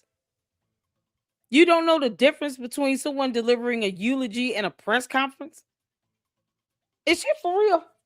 You can't make this stuff up. So you don't know the difference between a eulogy, Candace, and a press conference. Seriously? Like, seriously. Yeah, this is the absurdity of it all. But yet she claims, oh, I'm investigating something. No, you're impersonating something. You don't know the difference between a eulogy and a press conference? Girl, bye, Felicia. Bye, Felicia. And the email did not sit right with me spiritually. There's a lot going on, though. I was obviously in survival mode mentally. I flagged the email. I filed it away in this inbox that I need to address this later. It's important. And I then decided to revisit it and to respond to the woman and to process what it was that had initially disturbed me. Now I'm going to read you this email, and I am going to protect information of people today. I'm not going to be giving out any names because it doesn't actually change the story any. This person wrote, "Dear Candace, firstly, thank you and may God bless you and protect." No. The hypocrisy is staggering. You'll put up a photo of someone whom you're not even talking about. She posted up the photo of the wrong man that she was referring to. And that man was subjected to all that cyber harassment. She doxed a random man's photo. People found out who he was. And she had to learn the hard way that she put up a photo of the wrong person. And you won't tell us a username from this comment? So she can pick and choose when she wants to dox someone. So when it comes to her so-called giving a source out, oh, I'm going to keep it confidential. Why can't you keep that same energy up when it comes to anyone that you're trying to put out there on the forefront? Why are you putting up photos of people and you don't even vet them properly? Boy, when I say bullshittery. For everything that you do. I pray for you every day, and I thank God for you bringing the light of truth and Christ to this world. I attended the memorial, and I ended up sitting next to Father Blank. He was actually the priest that flew with Erika to Utah. He was with her when they called her that he did not make it. Prayed over him. She actually asked him to pray the rosary there at the hospital, and he said the homily at the private funeral the Friday before the memorial. Now, in hindsight, it is strange to me that he was just put in the crowd at the memorial, but then again, he may have wanted that. I was at the memorial having zero personal or prior involvement or engagement with Turning Point USA or anyone from there. And I ended up sitting next to Father Blank and then with Erika at Mass the next day. I truly believe it is complete divine intervention. I prayed at the time and each day after exactly this. God, I see and feel you are leading me. I know there is a purpose. I don't know what it is or where you are taking me, but I'm following with complete surrender and faith to your holy will. I'll try to best email this with the relevant details, and I think that it may help. I was watching your podcast as I'm finishing up work, and I had to pause it when you played Alex Clark's interview because it honestly made my stomach hurt how untruthful what they were saying was. And I felt strong conviction to write you. I've never emailed a person I don't know in my life, but I'm following this conviction. I spent a good 8 hours sitting with Father Blank. I'm shy generally and was sitting with empty seats around me in the third row from the stage. So when I saw the priest walking by and looking like he didn't know where he was going, I said, "Hi, Father, I'm also Catholic. If you need a seat, this one's empty." Whether he wanted to or not, he sat down. He seemed like a holy priest, soft-spoken, but so sincere and genuine. He prayed in silence throughout and would smile and say, "Charlie wouldn't believe this," looking around the stadium. It was like he was going through a roller coaster of emotions right there. He shared stories of Charlie attending Mass and him spending a lot of time with Erika and Charlie. As Erika was talking on stage, Father held his hands towards her, was praying over her for protection and strength, tears going down his face from his stories and messages from Charlie that he showed me. It seemed like he was probably the closest person in that room to Charlie and to Erika, yet he was sitting with me like any other guest. Like I said, in hindsight, it just feels so off still. At some point during one of our conversations, we spoke about the daily Mass at his parish because I wanted to go on Monday before I flew back to Chicago. He said, yes, at 8:30 a.m. there would be Mass. To be honest, I wasn't sure if I was going to make it, but then I saw a text from him at 6:30 a.m. saying, "Hope to see you at Mass." I knew it was my sign to just make it work and go. There were about 6 people at the 8:30 a.m. Mass that Monday, the large church of blank. I sat in the first row and I felt God's presence so powerfully the entire Mass that I couldn't stop the tears from flowing. I didn't cry at the memorial, but I wept quietly the entire Mass. Afterward, I stayed to pray a while longer. Lights were starting to turn off and I looked back and I noticed a tall bodyguard in the back, along with Erika and a middle-aged woman that was sitting by her. At that moment, I went back to prayer and I said, "God, if you'd like for her and I to connect or speak, please bring us together. If not, I will pray for her and I'll head out." I did not want to disrupt her, but also I had an intense knowledge of how much God's hand was present throughout the last 2 days. A minute or two later, as I was still in prayer, I had a tap on my shoulder by a woman. I believe it was an assistant. I can't remember what it is she does. She said, "Would you like to join Erika?" Candace, at that moment, I thought, okay, God, I hear you. I've never had so much peace while blindly surrendering to God's will. Maybe I have, but I haven't ever seen it so clearly in action. I hugged Erika. I sat next. Now, y'all, listen. Does this sound familiar, this whole pattern with her? Didn't this whole thing with Mitch Snow start off this way? Where she read an email or something so powerful and blah, blah, blah. Right? And then next thing you know, she's talking with him, behind the scenes, trying to get his information. She would have had to have a conversation with him because he had sent her all these redacted ID cards that, I can just say they were fake. I'm saying they were fake. That's how I feel about it. These fake ID cards, because most of them were redacted. And it turns out he's a pathological liar anyway. Then it start off with some email like this. Some concocted story BS. Like she created this crap and then just got somebody that's willing to go along with it. This is how the whole Mitch Snow saga started. We're no closer to Candace telling us who she think pulled the trigger on the gun. And yet, her and George Farmer refuses to give us an alibi. I want evidence to see where they were when Charlie Kirk got shot. I meant that yesterday. I meant it. Where the hell were those two at? Who keeps doing this? Like, you have to be the worst narcissist on earth to keep creating these stupid ass stories, and then you're trying to bait people in that you don't vet and verify who they are before you pull them into it. We don't know who wrote this. She won't say a name. She hasn't posted this person's photo up. She could have literally just typed this up. This could be a part of her script. We don't have a reason to trust and believe a damn thing she says, especially when it comes to what comes from that tip line that most people are just trolling her at this point. If she's being trolled, guess what? It's her fault. Yet again, she doesn't vet her tip line. We don't know who wrote that message.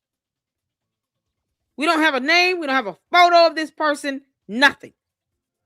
And it's not like she's brought them on her show and she's letting them speak for themselves. So we have no idea who this came from. So as far as I know, she made this whole BS up again. We're right back at square one. She's doing the same pattern of behavior she did with Mitch Snow. Y'all remember when she talked about that fort and the laundromat owners and all this other stuff?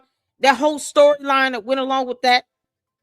This couple that owned this laundromat, dry cleaning, whatever the hell. It was a whole storyline with that. She throws out so much crap.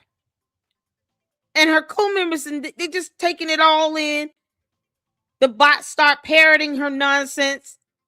As soon as her show was done premiering, they're all over social media pushing out her narrative. Oh, Project Constitution comes and said it. Oh, she drops a new bomb today. With no facts or evidence to verify anything that she's saying. How do we know she's not just typing this shit up herself?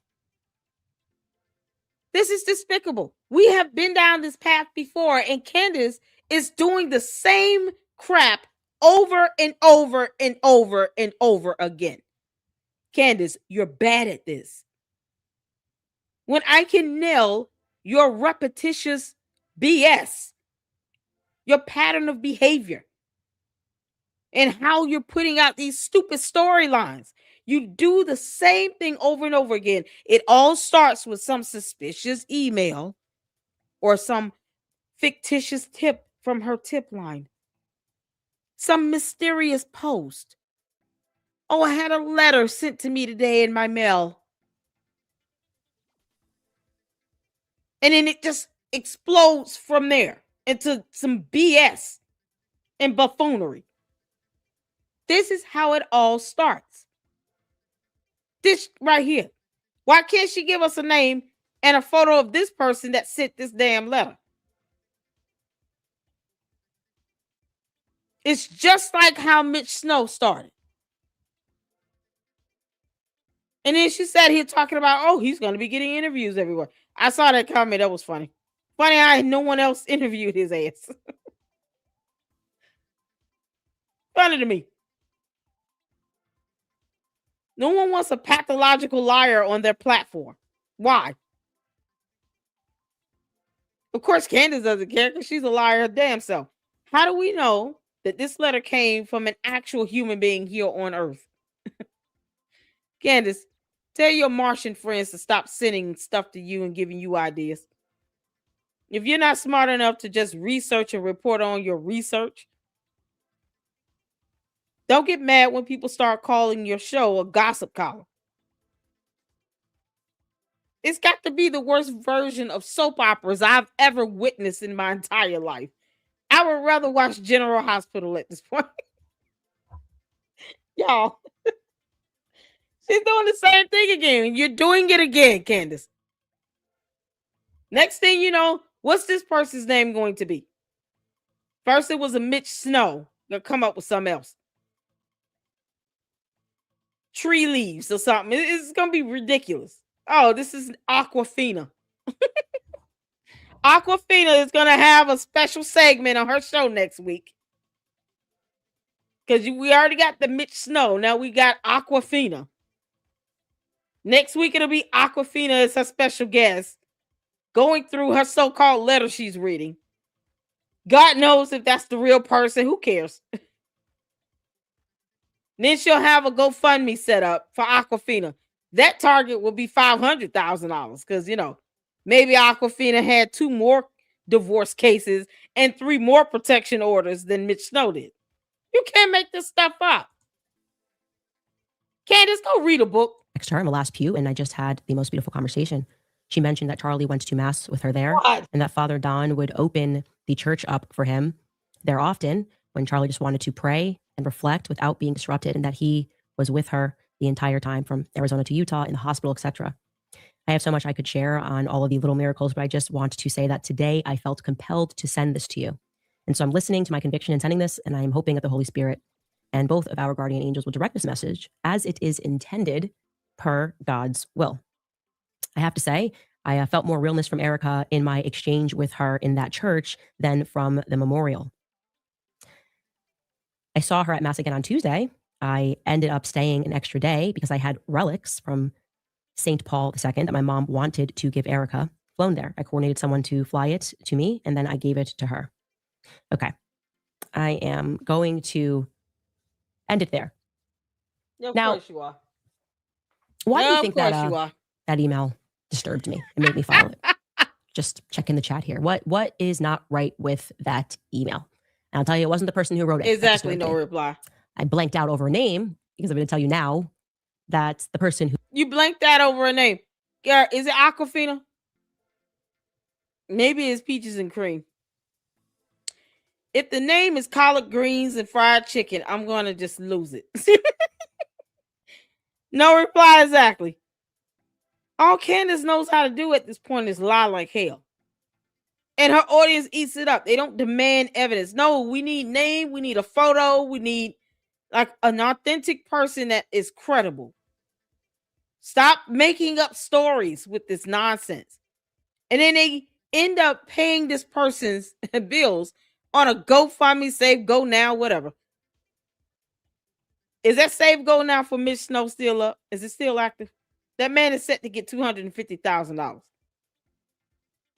And her cult base gave him $250,000. Many of you all could have used that to pay your mortgage for a whole year. Pay your rent for 6 months. Take your kids out of town for spring break. Anything.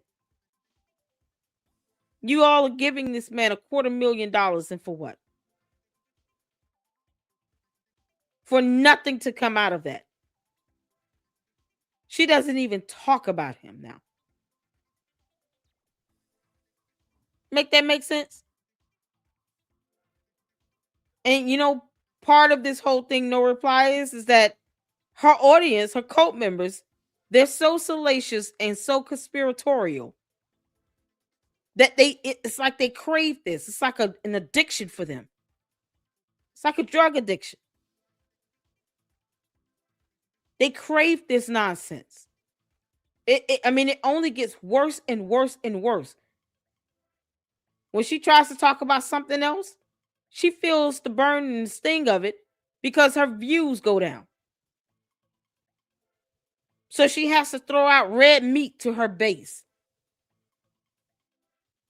And the stories get dumber and dumber and even more crazy because somehow she's got to outdo herself from the last time. Meanwhile, they will not demand evidence at all. They won't read, they won't research, they won't Google, they won't do any of that. They're too busy trying to control Erika Kirk, to which they cannot and will not do.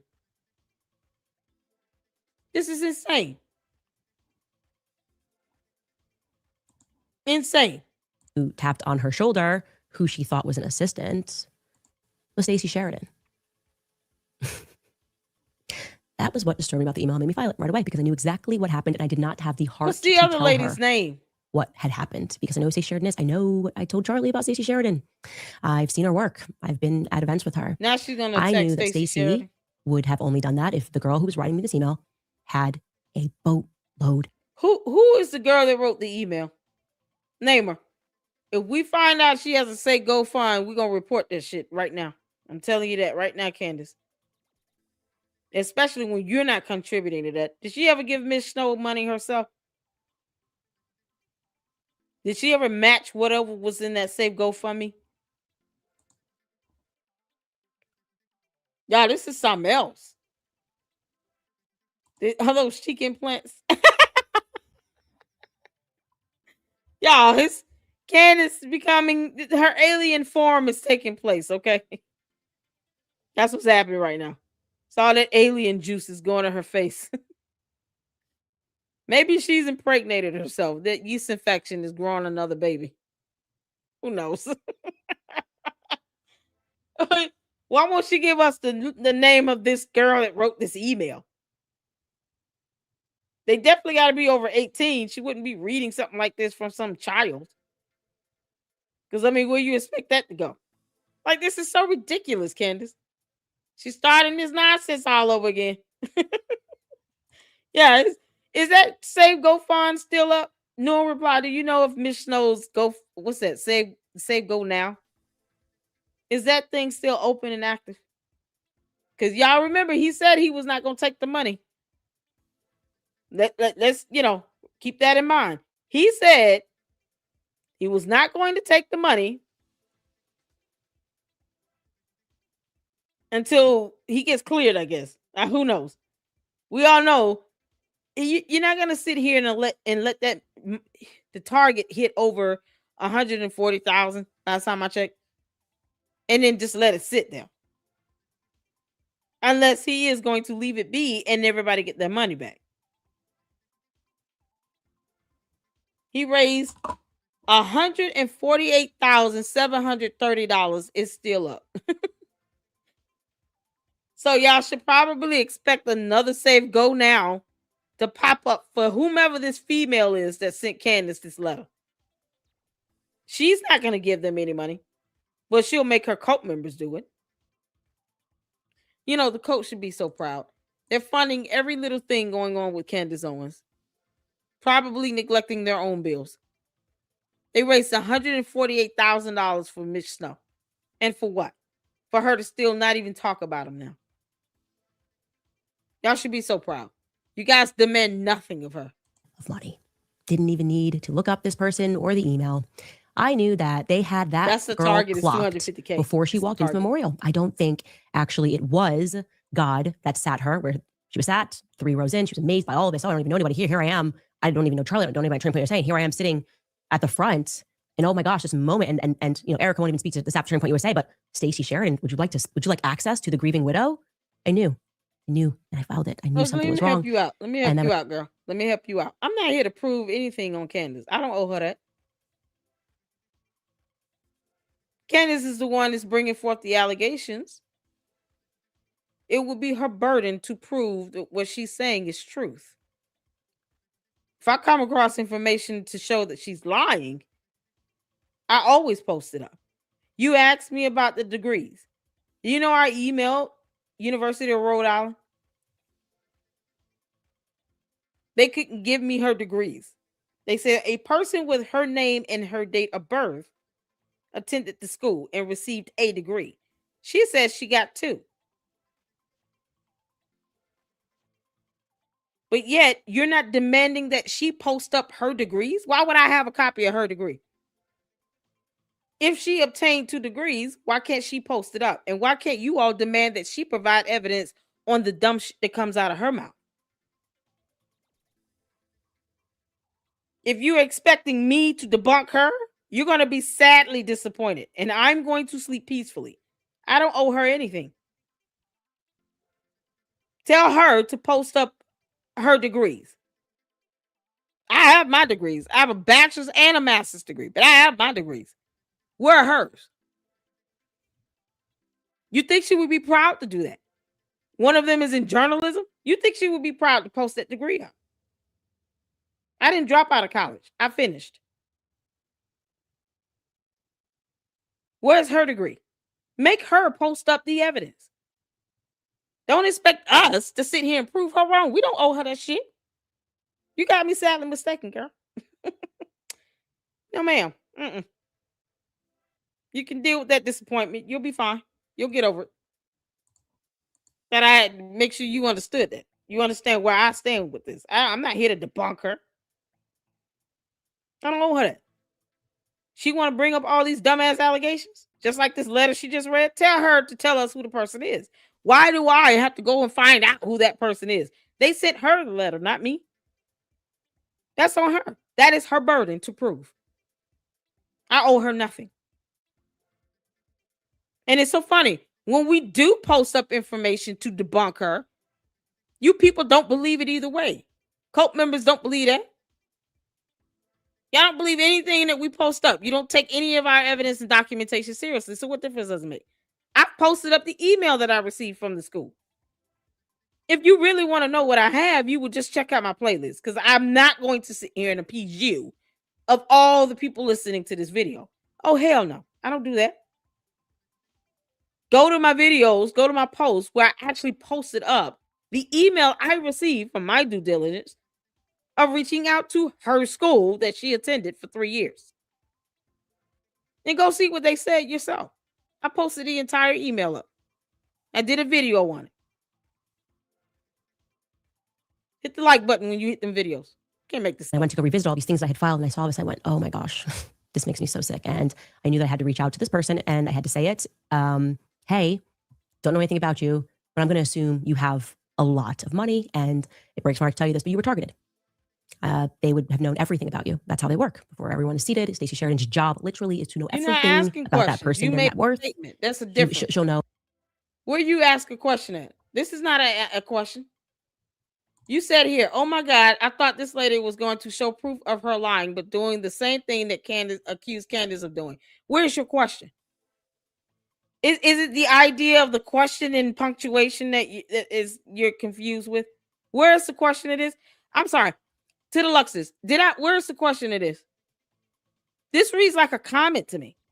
You said you can ask questions. What question? What question are you asking me? You're accusing me of doing what she's doing.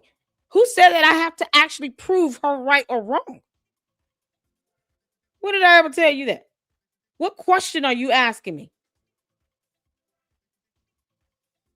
If you're going to ask a question, then pose a question. That's not a question. That's a comment. And an accusatory comment at that. Where's your question? You said I can ask questions. You're not asking questions. I answered it. I said I reached out to the school. I did a video. I showed their response. The only thing I can post up is what their response was to me in the email. You just accused me of doing what she does. What am I lying about?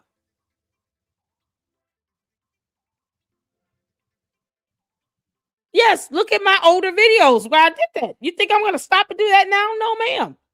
I've already covered that twice. My videos, I've already covered that in my video. I did the due diligence, reached out to her school, emailed them, and got the email response and covered it in a video. I pulled up the email response in a video separately from this. I've already done that.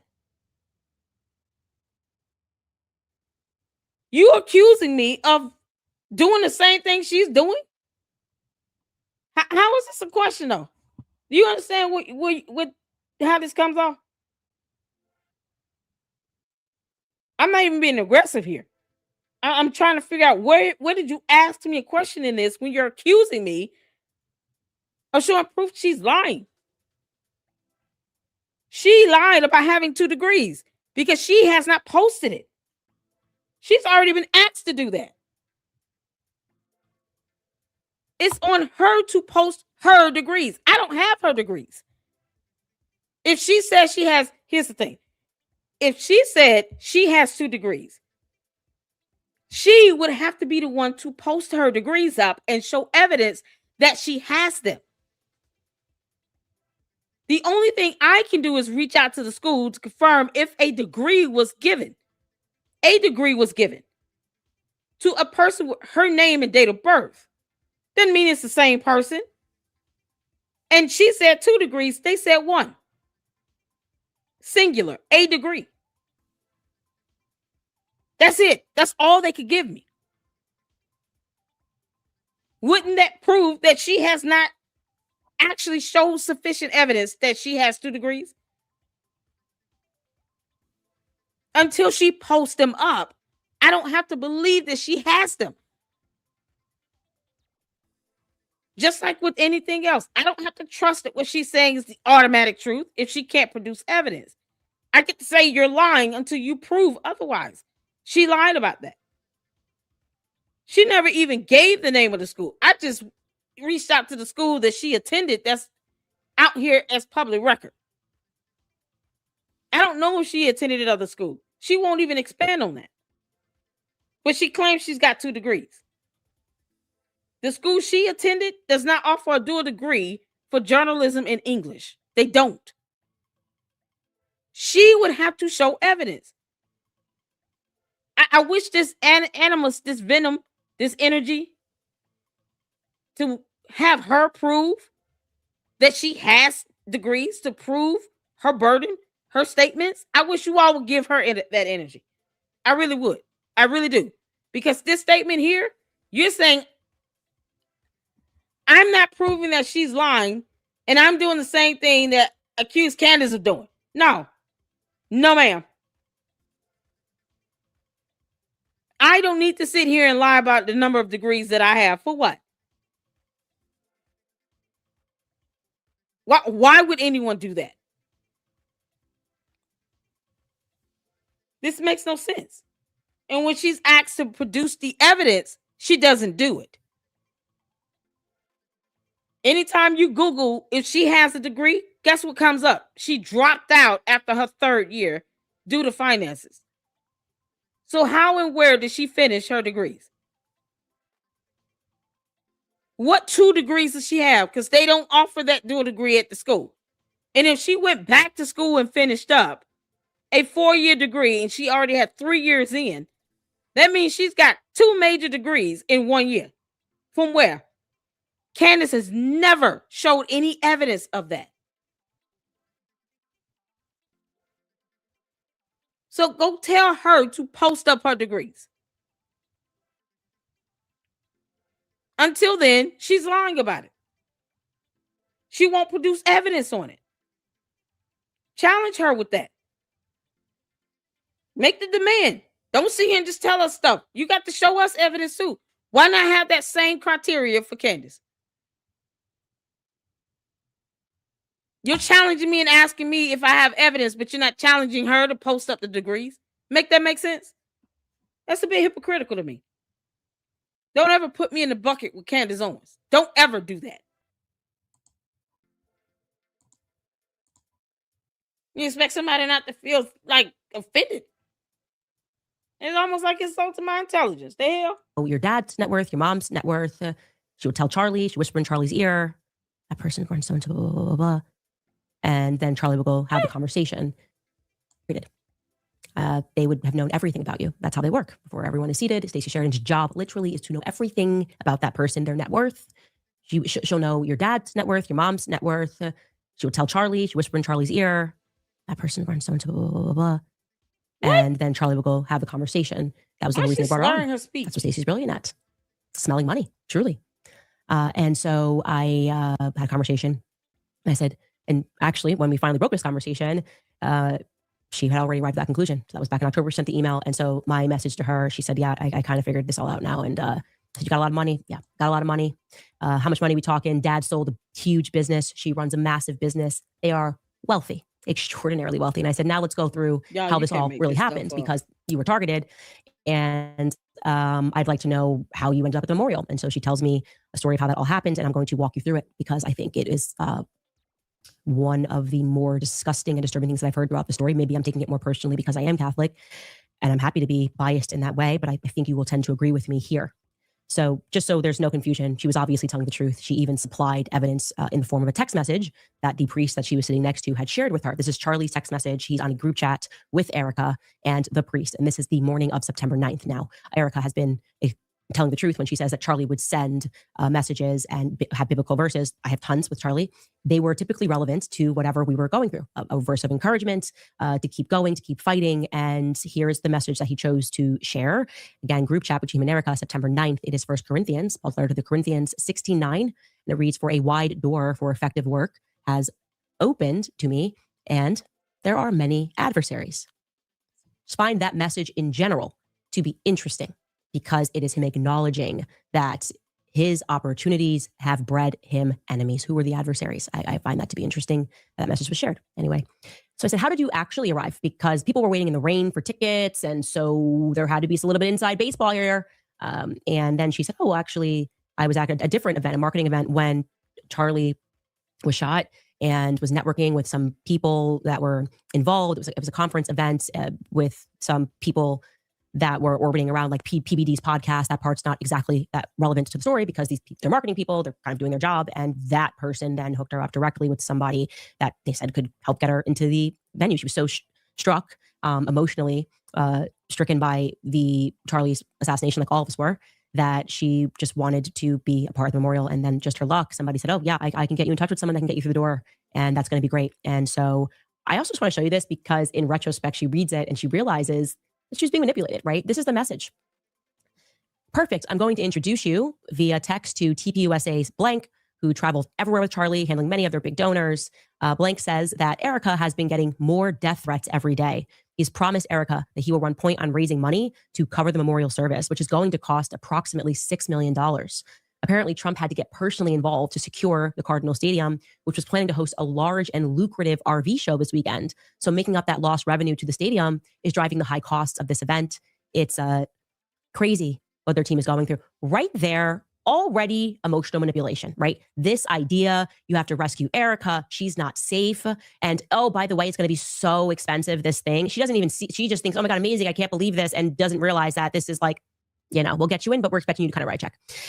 And by the way, I do want to address that lucrative RV show this weekend. I went back on Wayback Machine, saved screenshots. There was no RV show that was on the calendar for this Cardinal Stadium. Has anybody been able to find this? We've been told the story a couple of times now that the White House got involved and secured the venue, and people started asking questions about how this was possible to turn around so quickly because there are tons of policies and booking these sorts of venues. They don't do things last minute. This RV show, if you know something about it, you were supposed to attend and had tickets and got an email and said, hey, never mind, it's off. Please email more tips at CandaceOwens.com. I need to know more about this little RV show. Anyway, this idea that was going to cost them $6 million to make off the revenue. Obviously, we know they made a ton of money. They geofenced everybody's phones. I can't imagine what just selling the data on that would have been worth. But interesting to know, this is how it gets started, okay? So then she's sitting in the third row and she's now next to the priest. And I asked, what about the next? Let's go more specifically about how you got to church the next morning. Because that's interesting, right? Like you struck up a conversation. You said that you struck up a conversation, whatever. And that the priest said, yeah, come to mass. Well, the part that she forgot is that he told her in this text, Erika might be there. Good morning. I hope to see you at 8:30 a.m. Erika may be there too. Okay. That's an interesting text from a priest. Now, she believes that this is a good guy, and that's great. And I hope deeply in my heart that that is true. But I am beginning to ask questions about that because there's a lot there that's happening. If I am correct, he also canceled his mass on September 10th. Give me just a second because I hear my phone is on. That he canceled his mass on September 10th on that morning. I'd like to know more. I genuinely would like to know more. And I don't understand if a priest is just trying to get you through the door on a Monday morning to go to mass, why you would say, Erika might be here. And also, why is it a might? You would know. You more than anyone would know. You've been with her every second of every day throughout all of this. You know whether or not she's going to be there. You, her, and Stacy have been rolling pretty deep. So I feel like you knew she was going to be there. That's my opinion. I genuinely hope I'm wrong, and I'm open to be wrong, but Candace, you're not open to being wrong. You're not open to being wrong. This is the dumbest lie she's ever told. She's never open to being wrong because she never wants to admit when she's wrong. Just like she doesn't want to provide evidence to prove anything she's saying to be valid. Who the hell did this letter come from? You can post up a photo of some random man who turns out to be the wrong person, but you won't tell us who wrote this damn letter. And yet you're still trying to dictate how others should act and behave around you. You're trying to dictate what people should be saying and doing. This is what I mean right here. This is the insult in this. She just read this dumbass letter and didn't give a name, didn't post up a photo, didn't provide any background information to prove that this came from a real person. And yet her cult doesn't even ask her to do that. They don't make the demand that she actually produces the evidence. So until that evidence is produced, she's lying through her teeth. No one told Candace to bring forth these allegations and to concoct up another dumbass BS story. She chooses to do that on her own accord. But the burden falls on her to prove. They're cool with this. They're cool with her just saying, oh, this is a real person. I vetted them. They exist. Here's the letter.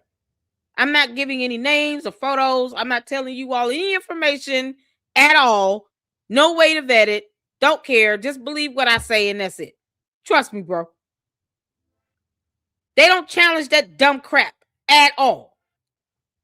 You know, when you don't have brains, I guess, you know, there's nothing to challenge. Whatever. I have to tell you how I feel about this. Anyway, this is so stupid. She was amazed by this, and she went, and then you know what happens next? She gets a little tap from Stacey Sheridan, who should burst into flames when she walks into a church, if we're being honest. Okay, this woman, but think about that. What moved Stacey Sheridan to tap on this person's shoulder? Erika told her to do that. Erika gave her permission to do that. Why would she randomly go and say, tap, tap, would you like to sit with the grieving widow? That would be the most inappropriate thing ever. Ever. If you're sitting with your friend and your friend is grieving their husband, you would not be like, let me go up to a rando that I don't know and see if they just want to chill with her. You would want her to have privacy. Okay, there's a conversation that took place. Do not play us for dummies. Don't do it. There's a conversation that took place. Candace, you are a dummy. You're a dummy from another planet. That makes it worse. And then you say, oh, you would rather be Russian than American. Bye, girl. You know what, Savs? That's exactly what I'm saying. She pulled the same stunt with Mitch Snow. She know they planned that nonsense. She got Mitch Snow to go along with this stupid story she concocted up about the Fort Huachuca and all this BS. Beating around the bush just so she can insinuate Erika Kirk had some role in her husband's assassination that was nationally televised. And now she's creating a whole nother storyline involving Stacey Sheridan. Yet another person that's going to be more than happy to issue her a cease and desist letter, as opposed to Candace Owens just reading a book and doing some regular research on anything else going on in America, because, you know, America first and all. Now, she rather obsess over TPUSA and continuously insinuate and blame and accuse them of doing something she can't damn prove. So I'm wondering who she's going to hire to play the role of the person that allegedly sent her this made-up imaginary letter. Because until we get concrete evidence that the person that sent this is a real person, and this young lady's identity is corroborated by this Stacey Sheridan person, we don't care who it is, Candace. This is irrelevant. It's not getting us any closer to who you think pulled the trigger on the gun. Because you don't believe it's Tyler Robinson, remember?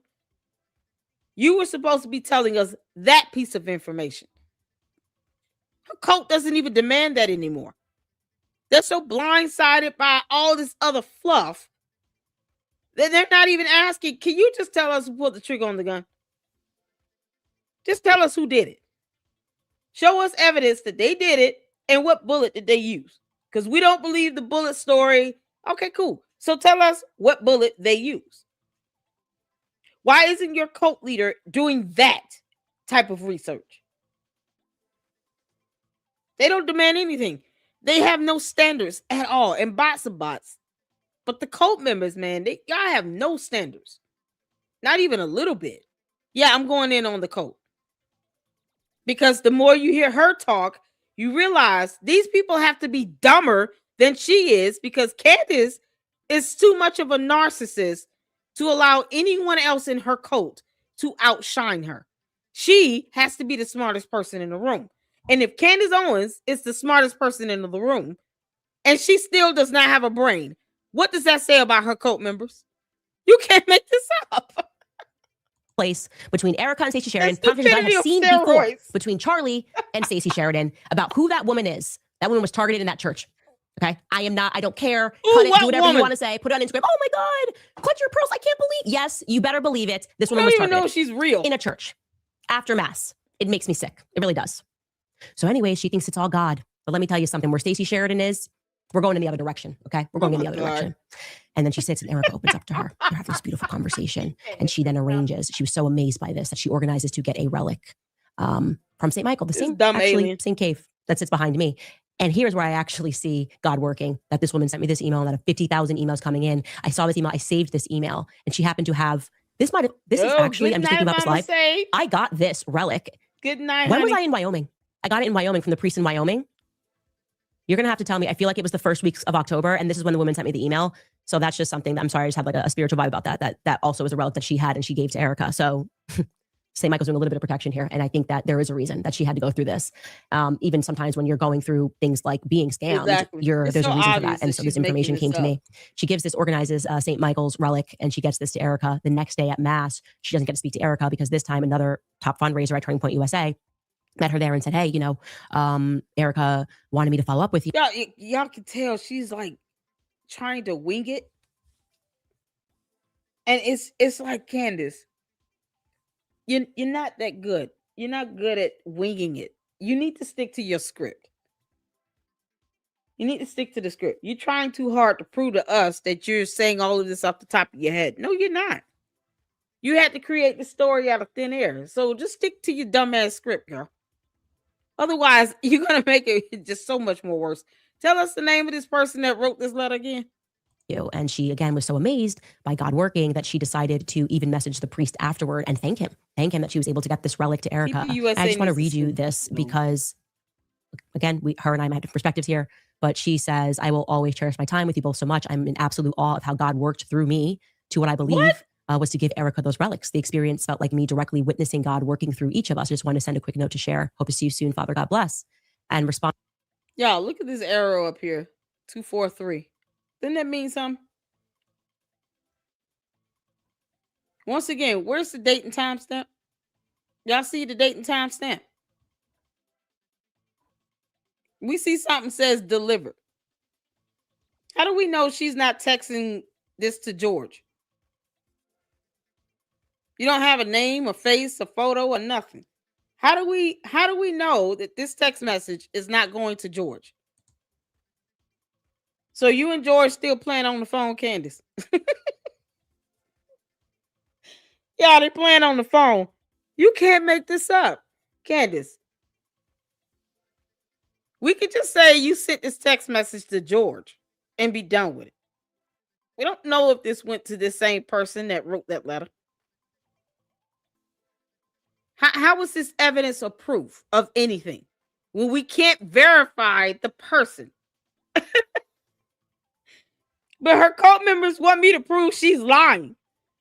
You're not even giving me anything to start with when I don't know who the person is that even sent this, to reach out to them to see if they actually sent this. If you're telling the truth, there's a proper way to redact to where you can at least confirm that this is a real person. She's not even doing that.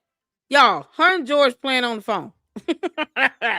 Candace, go to bed. Just go to your room. The father said, God bless. Thank you for sharing your wonderful words. God's fingerprints are all over what is happening. There is no doubt that your presence to Erika was a God moment for both of you. Huh? What's that? I don't like it. I don't like it. I don't like it one Candace, bit. we don't care. There's this, we have to protect Erika. This is God. This is God. What happens thereafter, I like even less. The intermediary, the person that delivered the... Let me tell y'all something. God has a way of showing you who's God.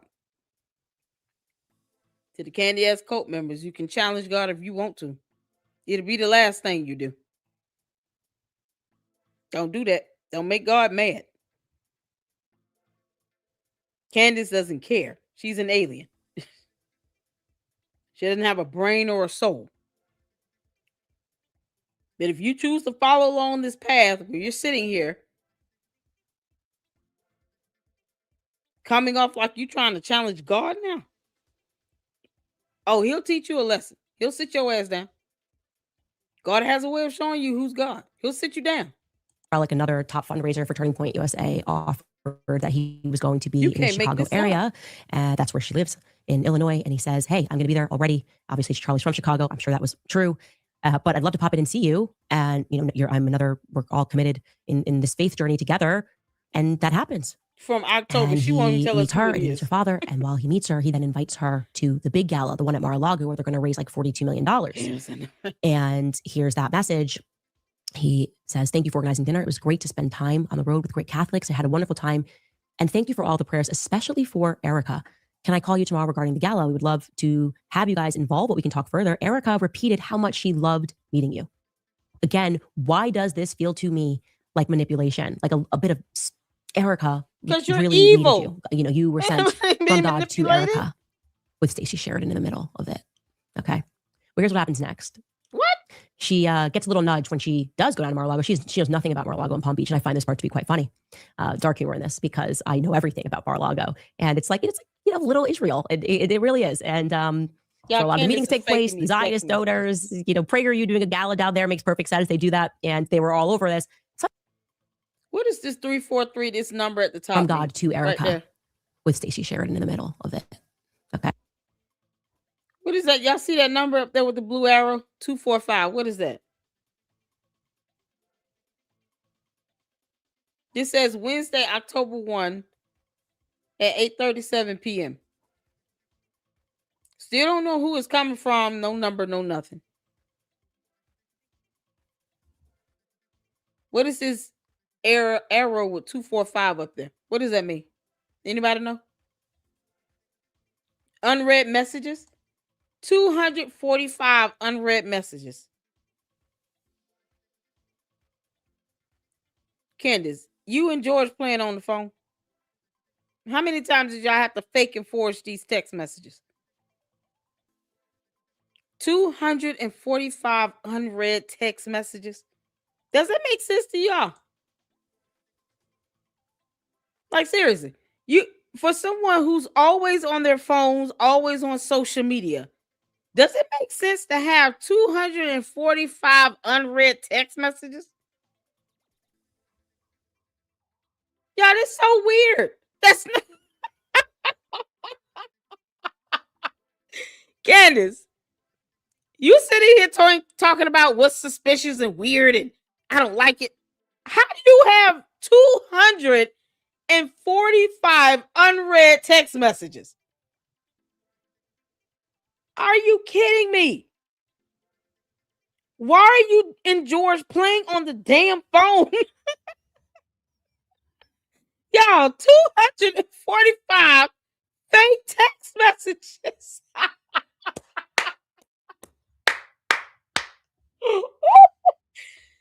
245 unread messages. Make that make sense?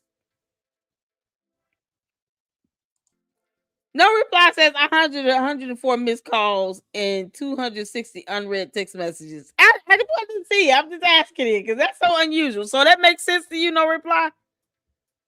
So it's not unusual? On average, I mean, does the average person have 245 unread text messages? I'm asking, man. I sent you a screen cap of it. Are you serious, y'all? 245 unread messages. What the hell? Y'all, this is unbelievable. Hold on. You say you sent me some. Y'all, I'm gonna wait for this email. I'm gonna refresh and hopefully the email come in. 245 unread messages. Oh my God.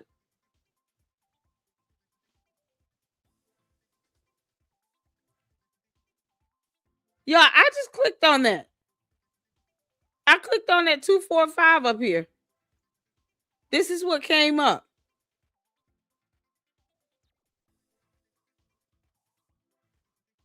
Y'all see this?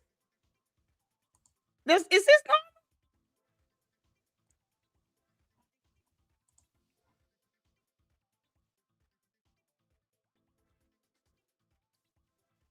I clicked on that 245 and it gave me that sidebar. Am I supposed to see that? Hold on. Let me see. This one says 243 and it takes me to this one. Charlie's text from the night of the 9th reveals some of the final warnings. Don Lemon is arrested in Minneapolis. Frank Turek complains about me again, and Turning Point's crisis PR machine is in Struggle City. What the hell?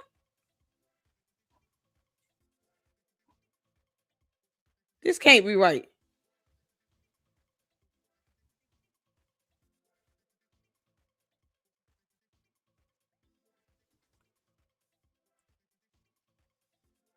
Yeah, this is weird. She's got 200. Okay, so that one says 243. Y'all see that? That says 243. This message here was 245. This is absolutely insane. They're having this beautiful conversation, and she then arranges. She was so amazed by this that she organizes to get a relic. Oh my God! From St. Michael, the same cave that sits behind me. And here's where I actually see God working. That this woman sent me this email. I have 50,000 emails coming in. I saw this email. I saved this email, and she happened to have this. This is actually. I'm just thinking about this live. I got this relic. When was I in Wyoming? So I got it in Wyoming from the priest in Wyoming. You're gonna have to tell me. I feel like it was the first weeks of October, and this is when the woman sent me the email. So that's just something that I'm sorry. I just have like a spiritual vibe about that. That also was the relic that she had and she gave to Erika. So St. Michael's doing a little bit of protection here. And I think that there is a reason that she had to go through this. Even sometimes when you're going through things like being scammed, there's a reason for that. And so this information came to me. She organizes St. Michael's relic, and she gets this to Erika. The next day at Mass, she doesn't get to speak to Erika because this time another top fundraiser at Turning Point USA met her there and said, hey, Erika wanted me to follow up with you. And she, again, was so amazed by God working that she decided to even message the priest afterward and thank him that she was able to get this relic to Erika. And I just want to read you this because, again, her and I might have perspectives here, but she says, I will always cherish my time with you both so much. I'm in absolute awe of how God worked through me to what I believe was to give Erika those relics. The experience felt like me directly witnessing God working through each of us. Just want to send a quick note to share. That's a Hope to see you soon, Father. God screenshot. bless. And response, the father said, God bless. Thank you for sharing your wonderful words. God's finger. Okay, what we're looking at here is a screenshot. Let me take off the caption. Y'all, this is a screenshot.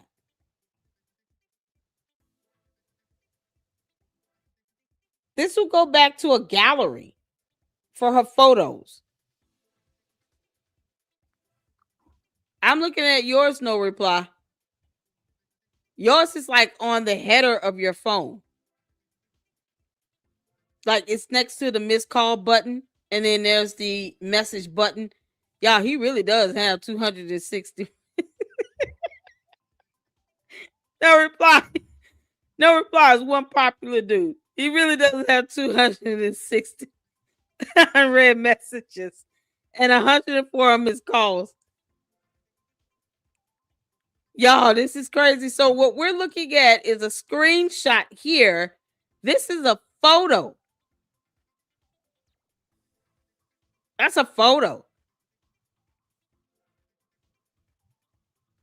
Because she had to do that in order to black out the information. She would have had to do a screenshot or be sent a screenshot of the message. So 245 is the number where this photo lines it falls in place. Like a lineup. It's like 245 images in the phone.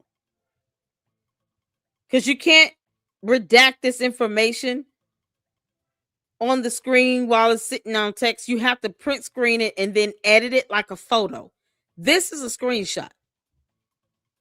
Now, she could have just texted this to herself or to George, did a screenshot of it, and then blacked out all of that, because the only way you could really edit that, it would have to be saved as a JPEG or PNG. It would have to be saved as a photo. That's the only way you can edit this to black out this information. You can't do that as a text message in the iPhone. I do have an iPhone for work, and I'm trying to figure out how the hell you black all this out without doing a screenshot of it. So the only way to do this redaction here, is to screenshot it and save it as a photo. Y'all, somebody sent this to her, or she's playing on the phone and it's something she sent to herself or sent to George. This could have came from anywhere, from anybody. And if you don't believe me, if you have an iPhone, try to see if you can redact information while it's still in that text message, like this, where you get the profile at the top, the phone number, all of this stuff blacked out. You would have to screenshot it first, save it as an image or some sort of photo, and then edit it and black it out. That's what this is. And this is the number of photos in that gallery. Y'all, this is madness. Candace, look at what you're going through to keep some stupid story flowing.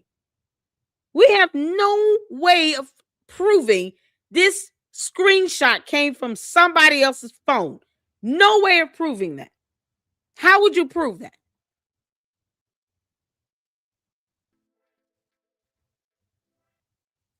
You said check your message thread. Does it look like that? No, it doesn't. Mine's look like. Y'all tell me what y'all seeing in y'all iPhone. Everybody got an iPhone. Tell me what y'all seeing in y'all iPhones. So when, like, okay, let me do this.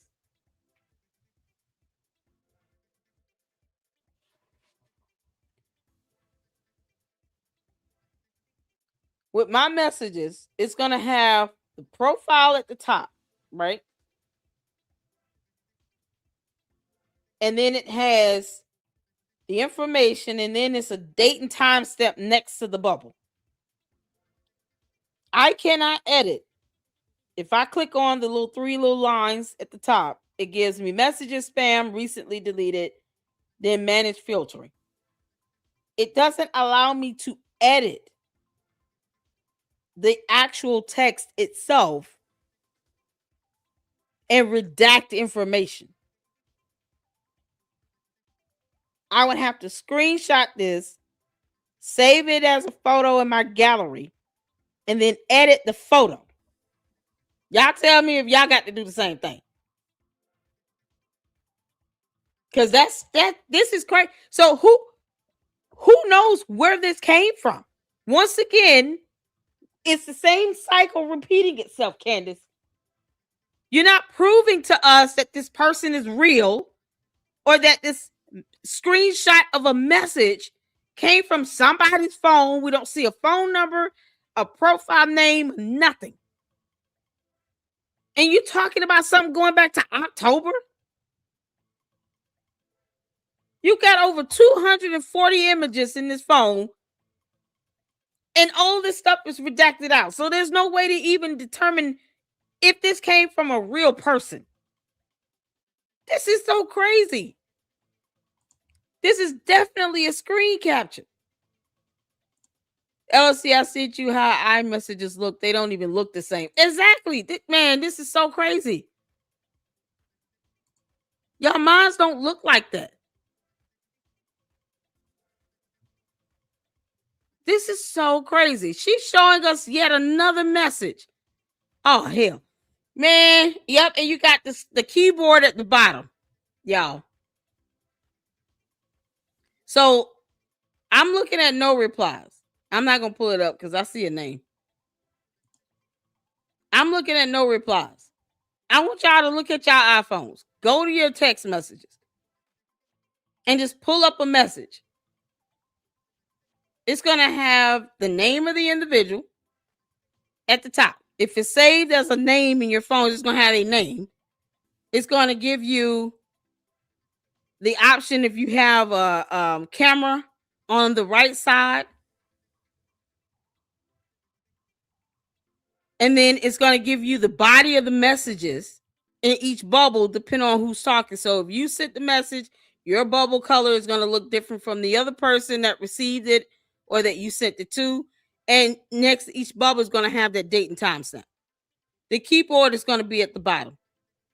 So if she did a print screenshot, naturally she's going to crop that out. And what she did was redacted and blacked out the profile name at the top. And maybe there's a phone number underneath it. Because otherwise, I mean, if it's saved as the name, the number doesn't show up. Not on what I'm looking at with no reply. There's no number there. Y'all, this is crazy. It doesn't look anything like that. Look at your iPhones. Look at y'all text messages. Where's the date and time stamp here? So she captured this and redacted it and edited it. and actually expect people to believe that this is a real text that came from somebody. Like who? Who did it come from? Y'all, this is ridiculous. She's doing the same old crap again. Just throwing up messages talking about, oh, it's proof. No, it's not. We don't even know who this woman is. Oh my God. Prints are all over what is happening. There is no doubt that your presence to Erika was a God moment for both of you. Nuts. I don't like it. In the black part. I don't like it. You don't like the fact you keep lying and being deceptive. Quick note to share. Hope to see you soon, Father. God bless. Y'all, this is a whole, either this is an image or this is a whole nother set of messages here. Why is that redacted? We don't even know who this person is. This could be Candace literally texting George, and then she print screens it, crops out all the other stuff, the keyboard that should be at the bottom, and then redacts the top. We have no idea where this came from. Once again, she pulling the same old BS stunt she did with Mitch Snow. And response, the father said, God bless. Thank you for sharing your wonderful words. God's fingerprints are all over what is happening. There is no doubt that your presence to Erika was a God moment for both of you. I don't like it. I don't like it. But you keep lying like you. There's this. We have to protect Erika. This is God. This is God. What happens thereafter, I like even less. The intermediary, the person that delivered the relic, another top fundraiser for Turning Point USA, offered that he was going to be in the Chicago area. That's where she lives, in Illinois. And he says, hey, I'm going to be there already. Obviously, Charlie's from Chicago. I'm sure that was true. But I'd love to pop in and see you. And, you know, we're all committed in this faith journey together. And that happens. And he meets her and he meets her father. And while he meets her, he then invites her to the big gala, the one at Mar-a-Lago, where they're going to raise like $42 million. And here's that message. He says, thank you for organizing dinner. It was great to spend time on the road with great Catholics. I had a wonderful time. And thank you for all the prayers, especially for Erika. Can I call you tomorrow regarding the gala? We would love to have you guys involved, but we can talk further. Erika repeated how much she loved meeting you. Again, Candace made this up.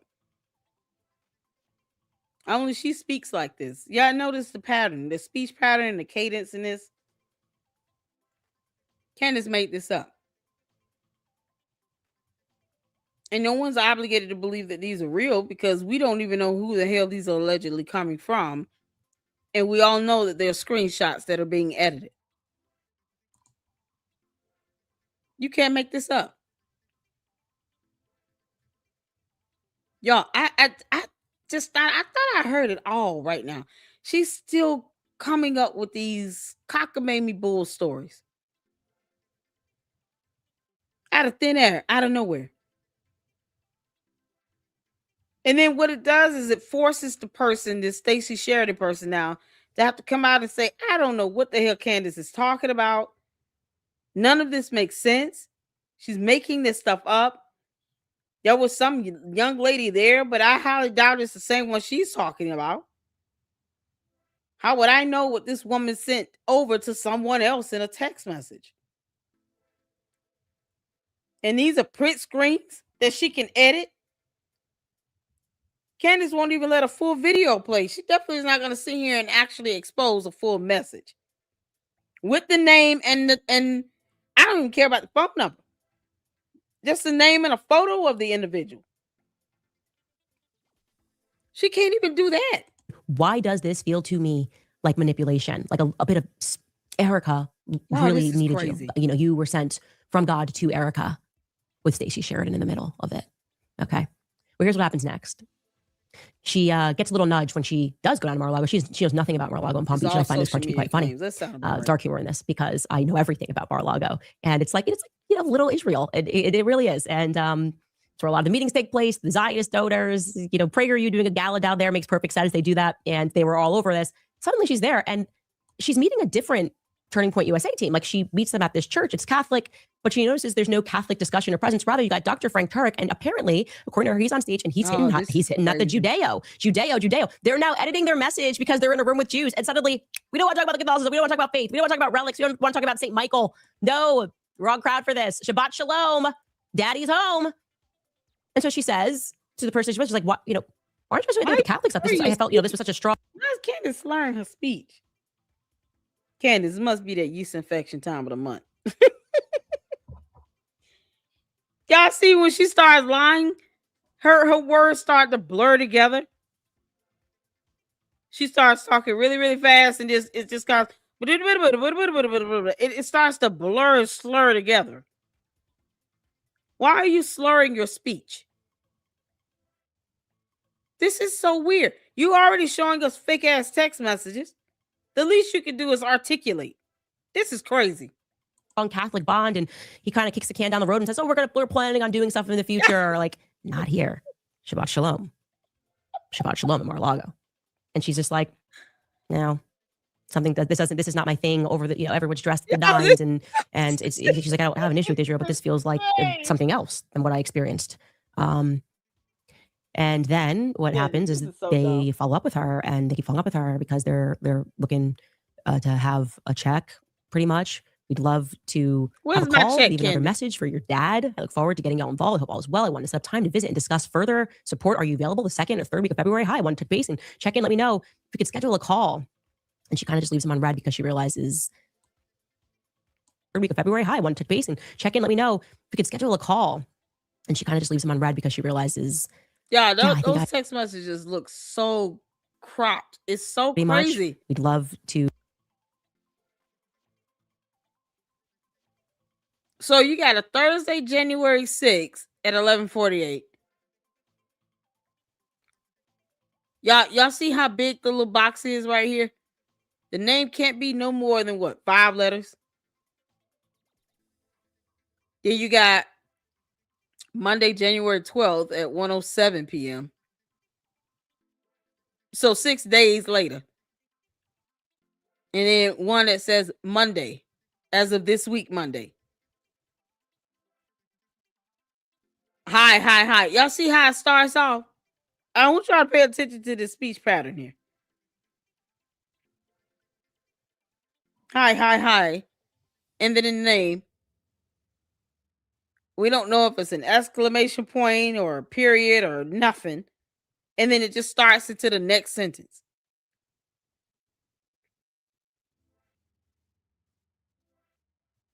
Y'all, this is so scripted. Candace, try harder, girl. You need to create a whole nother story. You need to come up with something else. This is so bogus. We don't have to trust that this came from a real person or anything. You and George playing on the phone is pathetic. And if you guys can listen, if she can edit and redact stuff out, you can easily edit transpire the information in the date and timestamp. Hell, these text messages could just be curated from somewhere, from some app. All of this could be typed up to look like a text message, and it's typed up. This is insane. Candace, the length you're willing to go through to come up with some dumb story. Well, we still don't know who this person is. And it would be your burden to tell us. You're the one bringing this nonsense up. Fake ass story, you making this stuff up and expecting people to believe it. No.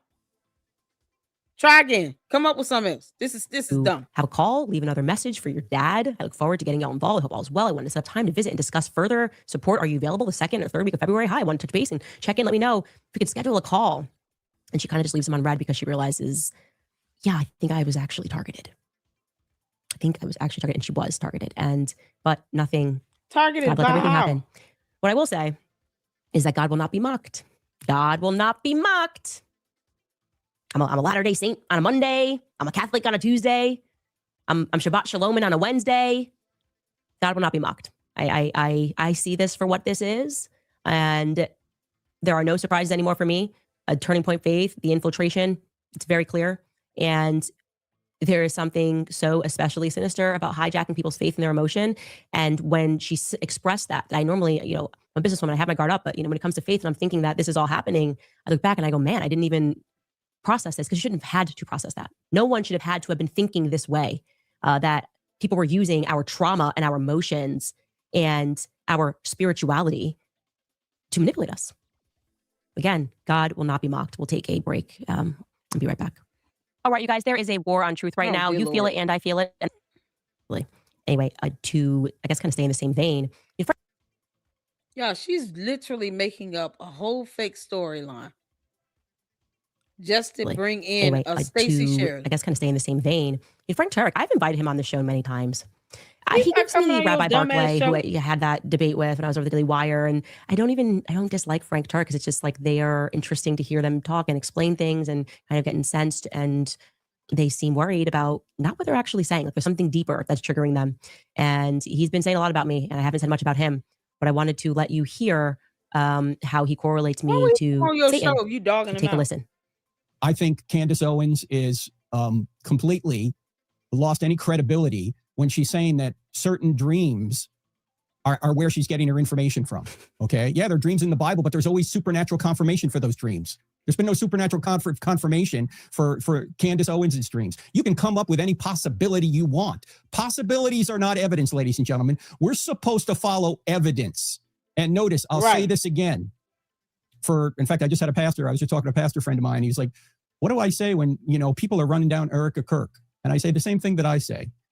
Have you noticed that Jesus and the apostles say that Satan is a murderer, a slanderer, an accuser, a liar, and somebody that brings confusion? Have you noticed that we've had a murder, and then since then we've had slander, accusations, lies, and confusion?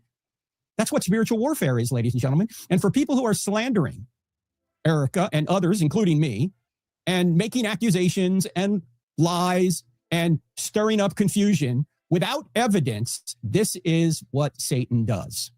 Yep.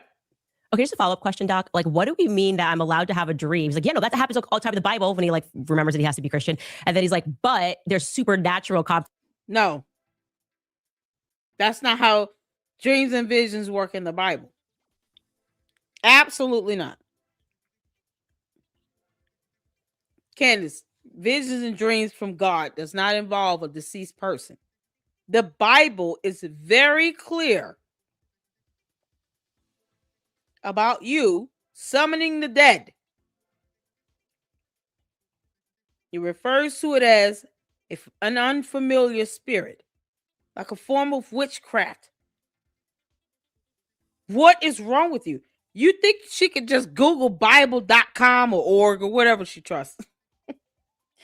She doesn't trust .com, so it has to be .org. Bible scripture, you can find an entire Bible online, various versions of the Bible online.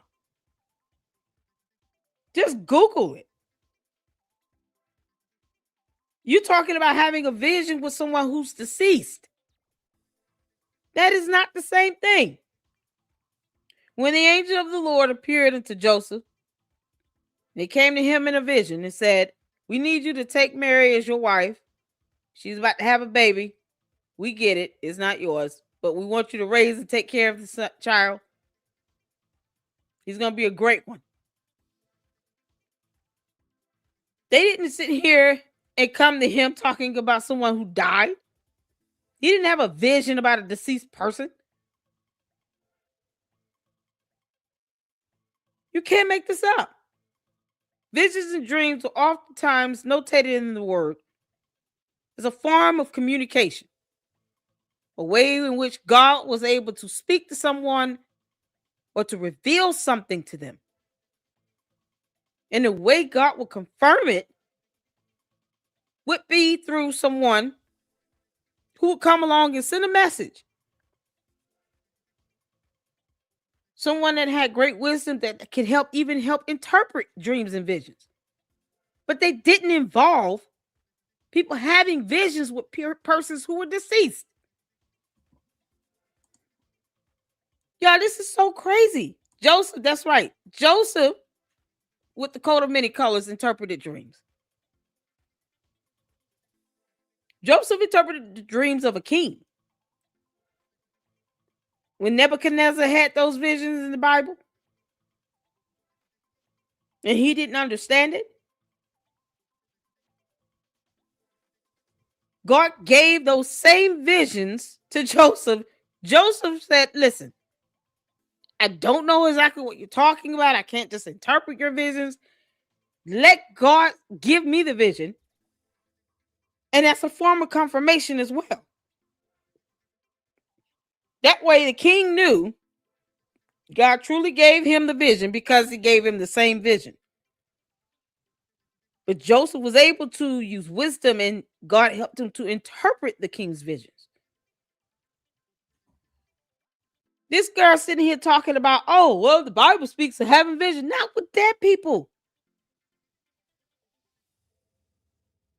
It's unbelievable.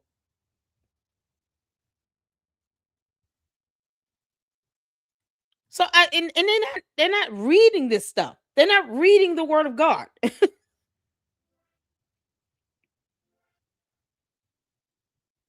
It makes no sense. Even when Saul went to this so-called witch,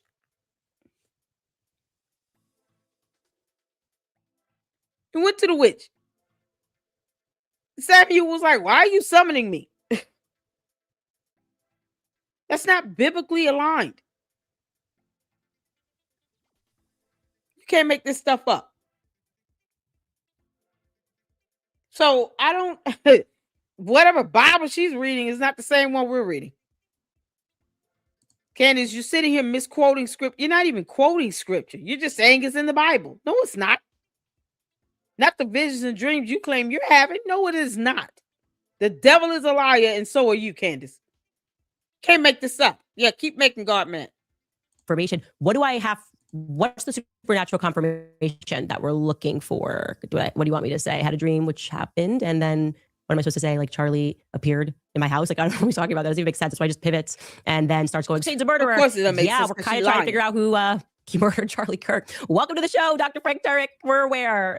Murder, when you see that act of murder, you see it in broad daylight, there's probably like a synagogue of Satan hiding behind it. And you guys just don't seem interested at all in going on this journey to figure out who killed Charlie Kirk, which is giving us a little bit of intuition that something's amiss. Again, going back to the example of Kobe Bryant's wife, suing she didn't trust nobody. Everybody was getting sued. Okay. And I didn't even agree with some of her lawsuits. Exactly. But darn if I didn't agree with the emotion of like a woman who feels like there needs to be justice served somehow for my loss. What would we have said if, I don't know, it would have been kind of weird if she, as soon as the helicopter thing, I forgive them. I forgive everybody involved. Everybody's like, you got to get to forgiveness. You do have to get to forgiveness. And I'm sure that she's there now, but immediately after, you're skipping all the other phases of grief. You instantly accepted what happened within 5 days, maybe even sooner, that Charlie was gone. I don't know. I welcome this discussion with you. But yeah, Satan is a liar. We're tracking the Turning Point USA lies. You are basically confirming for us that everything that we're looking at is satanic. Kind of what we've been saying, right? I've been saying this is no longer about left versus right. This is good versus evil. And you're upset with us for pointing out the lies at the same time that you're calling people Satan. What am I accusing you of? Lying? Where is the evidence? Candace, you are lying. In the history of the world has been more evidence than Candace Owens. There's just so much evidence. And then you get caught in the lies. I show text messages, I show timelines, and there's like, they concede the points, and then it's just over. They're like back to like, all she's doing is dreaming. But you typing up this stuff. That doesn't mean it is evidence. You typing up something does not make it evidence. Candace, show us proof of your 2 degrees. Post up your degrees from a real accredited school, not a degree mill. I think Candace used a degree mill, like Richie Rashad. Yeah. I think Candace got her 2 degrees from the degree mill that Richie Rashad uses to get all his damn degrees that are all fake. You want to show some evidence, Candace? Post up your 2 degrees you claimed you earned from a real accredited school. She's doing it. She hasn't showed us any proof it's whatsoever. Not evidence. What are we doing? Why do I feel like we're on a hamster wheel with these people? How much more evidence? I have presented so much more evidence than the FBI ever did against Tyler Robinson that they're the accusers.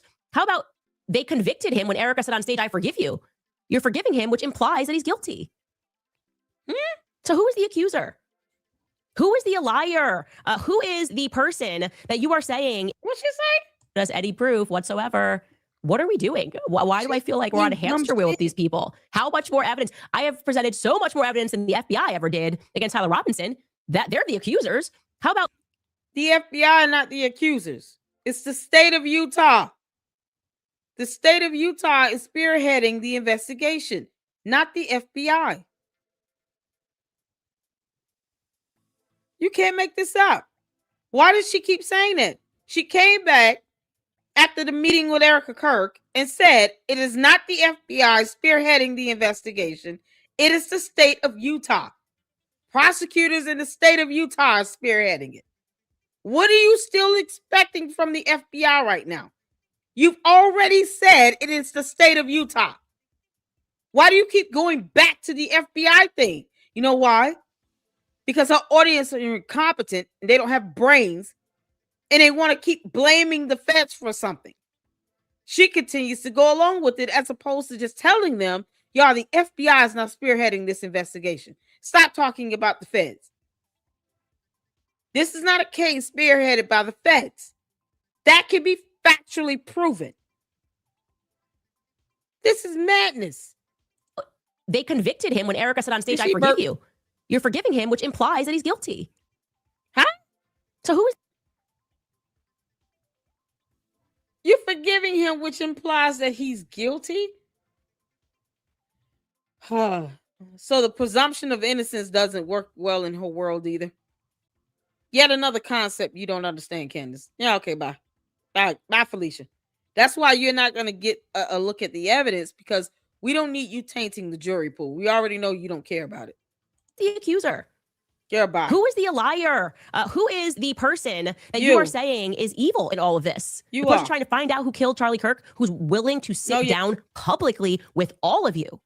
All of you. Who pulled the trigger on the gun, Candace? You're doing this as a PR strategy. Who pulled the trigger on the gun if you don't believe Tyler Robinson did it? You're not getting us any closer to that. You're not getting us any closer to answering that question. Who do you believe and what evidence do you have to show proof that someone else pulled the trigger on the gun? 5 months of this BS, and you cannot tell us who pulled the trigger on the gun? At the same time, if you'd like. For as long as No, you like. y'all better ignore the hell out of her. Or is the people that are engaged in a cover-up, lying to the public and gaslighting the public because they have a lot of money. People that are firing employees without cause. Do some loyalty tests because they're talking to Uber drivers. She thinks this you guys is a are joke. behaving like you're guilty. Yo. You can spend it away to hide that. So if you have good intentions and you are a well-meaning person, if you are a well-meaning, do not agree to go on her show. She's doing this as a PR stunt. You'll be giving her content. She's running out of content. Candace, it's time for you to pick up a book and read, and then, do some research and reporting. Or you can just continue to be a gossip blogger. Isn't that what they call it? Gossip columnist. A gossip blogger. And just keep talking about, the Beckham son's wedding. Whatever. Being pastor, I don't know what it takes now to be a pastor. It seems like all you have to do is have some feelings and like a few proverbs. But if you are well-intended, I don't see why you wouldn't take me up on the invite to come on the show. I send it to you again. They don't owe you that. I send it to you and any of your homies at TPUSA to come on the show. You should be able to embarrass me. It's very easy, by the way, to sit down with a liar. That's like fun. When someone's lying through their teeth, the truth doesn't fear sitting down with a lie. So let me know if you'd like to do it. Anyway, guys, I do want to also touch briefly before I get some of your comments on this Don Lemon arrest. Like objectively, no, I should say like to do it. Anyway, guys, I do want to also touch briefly before. Who is the liar? Who is the person that you are saying is evil in all of this? The person trying to find out who killed Charlie Kirk, who's willing to sit down publicly with all of you at the same time. That's a damn lie, because when they told you to go fly out to Phoenix, you didn't want to do it. You remember the part where you said that George told you no? Of all the times for his closeted behind to speak out, somehow he only speaks out when it comes to you going to Phoenix. But then you make 4.5 hours of time space. You set 4.5 hours of time aside to meet up with Erika Kirk in Tennessee. But you couldn't put your ass on a plane and go fly out to Phoenix to go face her and all the rest of them at TPUSA. You would have been able to face all of them at once out there at Phoenix. You chickened out, you coward. You spineless coward. You wouldn't even fly out to go see them in person in Phoenix. You're a coward. They need to ignore you and just sue you and keep living. Isn't that what you want, Candace? Sue me. I want the peanut power. I want all the smoke. Yeah, because it's good for her ratings and views. Ignore her. If you like, for as long as you like. Or is the people that are engaged in a cover-up, lying to the public and gaslighting the public because they have a lot of money. People that are firing employees without cause. Funny how all that through some describes loyalty Candace. tests because they're talking to Uber drivers. $244 million. You guys are behaving like you're guilty and like you can spend it away to hide that. So if you have good intentions and you are a well-meaning person, if you are a well-meaning pastor, I don't know what it takes now to be a pastor. It seems like all you have to do is have some feelings and like a few proverbs. But if you are well-intended, I don't see why you wouldn't take me up on the invite to come on the show. I extend it to you again. I've done it multiple times. But I extend it to you and any of your homies at TPUSA to come on the show. You should be able to embarrass me. It's very easy, by the way, to sit down with a liar. That's like fun. When someone's lying through their teeth, the truth doesn't fear sitting down with a lie. The truth doesn't fear sitting down with a lie. Why should he even take time out of his day to do that? It's just dumb. Why does the lie have to exist in the first place? See, Candace, anything you can do, I'm going to stomp all over it. Why does the lie have to exist in the first place? Why should they have to come to you to try to prove you wrong? You're trying to set up a dumbass debate. That will be a stupid conversation with you. There's nothing they can say to persuade Candace and the cult members either way. It would be a dumb conversation. It'll be a waste of their time. When you can just stop lying. Stop coming up with these dumb stories and find something else to talk about. You're running out of content, Candace. You're still trying to throw blood and mud and meat to your base. At some point, they're just going to go somewhere else to find food. They're not going to come back to you at all. Because they're going to realize this idiot has nothing to offer. Go talk about Scientology, Candace. So let me know if you'd like to do it. Anyway, guys, I do want to also touch briefly before I get to your comments on this Don Lemon arrest. Like, objectively, no, I should say subjectively, it's funny. Of course it's funny. Don Lemon, the idea of Don Lemon being in prison is funny. But objectively, him being put in prison because Pam Bondi wanted a headline. Pam Bondi, can we get the Epstein files? Yes or no? Like, can you actually arrest some of these people in society that are harming children? I feel like right now, the DOJ has become like that show Reno 911.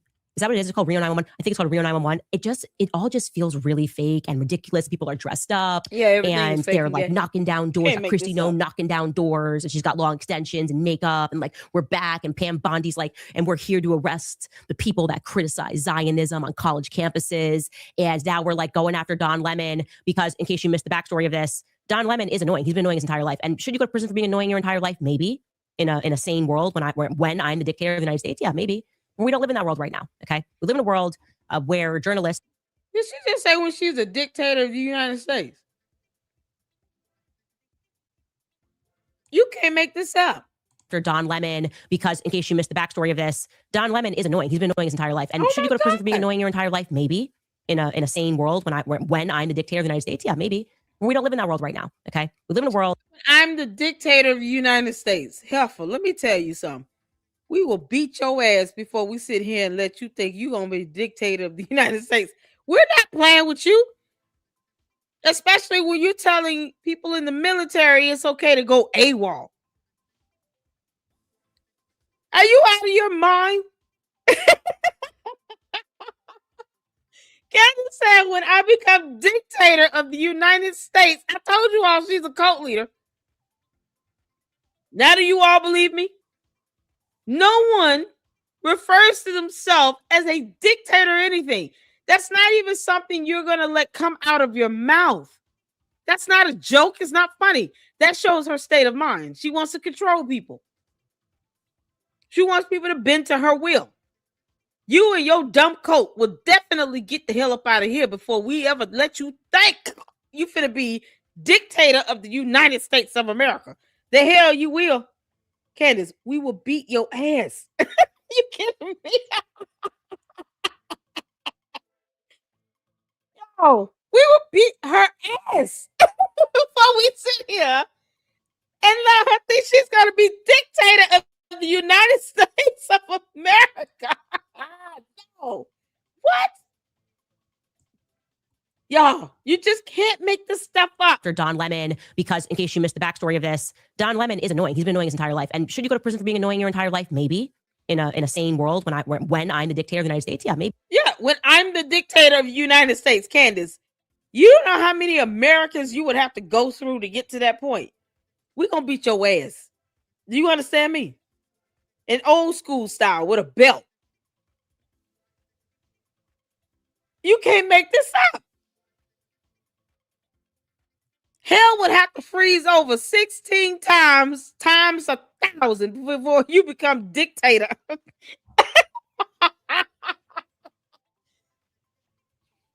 16,000 times to the 12th power. With 3 more sun revolutions before she becomes dictator of the United States. What?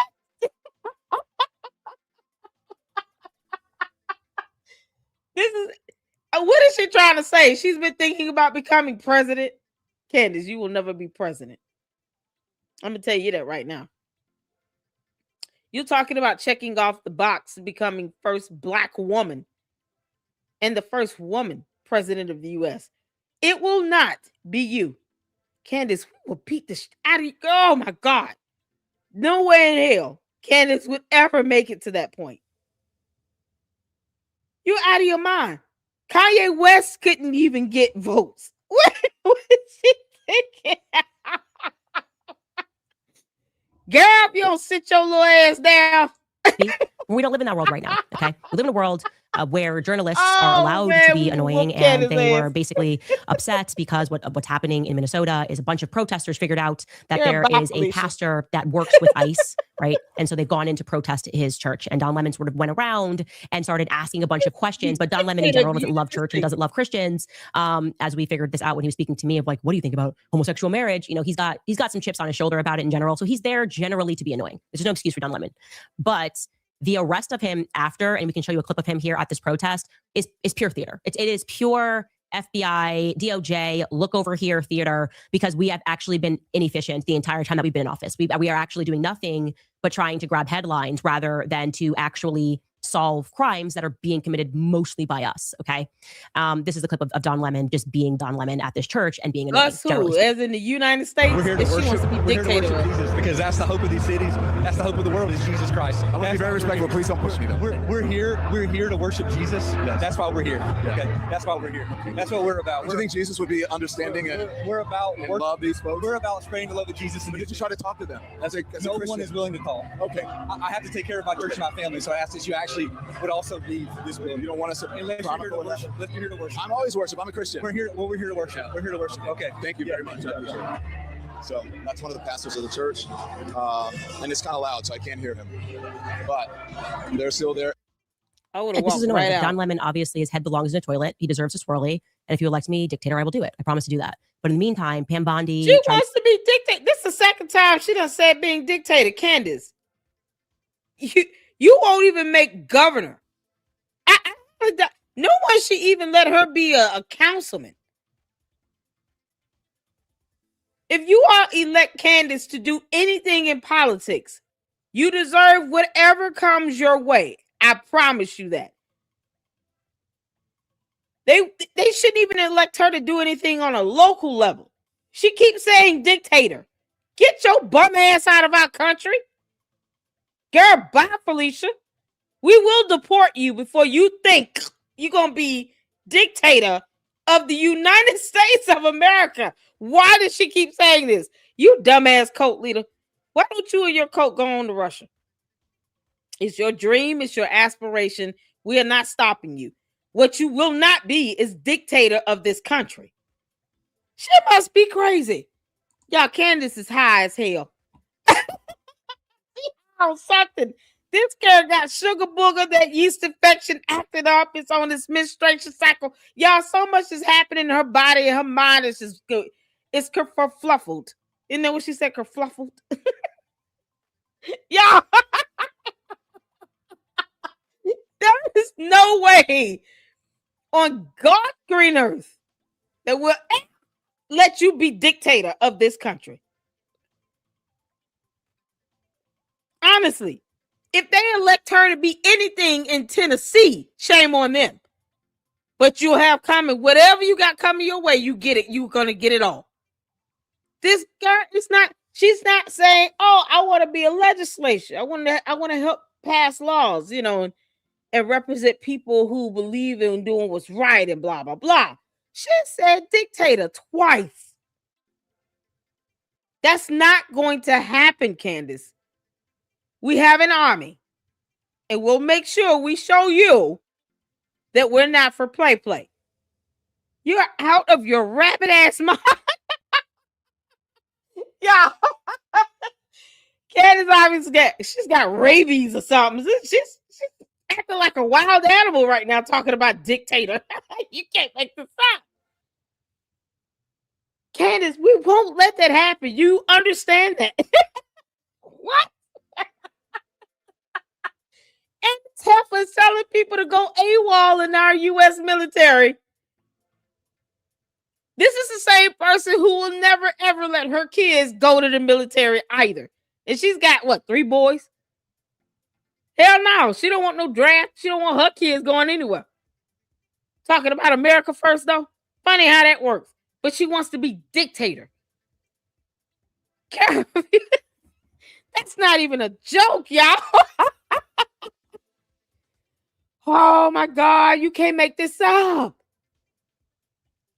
She's just laughing this off. Like, yeah, I'm just going to be ruler of all. I've come to take over your planet. Candace, Blexit your ass off of Earth. Leave our planet alone. And if you don't leave in peace, yeah, Space Force will come for you. You can't make this up. This is for... and you're talking about moving to Russia? Candace, let me tell you why other countries will not allow a dictator to rule over the U.S. It's because it's not going to happen. It's not going to happen. That you talking about throwing off power. Candace, you won't even be a local mayor. I'm just going to let you know that. And like I said, if Tennessee elects you to be a councilwoman or a mayor or whatever in the state, they deserve whatever horrible happens to them for putting your ass in that position, knowing damn well you can barely read. This guy said, I want to be dictator. Woo, child. You can't make this up. Y'all, this is priceless. Where the hell is George at? George, get your ass out this country. Take your wife with you. Go on back. Go on somewhere. Just go. Go to Russia, the UK, go to Spain, Australia. Try it again. We don't care. Just get the hell on. Go to South America. As a matter of fact, why don't you all go over and take over Jonestown, the People's Town? You know, because that was a cult. Just go take over that land area and start your own little country. Get out of here. This girl really thinks she's going to be dictator or something in the United States. Girl. Grab headlines, who's equally as annoying and who also kind of needs a swirly. If we're being honest, they both kind of need a swirly. Oh, we're not doing this for Christianity. Shut up, Pam Bondi. Just shut up. Okay. You protected Jeffrey Epstein. If you never speak again, that would be fine. We would all be okay with that. You know, at the end of the day, we know what this is. Everything, literally coming from the woman who wants to be dictator. So we'll take a brief break and I'll come back and answer some of your comments. All right, you guys, it seems like this is so dumb. Candace. Yeah. This is ridiculous. Yeah. There's no way to the cult members. Let me explain something to you all. Don't think y'all can't catch it either. We will beat y'all ass before y'all think y'all gonna sit here and help Candace Owens become dictator of this country. Child boo. We know how to mobilize some troops. We're gonna take y'all asses down and be done with it. You kidding me? I can't believe it. She said that twice. Like she really means that. Somebody would give him a swirly. Who talks like that? Candace, I thought you were 36 years old on Earth. She might be 3,955 on her planet, but here on Earth, you're 36. My 13-year-old doesn't even say swirlies. What the hell is wrong with you? She's talking about taking a person's head and flushing it down the toilet. As if that'll ever happen. No, you're just flushing that nasty ass toilet water in their face. That's all you're doing. She wants somebody to catch E. coli. You can't make this up. Candace, you're disgusting. Her yeast infection is on this menstrual cycle. That's what's happening here. Candace is cranky. That explains the puffiness in her cheeks and nowhere else. It's that time of the month. That yeast infection said, I've got cramps. I've got a headache. I'm bloated. Leave me alone. Oh, my God. Y'all. Oh, that yeast infection is immune to monostat 7. We need something stronger. Candace, that's why she's doing all this sugar booger and angel dust. You can't make this up. Candace is high as hell. I think she's gonna be dictator. He's saying it so casually. That and swirly whirly, supercalifragilistic, and then she just butchered the rest of it. I've never heard that in my time. Putting up fake text messages, reading fake emails, her George playing on the phone.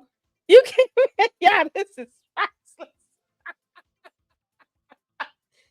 Candace, sit your bum ass down somewhere, go. You can't make this up.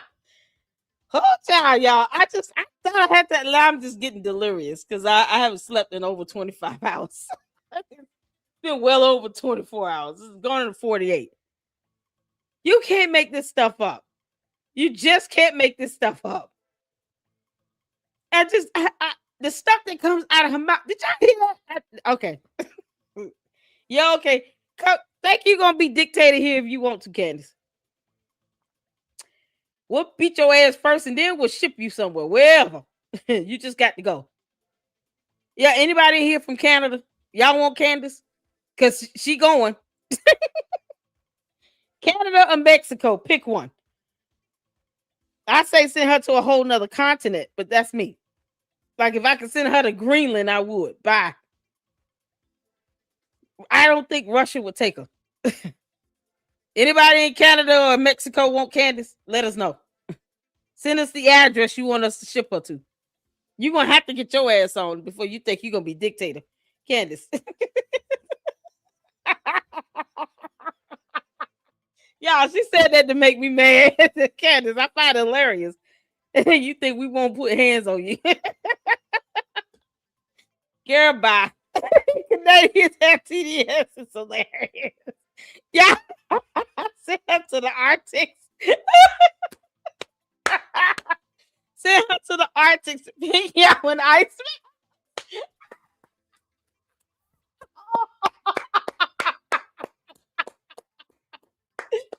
Y'all, comment of the day right here. Shout out to Melinda, y'all.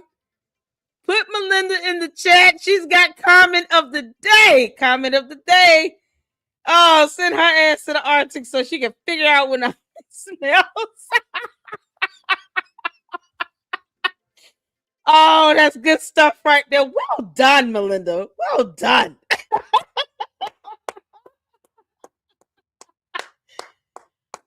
Oh, that's funny.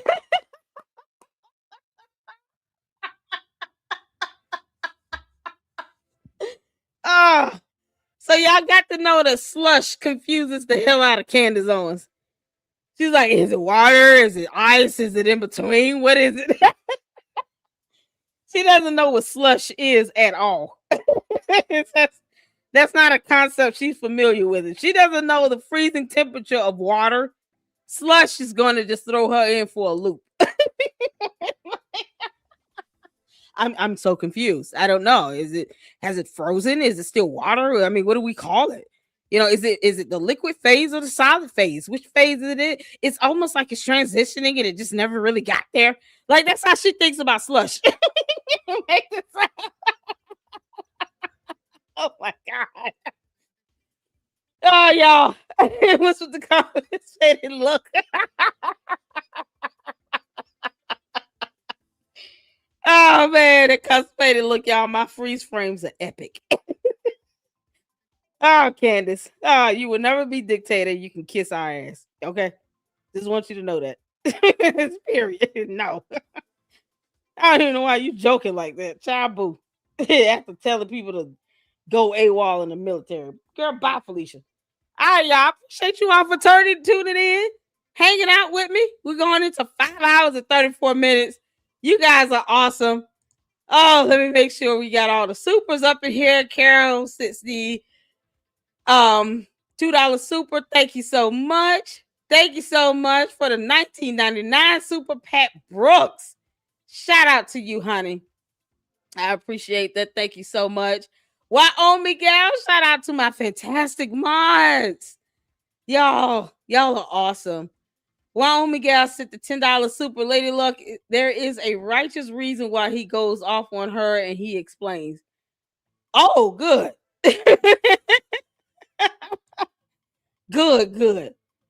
Wyoming gal again with the $5 super. Jay Witt was turning over the tables in the temple. Okay. Y'all, the one time the Bible reflects Jesus getting angry and mad and actually showing it was because they defiled the house of prayer and turned it into a den of thieves. So Jesus went in and he just went ham on it. Flipped over the tables, let all the birds out the cage, and said, how dare you sell fish sandwiches and pickles and dye and silk? Like he just went in. Well done. He didn't have to do it anymore either. He only did it once. I told Jay Witt not to feel bad about it. Like Wyoming gal. That's the thing. You know, I don't think she took it at, oh, he just going off on me. That she was just frustrating him because she's saying stupid stuff. She was being hypocritical, beating around the bush and deflecting. I mean, that's the worst thing you can do when you're just trying to have a debate and dialogue, is to sit here and do all this deflection. It's almost like, why are we doing this? You know? So I understood where he was coming from. And I told him he better than me because I wouldn't even last that long. Child. Shout out to Wyoming gal, y'all. Shout out to Wyoming gal. Thank you again, Carol, for the $2 super. Still love LLC and Jay Witt. Shout out to you. Thank you so much for your generosity. Melinda gifted 5 memberships, so you guys make sure you take advantage of that and enjoy it. And we've got Melinda with comment of the day, y'all. Shout out to you, Melinda, honey. Send her to the Arctics so she can figure out when I smells. She'll be there for the rest of her life. Oh, we needed this laugh, y'all. We needed to end on this laughter. I just, oh, child. When she said dictate, she's like, yeah, I'm going to say this because I know it's going to piss off Lady Luck Club. Candace, it's not going to piss me off. Even after I'm done beating your ass, I'm still going to laugh at you and walk away. And then we still going to ship your ass up out of here. We're shipping you out of our country. There's no way we're going to condone you being a dictator. You're out of your mind. Shabu. Stop doing that sugar booger. It's tearing up your cheekbones. I mean, I don't even know what else to tell you. It's not like you have a brain, Candace. Good God. Your story sucks as well. Stop lying about these text messages. We know they're not real. Oh, y'all. Thank y'all so much. We had a good time. Look out for the notification for tomorrow with the collab with Jay Witt, going over the, I guess, conversation he had with a subscriber of his named Peter. And I'm going to do a separate live about Scientology, you all. We got to do it. I want to go over the interview that Jenna Miscavige did. And then, of course, Leah Remini did another documentary that I want to check out. So that'll be our live for tomorrow. Just to kind of give our brains a break with the Candace stuff. You know, we got to have a refresher in all of that. And I'm going to try my best to get in an Umar live stream. All right. So y'all be on the lookout for those notifications. We'll set up the joint live stream with Jay Witt for tomorrow evening. Thank you all so much for tuning in. Thank you guys so much for your generosity and your support. I appreciate all of you. And I will hear from you all tomorrow. Until then, Lady Luck Club out. Deuces.